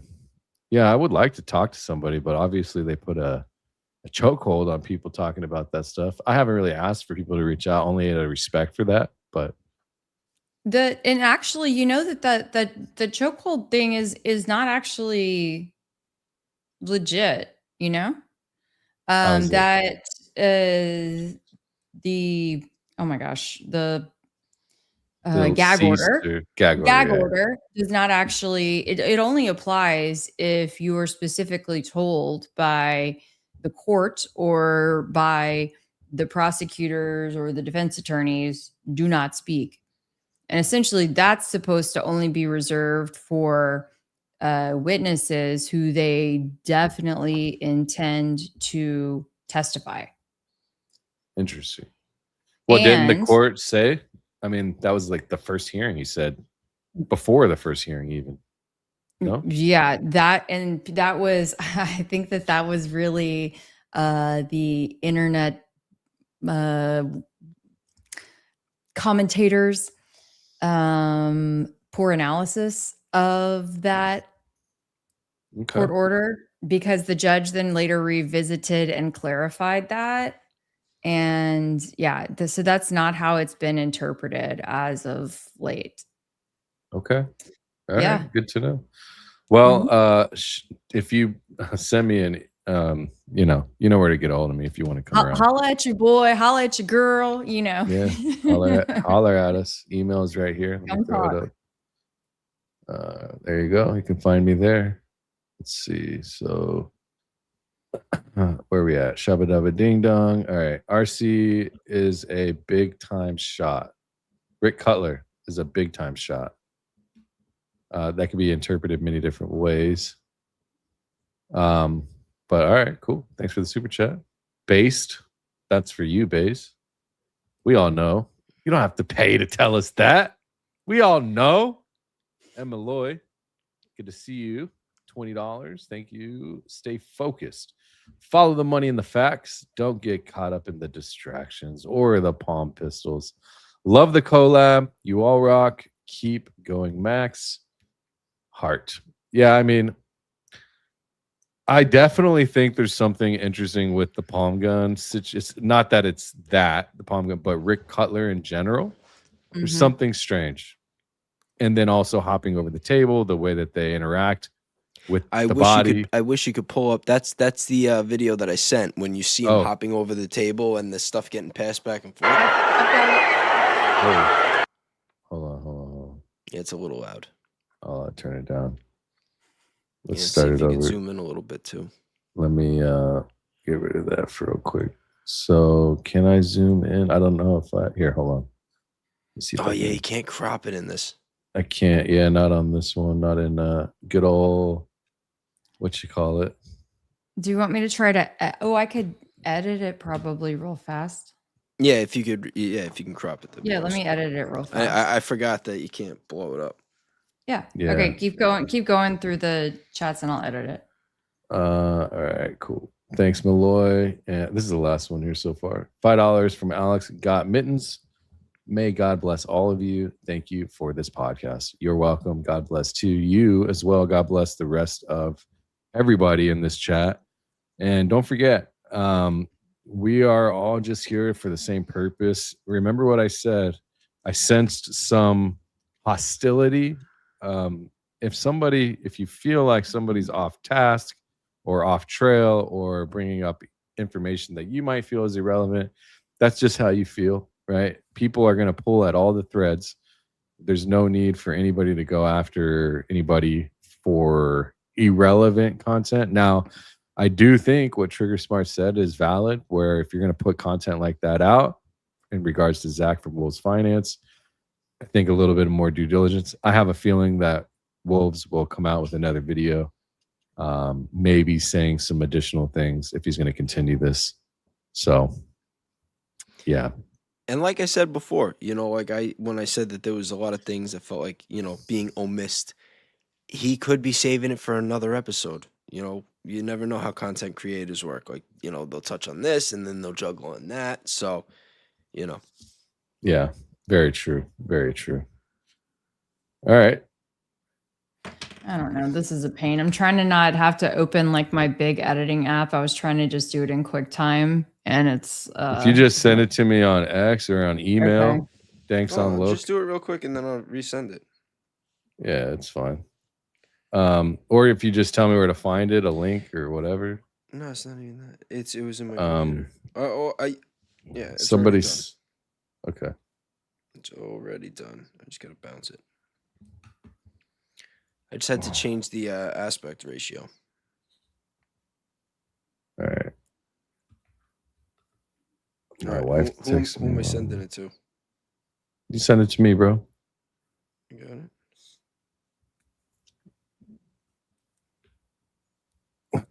It looks like what? All right. So yeah, so that being said, guys and girls out there, ladies and gentlemen, we appreciate you sticking around all this time. Almost 4 hours, but I'm interested to see what Trigger Smart does talk about tonight. I'll be watching him in a little bit. If you haven't, follow out on Real Bays at X, YouTube, Kelly Rabin on X and YouTube. The one and the only original Dankster. Same thing, Dankster Intel. All right, where'd you send it? On my burner number? I sent it to your burner, yes. Oh my gosh, bro. Okay. How am I gonna do this? Are you able to email it? It doesn't Why let don't me you send download Why it. don't you just send it to your other phone? It doesn't let you download it. Oh, I guess I could. Yeah. Just text it to your other phone. Okay. All right. Hold on. It doesn't let me download it on my computer for some reason, so I gotta try to figure out a way to do that here. Okay, here we go. I can save this and then I'll upload it to my drive. 1 second. Sorry, chat. Drive. Upload. Here we go. Images, downloads, videos, voice. Here we go. All right, it's uploading now. And then we'll get it. And then we'll see what you got to say, big dog. But that's weird. Thank y'all so much for joining tonight, everybody. What a great chat. What a great stream. Yeah, absolutely. We've had an interesting day for sure. I'll say that. An interesting last 24 hours. Yeah. Can we believe this? 24 hours ago, we were cutting up. Yeah. I know, huh? It's 24 hours ago, we were just getting started. Yep. Okay. All right, here we go. Let me remove this. Thank you for the subs. All right. Boom. think that's a little better, no? Yeah. Okay. I can make it wider here. There we go. And then I'll remove the chat. Okay. So let's turn this down a little bit. Yeah, I thought I heard it.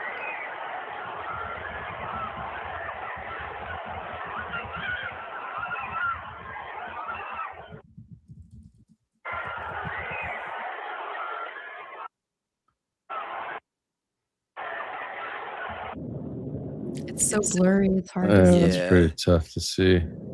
Yeah, it's. I mean, these images have been passed around so many Yeah, I times. think it's been compressed 16 times probably. But that. Yeah. Okay. There was something. It looked like.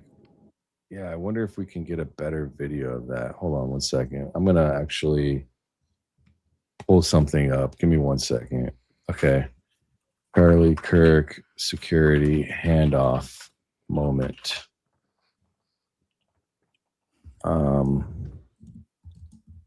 Man, these videos have been scrubbed. I used to type this stuff in and pull up exactly. Yeah, a lot of stuff would come up, and now not as much does. Interesting. All right. Well, damn. Let me see if this is in here. Let me see. Yeah, I don't care what anybody says. That guy was definitely smiling. Like I've been saying that forever, but He was up to something. He was up to bad news bears. Bad news bears. But you got to remember too, and I mean, we'd be here all night if we brought up that interview. But a couple of statements that Brian Harpole made in the Sean Ryan interview, and that's why I don't let it go away, because he said that there was no hand signals. He said there was no hand signals, none. And at one point, Sean Ryan even does the damn flood hand signal, but the camera's like not on him. It's like facing Brian Harpole, but like you could kind of see that he's doing it. And then he's trying to say, he's like, well, maybe it was just to get me out of there, like some kind of like a term of endearment, whatever. And then Brian Harpole's like, oh, there, that's a hand signal. See that's definitive. That's a hand signal. It's like, yeah, no shit. He's doing that because he's describing the damn flood thing. But Brian Harpole's so dumb that it went right over his head. And it looked like he implicated himself without even realizing it. And then nobody talked about it. So this is our boy Blake. Oh, wow. This is the good one?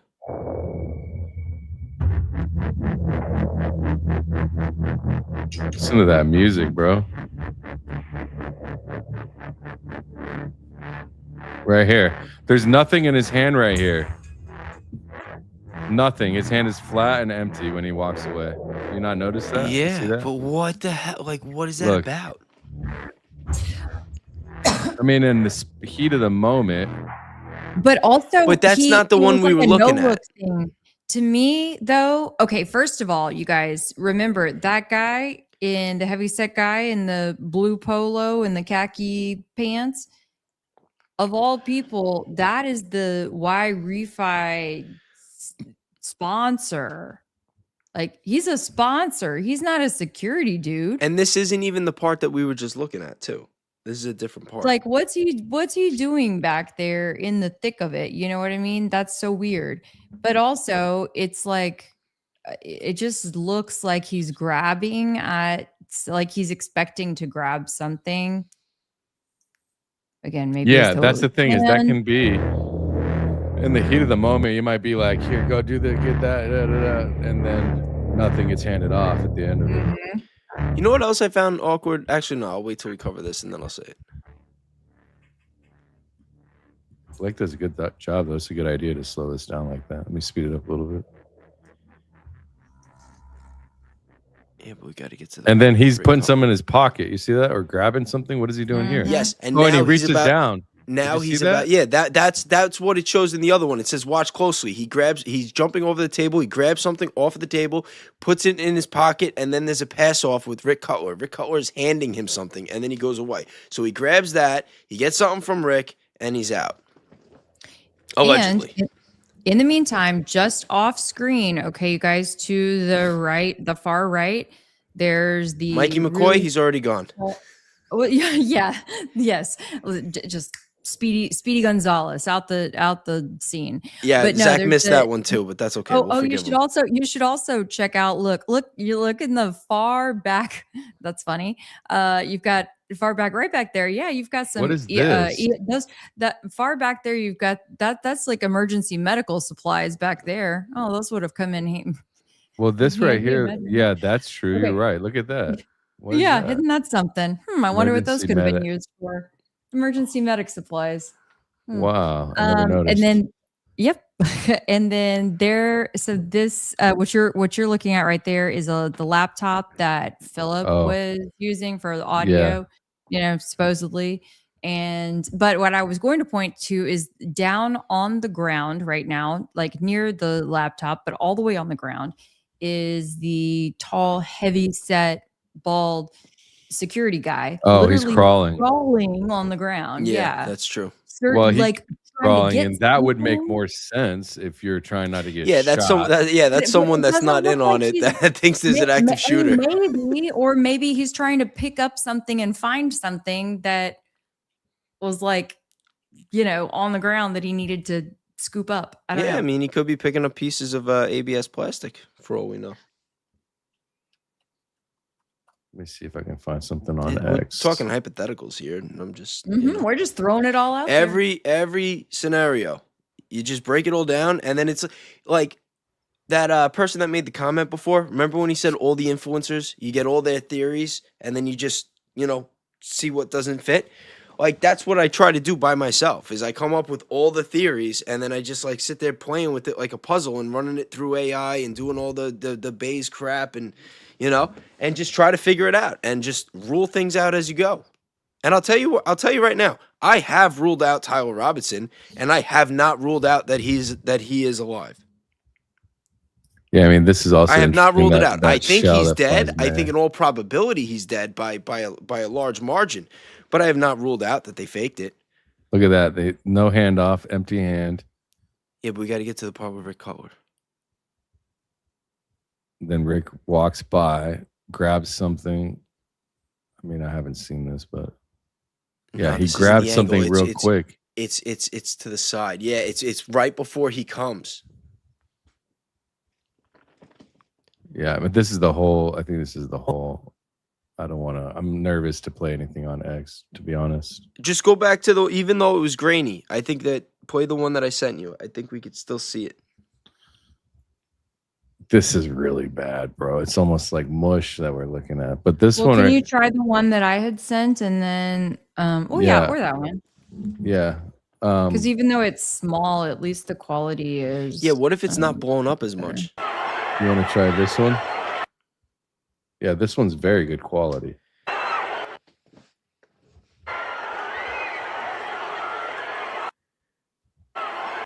Oh, oops. Saying he's scooping something off of the table, putting in his pocket. Now, right here, look.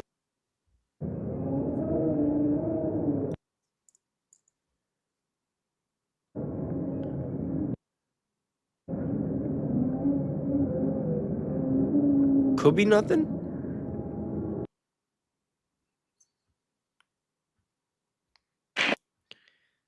But it looked like he jumped the table, grabbed something, got past something, and left.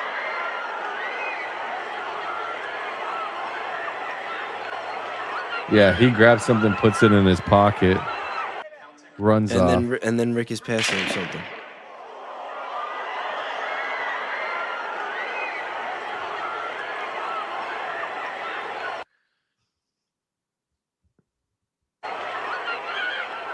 Yeah, but all of this, honestly, I'll be honest here.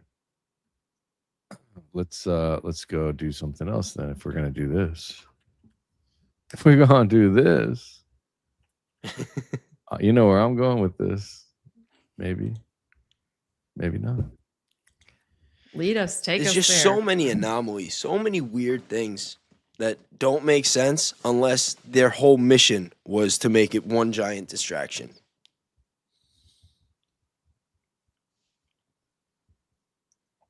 This is where I'm going. Right here. Look at this, okay? This is from one of the images Does that look like blood? First of all, not really. Looks pretty weird. Okay. There's blood right there, like on his arm, but none on their hands. None on their hands. Okay. But right there. Why would that be right there and not on the hands? And then look at this. See that right there? What does that look like to you guys? Just a random string? Or do you think that might be a hose? Potentially. I mean, that's the most credible thing about a hose that I've seen, right? Personally, let me see if I can. I don't think he even. If I go back to the second episode, I think I just saw Blake comment in the chat. I don't know if that means yeah. I know. It's think just he's- like all of a sudden. Where are we at, Blake? where's he at? Where are you at, Blake? I think West he's somebody Texas- in the chat West said. West Texas is the best Texas. I think I saw him say there was nothing handed off. Yeah, I can verify just from what I see. At least I don't see anything being handed off. Okay. Nothing was yeah. handed off. Yeah, nothing was handed off. All right. Well, I think that wraps it up for me today. A good, nothing like 8 hours of live streaming to get your body going. I know, right? Damn. Oh, you should really get an Do award some for yoga. Oh, I've got 8 hours of coding to do now. So, that. all right, guys. Thanks for tuning in. Appreciate it. Go follow your peeps. Kelly, Real Bays is the base. Yeah, thank you so much, guys. Remember, be kind, be grateful, do something nice for somebody, and have a good day. Yeah. Have a good one. Thanks, guys. Cheers. Thanks, Take guys. care. God bless. Bye. See you on the next one. Peace.